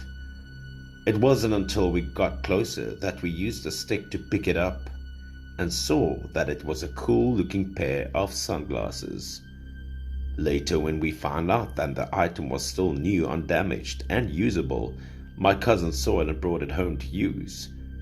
It was surprising that when she took the glasses back home, it didn't give her anything good. Instead, many bad things would happen to my cousin. When she got home, she became ill, and every day she had a high fever and kept lying in such a coma that she could not get out of bed, and the bed she had been lying in for days. At first, her family simply thought it was a common cold. They decided to get some medicine and go see some doctors for advice. As they went home to take care of her, everyone's anxiety slowly subsided because my sister's eyes couldn't be opened for some reason. The family couldn't do anything at all, so they took her to a large country hospital for examination. But even there, they found no abnormal health problems. At that time, the doctor prescribed her some eye drops and some anti-inflammatory things, but these drugs basically did not work at all, even though they used them for days. It seemed that her eyes could only be opened by a small slit, and everyone knew that she used to have big round eyes and double eyelids, but her eyes were then crossed and it had changed a lot more than before. Furthermore, my cousin's eyes were also very scared when she saw the light, and she always said that it was very bright and blinding. She also mentioned seeing some shadowy figures floating in front of her eyes at night. But when she looked closely, she wouldn't be able to see anything. After some time, she still had to go to work and became really afraid of the light, so she had to wear sunglasses every day before going out. My cousin became very dependent on these sunglasses. In recent times, she still regularly went to several hospitals for examinations, but they still did not see any unusual health problems. One of my family aunts was very superstitious, so a few months later, as my aunt saw no improvement in my cousin, she immediately went to ask a famous clairvoyant in the locality for help. It was known that this clairvoyant was very famous, and people in the city often believed and often came there to invite her to come and help them and see the future. Very often, she did not even take money for it, but they could pay in other ways. They could pay by giving her incense, cake, or fruit. After hearing from my aunt about the clairvoyant, she took my cousin there to see how it was. About 5 o'clock the next morning, the aunt took the cousin to the clairvoyant to worship, light incense, and then enter the door. Usually before starting a ceremony, the clairvoyant would burn incense to worship a god on the altar first, which had become a long-standing custom. Because it was early in the morning and dark, my cousin didn't wear her sunglasses. First of all, let's talk a little bit more about the clairvoyant. She only worshipped a statue of a god covered with yellow cloth on top, and before entering she would often say a lot of prayers to ask the gods for help. And then she suddenly sat silent in front of the goddess statue. Onlookers also discussed that she was probably being possessed by the invisible. She sat there for a while, and then surrounding space became extremely quiet. After 10 minutes or so, she would start swaying constantly, expressing and changing both her personality and tone to the point of becoming a completely different person. This clairvoyant turned her head to look at my cousin for a long time, and even the good expression that were unique to her disappeared. My cousin was scared and amazed by the atmosphere and the state of the old woman at this time. She also asked her if she had taken someone's things without asking. My cousin did not know how to answer because she did not understand what the clairvoyant was saying. But the more she spoke, the more specific she became, and her words flashed through my cousin's mind like a flash of lightning. My cousin reacted and learned that this could be due to the sunglasses she picked up earlier. During the conversation, my cousin took out the pair of sunglasses from her pocket and showed them to the clairvoyant, and as soon as she saw them, she told them that this object was so dense that it made my cousin sick. Later, my cousin told me about the day when she and I went out together and saw a pair of sunglasses on the golden sand. She did pick them up and tried them on. The clairvoyant, after listening, did not say anything else and immediately suggested that they went to the golden sand to find the owner of these glasses. From there, she would come up with some ideas to solve the problem and help them. At dawn the next morning, my aunt and cousin searched all day and finally found it. At the time, there was a corpse buried under the golden sand. It looked like the person was dead for a long time. When they got home, they called the police to report the crime. Then they followed the methods. The clairvoyant told them of burning some banknotes at the intersection, as well as burning sunglasses.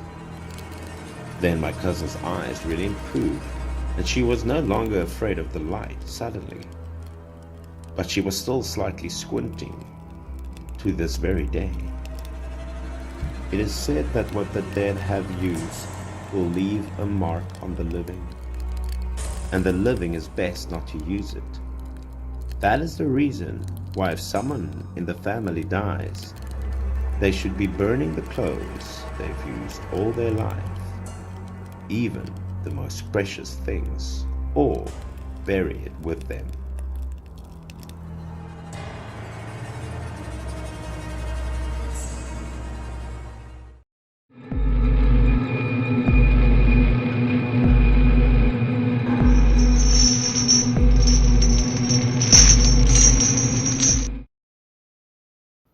This story happened last summer. Cheers! The epidemic was still not too serious.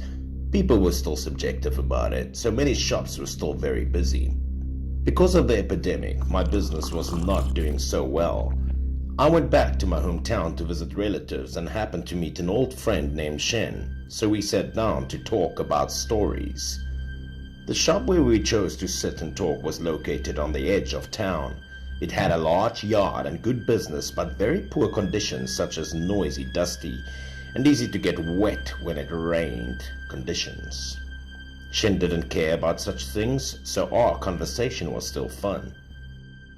I gathered it was around 11 o'clock in the evening, after we had a few bottles of wine. We were both drinking a lot, and debating whether we should go back to town or find the next place to have some more drinking time. As soon as we agreed to find another place, we decided to finish the last 2 bottles in the barrel. Shen couldn't hold it anymore, so he decided to go to the bathroom before leaving the shop. There was no proper toilet there. I saw him walking out of the gate, out of the building. The bill was paid and I was fine, so I lit a cigarette and waited for him while playing with my phone. It must have been more than 10 minutes since he went to the bathroom, and I was wondering why Shen didn't come back. Then I heard a thud at the courtyard gate. As soon as I turned around, I saw a person fall to the ground, and that person was Shen. It took me a long time to react, and I rushed over to see how Shen was doing, only to find his face was as white as a sheet of paper, and he was already unconscious. Some of the people that were sitting with the restaurant owner came rushing along and tried to wake him up, but he couldn't get up, and they thought maybe he was too drunk and fell asleep. I couldn't believe it. I rushed to call an ambulance and took Shen to the hospital. I knew Shen's tolerance for wine very well, and just a few bottles of wine was not enough for him to react this way, and sure enough, I did go to the hospital to see how he was doing. The doctor said that Shen was fine, but still not to the point of alcohol poisoning. They gave him some medicine and told him to rest for a few days. Early that morning, Shen woke up. He looked a little dazed. When he woke up, I asked a few questions. I didn't expect he would react with a horrified expression as he did. Shen told me about what happened before he lost consciousness. It turned out that the place where Shen went to the bathroom last night was outside the restaurant, and next to it was a small forest with a road leading to a distant place, which was very dark. Shen was stunned. He was about to urinate and unzipped his pants when suddenly he heard something coming out of the woods. As he looked up, he saw a person walking on a path in the forest, but because it was dark, he couldn't see this person's face clearly. only a very vague figure. Originally, Shen didn't care much, but this person's posture was very twisted. Whether it was stomping or swinging his arms, it was very stiff. According to Shen, this person looked like a moving robot, and then he intended to get closer to take a look. Somehow being able to feel Shen's gaze, the man stopped, and in the hazy darkness, he could see the man turning his head to look back at him. The two of them then seemed to have looked at each other, and Shen was confused for the first time. But since Shen had been drinking a lot, he didn't really care much. After a few glances at the man, Shen decided to return to the yard.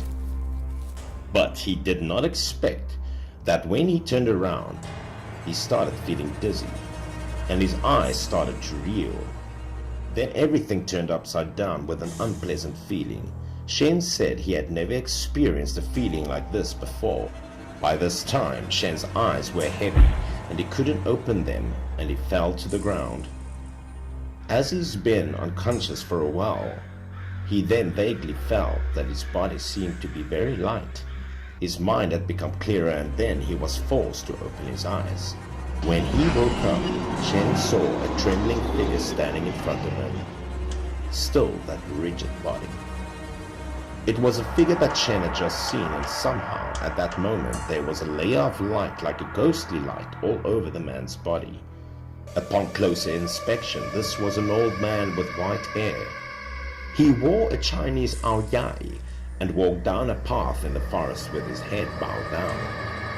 After walking for a while, the old man looked up back from afar, and it was just a very old face with the whites of his eyes with no pupils, which looked horrible.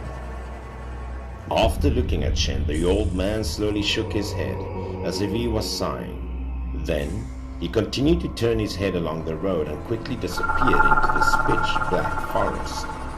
At this point, Shen finally realized that he had seen a ghost. He was shaking with fear and didn't know what to do at that moment. He heard a very familiar call from outside the forest. Then Shen heard his name being called out, as if something serious had happened. Shen quickly ran to the source of the call and didn't think at all that his long trip to the toilet would cause me to worry. But when Shen turned to look back, he realized that the one shouting it was me, and the one lying unconscious was him. Moments later, the ambulance arrived, and Shen watched helplessly when the person loaded his body into the ambulance. Then Shen found himself wandering aimlessly in the forest and had no idea what to do or where to go. No matter how hard he tried to follow his body, he couldn't. It was not known how long he had been wandering, but his soul gradually lost consciousness, and when he woke up, he found himself right there in the hospital. After some tests, the doctor said Shen was not sick at all, and then he was discharged the next day. I later learned because a person drinks too much, the body might be weakened, and it is easy to be disturbed by wandering ghosts, especially in places with a lot of yin, so it is necessary to pay more attention when going out for a drink.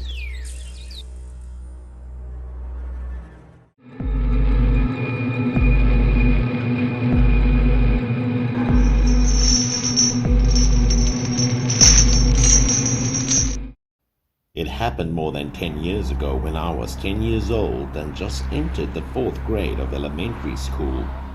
My family had moved to the countryside to live there at the time. My parents built a house near the river. The lower floor was for sale and the 2nd floor was for living. At noon, one day during summer vacation, my mother went to the 2nd floor to take a nap. My sister and I didn't sleep but played games together downstairs on the 1st floor, partly to look after my mother's shop. Suddenly, my mother panicked and ran down from the 2nd floor, calling to both of us with a pale face, her voice trembling a little. My sister and I were stunned by my mother's question. Because from noon until my mother ran down, my sister and I played games on the 1st floor and no one left this position for half a step. After seeing that we both insisted on our answers, my mother also believed that we hadn't gone up through the second floor. My mother saw that and didn't ask any more. At the time I did not feel anything. My mother saw that on my face, but her face wasn't very good. Later, from the conversation between us and my father, I learned what had happened at noon that day. After the meal, my mother would go up to the second floor to take a nap, and when she pulled back the curtain, it was as dark as the night inside the room. Sometimes we could hear her snoring upstairs. She was sleeping that day when she heard a loud knock on the door that woke her up. She had lost so much sleep, so she was a little annoyed. With an annoyed voice, she asked who was outside the door, but no one answered her, and the knocking stopped. My mother thought it was my disturbance or just a dream, so she didn't think much and continued to sleep. But this time, before she completely fell asleep, she felt a shadowy figure standing in front of the bed. My mother immediately opened her eyes and was completely shocked by the girl's hunch. Standing right on the bed stood a strange girl looking at my mother. My mother did not know this girl. The girl's face was terrifyingly white. Her hair was very long, covering her face. She was wearing a strange black and white plaid dress. Someone appeared out of nowhere in the room that scared my mother terribly, and at that moment my mother shouted. The girl immediately climbed into my mother's bed, as a very decisive action made. Then she reached out and squeezed my mother's neck like a murderer with a deep hatred, even though my mother didn't know who this was. She also said that the girl was so strong that she thought she was going to die. My mother could not breathe. She could not resist. And she wanted to give up everything. When the situation got serious, my mother remembered ways to get rid of ghosts taught to her by her parents, and one of these ways was to start scolding. My mother started to scold the ghost, spitting and showing an angry attitude at her. Unexpectedly, the method worked. After a while, the ghost disappeared. As soon as the ghost was gone, my mother called to tell my father about this, but my father did not believe what she said. He did not believe in ghosts, and he thought that she was probably having some sort of nightmare. And after listening to his advice, my mother became more confused. She also began to doubt her sanity. She thought it might have been a dream. She also wanted to believe that it didn't happen, but because this dream was so real, it made her feel very insecure about herself. She thought that it was strange, but she decided to continue going to sleep because she was still very tired. And as she lay down, she heard a knock on the door again. The sound this time was even louder than the previous time. And at this point, my mother was startled to sit up and look out the door. She started scolding again, cursing into the air, even though she couldn't see anyone. There was no answer at the door. After a while, the knocking disappeared. My mom was freaked out by this. She struggled to get up and didn't sleep anymore. She ran down the stairs, and next development was that one I mentioned above. My mother didn't want to stay at home. She told us to look after the shop and then went to a mahjong room near the house to play for fun. And when she went outside, my mother's mental state also improved much more. She didn't feel sleepy, nor was she haunted by what had just happened. In the mahjong room, all were friends of my mother. In the playroom there was a person, Aunt Nancy. She was a friend and also played there. People often said that she had the eyes of yin and yang since childhood, and she could probably see ghosts. My mother didn't believe this before, but now, as soon as she entered the door, Aunt Nancy immediately stopped playing and dragged my mother outside. My mother didn't know what was going on, so she followed Aunt Nancy with a few questions. Aunt Nancy looked behind my mother and told my mother what she had seen. One thing's for sure, it wasn't good news because her eyes saw what shouldn't have been seen. As soon as Aunt Nancy finished speaking, my mother was so scared she almost couldn't walk. Her limbs were shaking. Luckily, Aunt Nancy said she knew how to treat ghosts. Soon, she took my mother to the riverbank. She cut a few trees by the roadside to ward off evil spirits and hit my mother with it. My mother was scared, but she did not interfere with Aunt Nancy's job of beating her. The harder Aunt Nancy was beating her with the bush, the tougher she got. After that, my mother also felt lighter after being beaten. Aunt Nancy said that there was a ghost drowned by the river a few years ago. When she saw my well-dressed mother walking by the river, the ghost decided to follow her, asking her to lend the ghost a set of clothes to wear. Then Aunt Nancy also scolded the ghost. If she wanted to borrow clothes, there was no need to scare people like that, and she scolded in many other words. In the end, Aunt Nancy and Mother prepared multicolored paper. They cut it into the shape of a dress, bought some of their real things, and burned the ghost a few sets together, partly because they wanted to help the ghost to be free.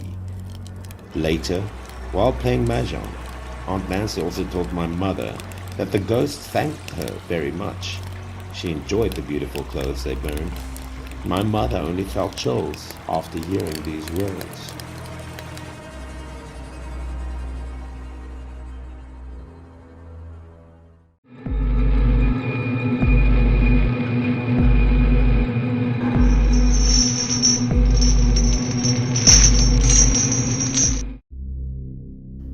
My uncle is almost 80 years old this year. He is a very famous doctor that everyone in the village knows, and this story is what he told me. It was a day in the late 1980s. It was so hot that my uncle couldn't sleep, so he opened the main door and window to let some air in. His house did not have a television or computer. Without electricity, most people would go to bed early every night. When my uncle looked at the clock, it was almost midnight. The heat had subsided a bit, so he put his book back and prepared to go to sleep. As he was about to go to bed, he heard a hurried knock on the door outside. He knew that someone might have been sick to suddenly come in the middle of the night to find him, so he would hurry to open the door. In front of him was a young man around his age, with a face concealed in the dim light. But he guessed that the two of them were from the same village. They were just not familiar with each other. Because of his working habits, he was not really in the mood to look at people, but this attention was always on the wound or what was wrong. He shined an oil lamp near the man's arm to examine that wound. He was surprised to find out that it was a fairly deep wound, triangular in shape, like being poked by an iron object. It looked like a part of the flesh was lost. Although there was no bleeding, my uncle also frowned because this wound was showing signs of necrosis and changed quite badly. Having said that, he led the young man into the house to examine the wound further. He was definitely afraid of the wound getting worse, so he only said that he would try his best to give him first aid. For the rest of the treatment, the man had to go to the hospital. When the man heard that he had to go to the county for treatment, his expression was a bit strange, as if he didn't want to go far. My uncle thought he was just like the other villagers here and did not pay much attention to this illness, so he shook his head and went inside to get his tools. He used alcohol to disinfect the wound, but the young man was a little evasive. My uncle assumed he was afraid of pain. He also comforted him for a while, then diligently cleaned his wound and began to stitch it up. He burned the sewing needles on the oil lamp, and to disinfect them, of course, as he proceeded to stitch the wound up. But what happened next made my uncle feel a little strange. As the needle pricked into the man's skin, he was afraid that the man would feel some pain, so he wanted to reassure him. However, he was worried. The man had absolutely no expression on his face, showing no pain, nothing, not even saying a word. My uncle then sighed, and in his mind he was thinking of how strong this man must be not to know any pain. Only then did he clearly see the young man's face under the oil lamp. The face was pale, like a dead person's. But he didn't mind it much as he was focusing on stitching up the wound. He just thought that maybe it was because the man lost too much blood, so he was just like that at the moment. Sewing took about half an hour. It was temporarily considered finished. My uncle remembered that he sewed 8 stitches and waited for 2 more stitches on the outside to remove the thread. The man suddenly looked up at the sky outside, panicked, and even pulled out a needle with his own hand. He was looking extremely impatient. This stunned my uncle for a moment. He kept staring at the steel needle that had not yet been removed and the thread still on the young man's wound. Just as my uncle was about to say something, the man suddenly shouted, "It's too late! It's too late!" and then rushed out. My uncle was stunned. Then he reacted and chased after the man because he was worried about the wound. As they reached the yard, the man suddenly just disappeared, as if he had turned into thin air. My uncle stood there for a long time. He didn't understand what had just happened. He was obviously quite confused, even thinking that he might have just met a ghost. Then he went back inside, and as he was about to turn off the light to go to sleep, he heard a knock on the door again. The man who came this time was an acquaintance, a small carpenter from a neighboring village. It turned out they were struggling with a difficult birth, so he came here to ask my uncle to come over and aid them. My uncle didn't have time to rest that night. He took his medicine kit and went with the man. It was the village next door, not too far. The 2 of them walked for only more than 20 minutes. But when my uncle ran to the door of the little carpenter's house, he heard the cry of newborn baby. That was the prospect of a mother and a child. Both my uncle and the carpenter felt more secure. Entering the house, they found that the mother and the baby's son were safe and sound, especially very pretty cute baby boy that was lying next to her. Since my uncle had already arrived, he couldn't turn around and do anything. After that, he cut the umbilical cord, cleaned and disinfected the baby, and washed the mother's wounds. But just as he was preparing to disinfect the baby, he discovered something strange. On the child's hand there was a red birthmark. A red thread connected in lines very similar to the place where the wound was sewn on the man before. And adjacent to that, a shape like a sewing needle on the arm of the baby. My uncle was suddenly stunned when he saw this. And then he understood what has happened to the child. He realized why the man was in such a hurry. Perhaps because he was afraid of missing his reincarnation on time. My uncle had heard many stories about it, but this was the first time he witnessed it. Since then, the birth of the child with him stayed like a picture in his mind, with a shadow underneath. Although they didn't live in the same village, he often came to visit my uncle. He also loved him very much. After my uncle was honored as a child's godfather, which created a magical destiny.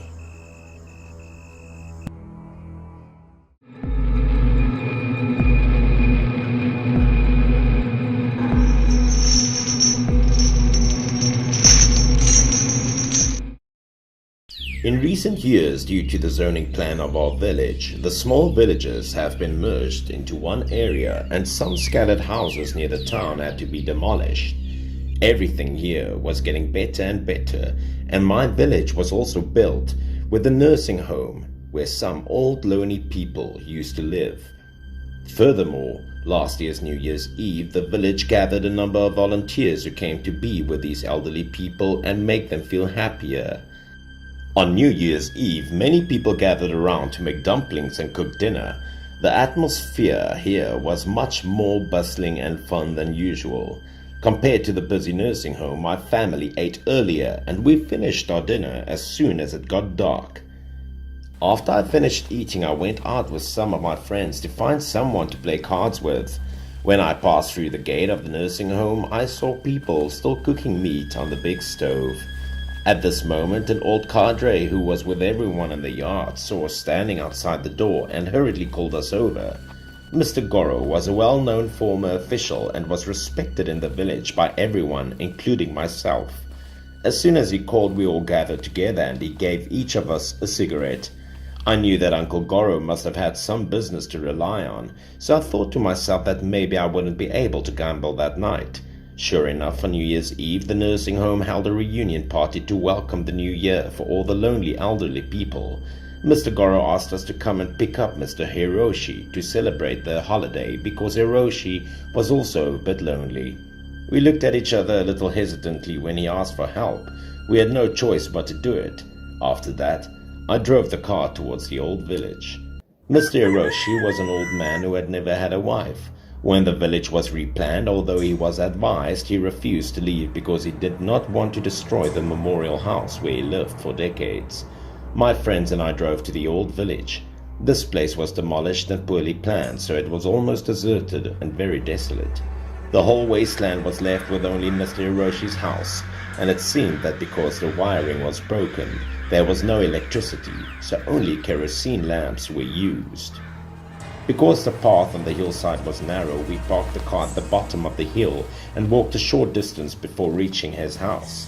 As soon as I entered the yard, I was about to scream when I suddenly heard a voice like a conversation between two people.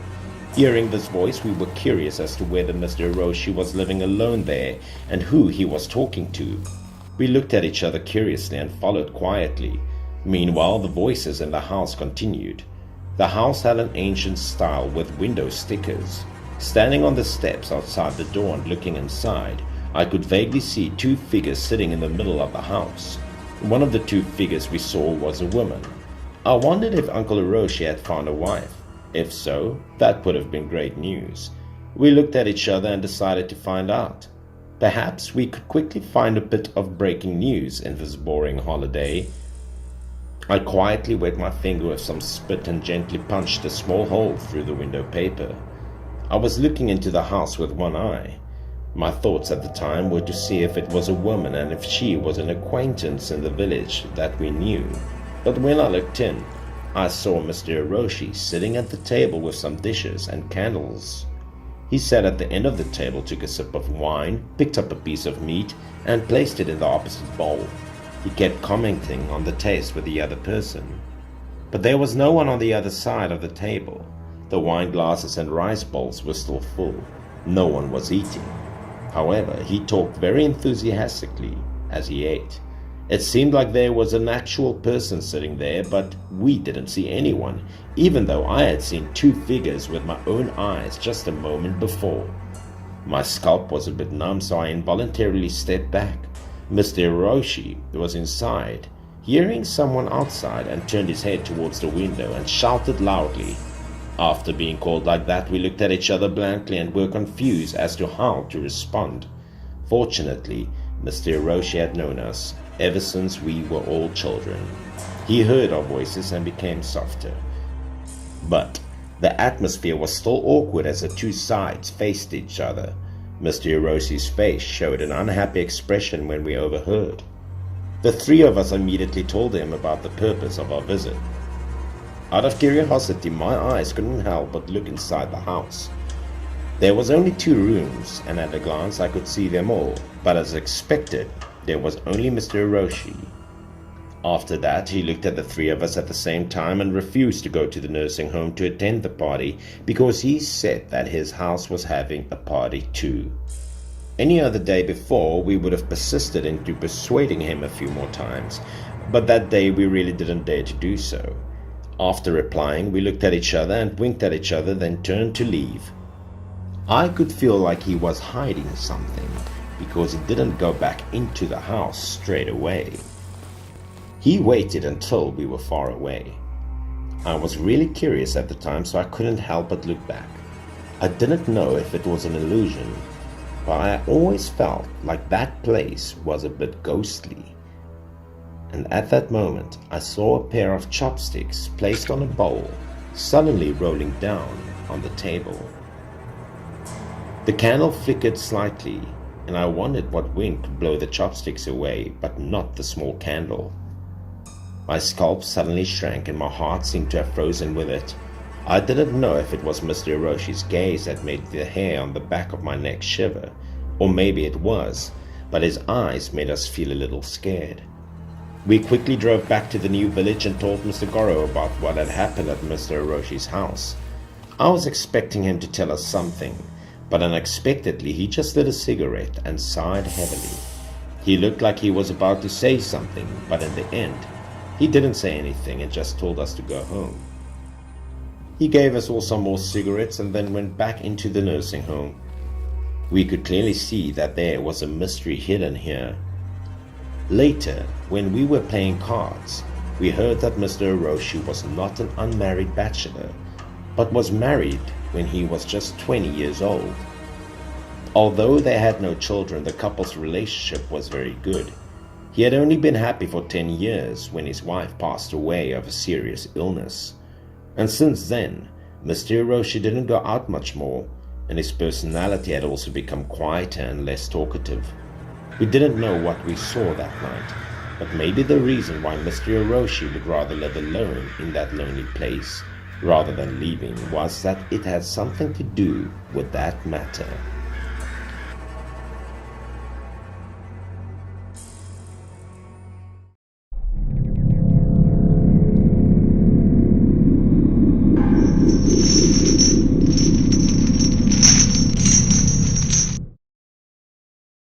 This story my uncle told me when he returned from Qingming New Year holiday was based on his first-hand experience.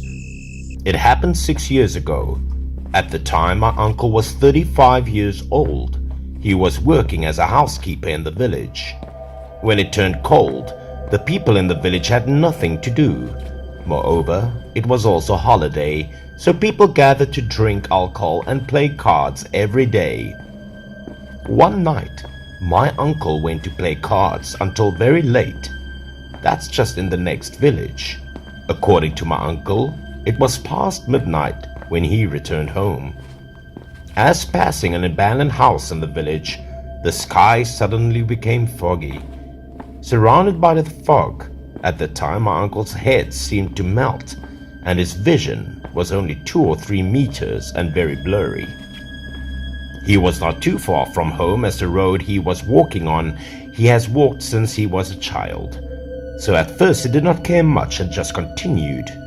But after walking for more than 20 minutes, my uncle still could not get home. The village was not so large that it was impossible to walk that long and still not reach home.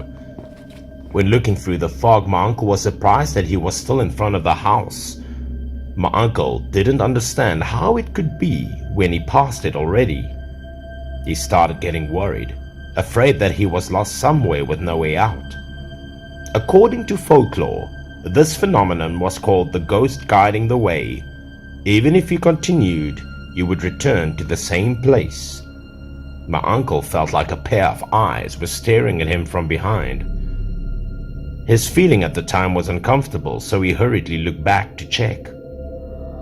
After turning around, he suddenly saw a scene that scared him out of his mind. He didn't know when 3 figures were standing behind him. All 3 of these silhouettes were just shadows and not real. Then he realized something was off. At this point, my uncle did not dare to stay there for another minute. He thought that he had to find a way to run as fast as possible. It didn't matter who they were, as long as he could get out of the area as quickly as possible. But my uncle seemed to have made a mistake. He ran for more than 5 or 6 minutes, but when he stopped, he was still back in the same position. My uncle decided to find the right direction and continue running. He was horrified when he saw 3 figures stop in front of him. Normally, my uncle was a brave man, but that day, he was so scared that he could not stand it. Even though he was scared, my uncle was forced to regain his composure. He squatted down on the wall and lit a cigarette to calm himself.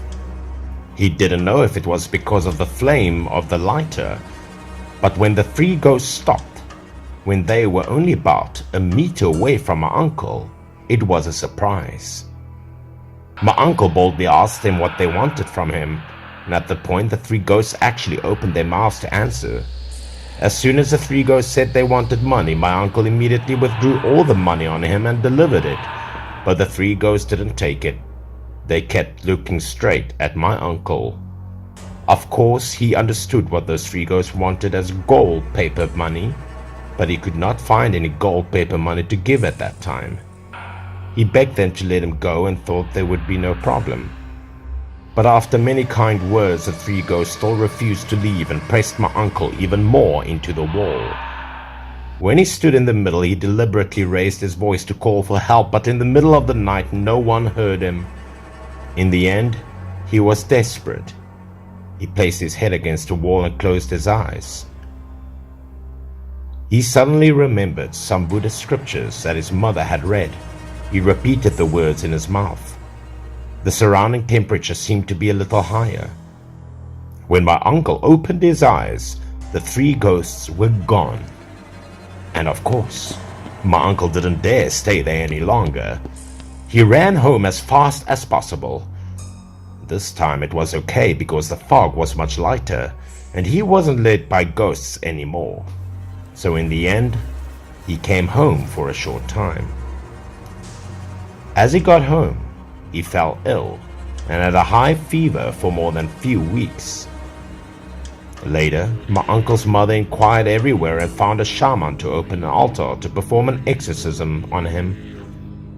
After the exorcism, my grandmother went to the landfill to burn a lot of underworld gold paper money in the middle of the night. And that's when my uncle finally felt better.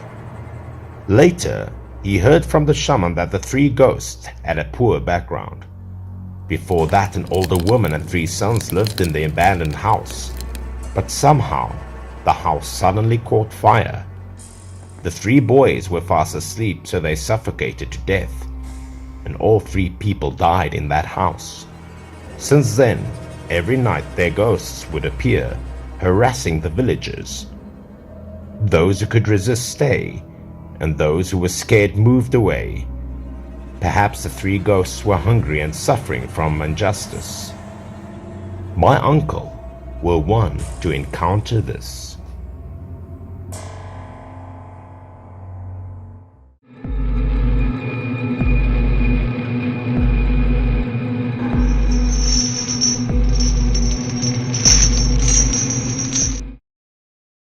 Everyone will regret not doing something with the deceased loved one when talking about them. So is my uncle. His name is John. He is over 40 years old. It happened 20 years ago when Uncle Jean was still living in town. He worked as a butcher. Uncle Jean usually delivered meat to many places. That day, he was so busy working that it was already past 8 o'clock when he returned. When he passed the village where his grandmother lived, he suddenly missed her. He decided to drive a tricycle to visit her. It had been weeks since the two of them hadn't seen each other. Uncle's grandmother at that time was over 70 years old. She lived a closed and withdrawn life. She didn't live with her children and grandchildren, but chose to be alone in the old house. After knocking for a long time, his grandmother opened the door. As soon as he saw her, he felt that she had lost a lot of weight, especially becoming very thin in her arms, almost looking like chicken nails. Her face also looked tired and lifeless, so Uncle Jean was very worried. Even though it was late at night, he didn't pay much attention to the atmosphere around him. Both of them went into the house. As Uncle Jean remembered, there were no lights in the yard and the house at the time. It was dark. Perhaps older people often saved money so they didn't turn on the lights. At the point, strange things happened. The big yellow dog in the yard was behaving very strangely. The dog was always wary of her. Its body was shrinking and trembling as if it was afraid. After that, the dog did not bark. It went into the warehouse next to it to hide and not dare to take it a step out.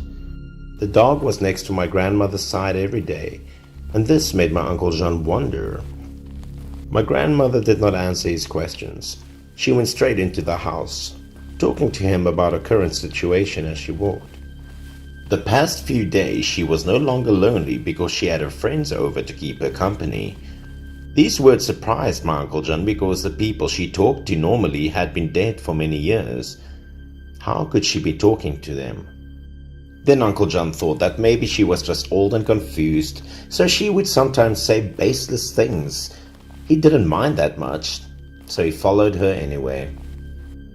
Inside the house, he discovered that the walls were all black as if burned by fire. He couldn't hide his curiosity and asked her why the walls were so dirty. She replied without hiding anything. She said that she was burned by her accident, and then she just went back into the kitchen. Uncle Jean was getting hungry as he worked all day, so he asked my grandmother to cook for him.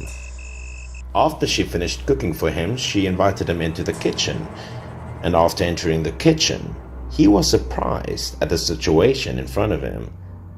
Inside, the walls were also black, as if burned by fire. The kitchen was covered with ashes, dirty and cold as if it had been abandoned for a long time. Looking at the food on the table, he suddenly started feeling afraid. The buns were scorched. The fried vegetables in the bowl were also pitch black. It seemed like they were burnt and charred. He just stared blankly at the food for a moment. Her voice snapped him out of it. He looked at the dish and felt weird, but he didn't want to refuse them because he didn't want to make her sad. So he sat down to eat. The steamed buns had cooled. The outside burnt part was peeled off and the inside was dry and difficult to chew on. Moreover, Jean didn't know how many days it had been. The aroma of the buns was no longer there. It felt like he was chewing dirt and sand. Still, he tried to swallow.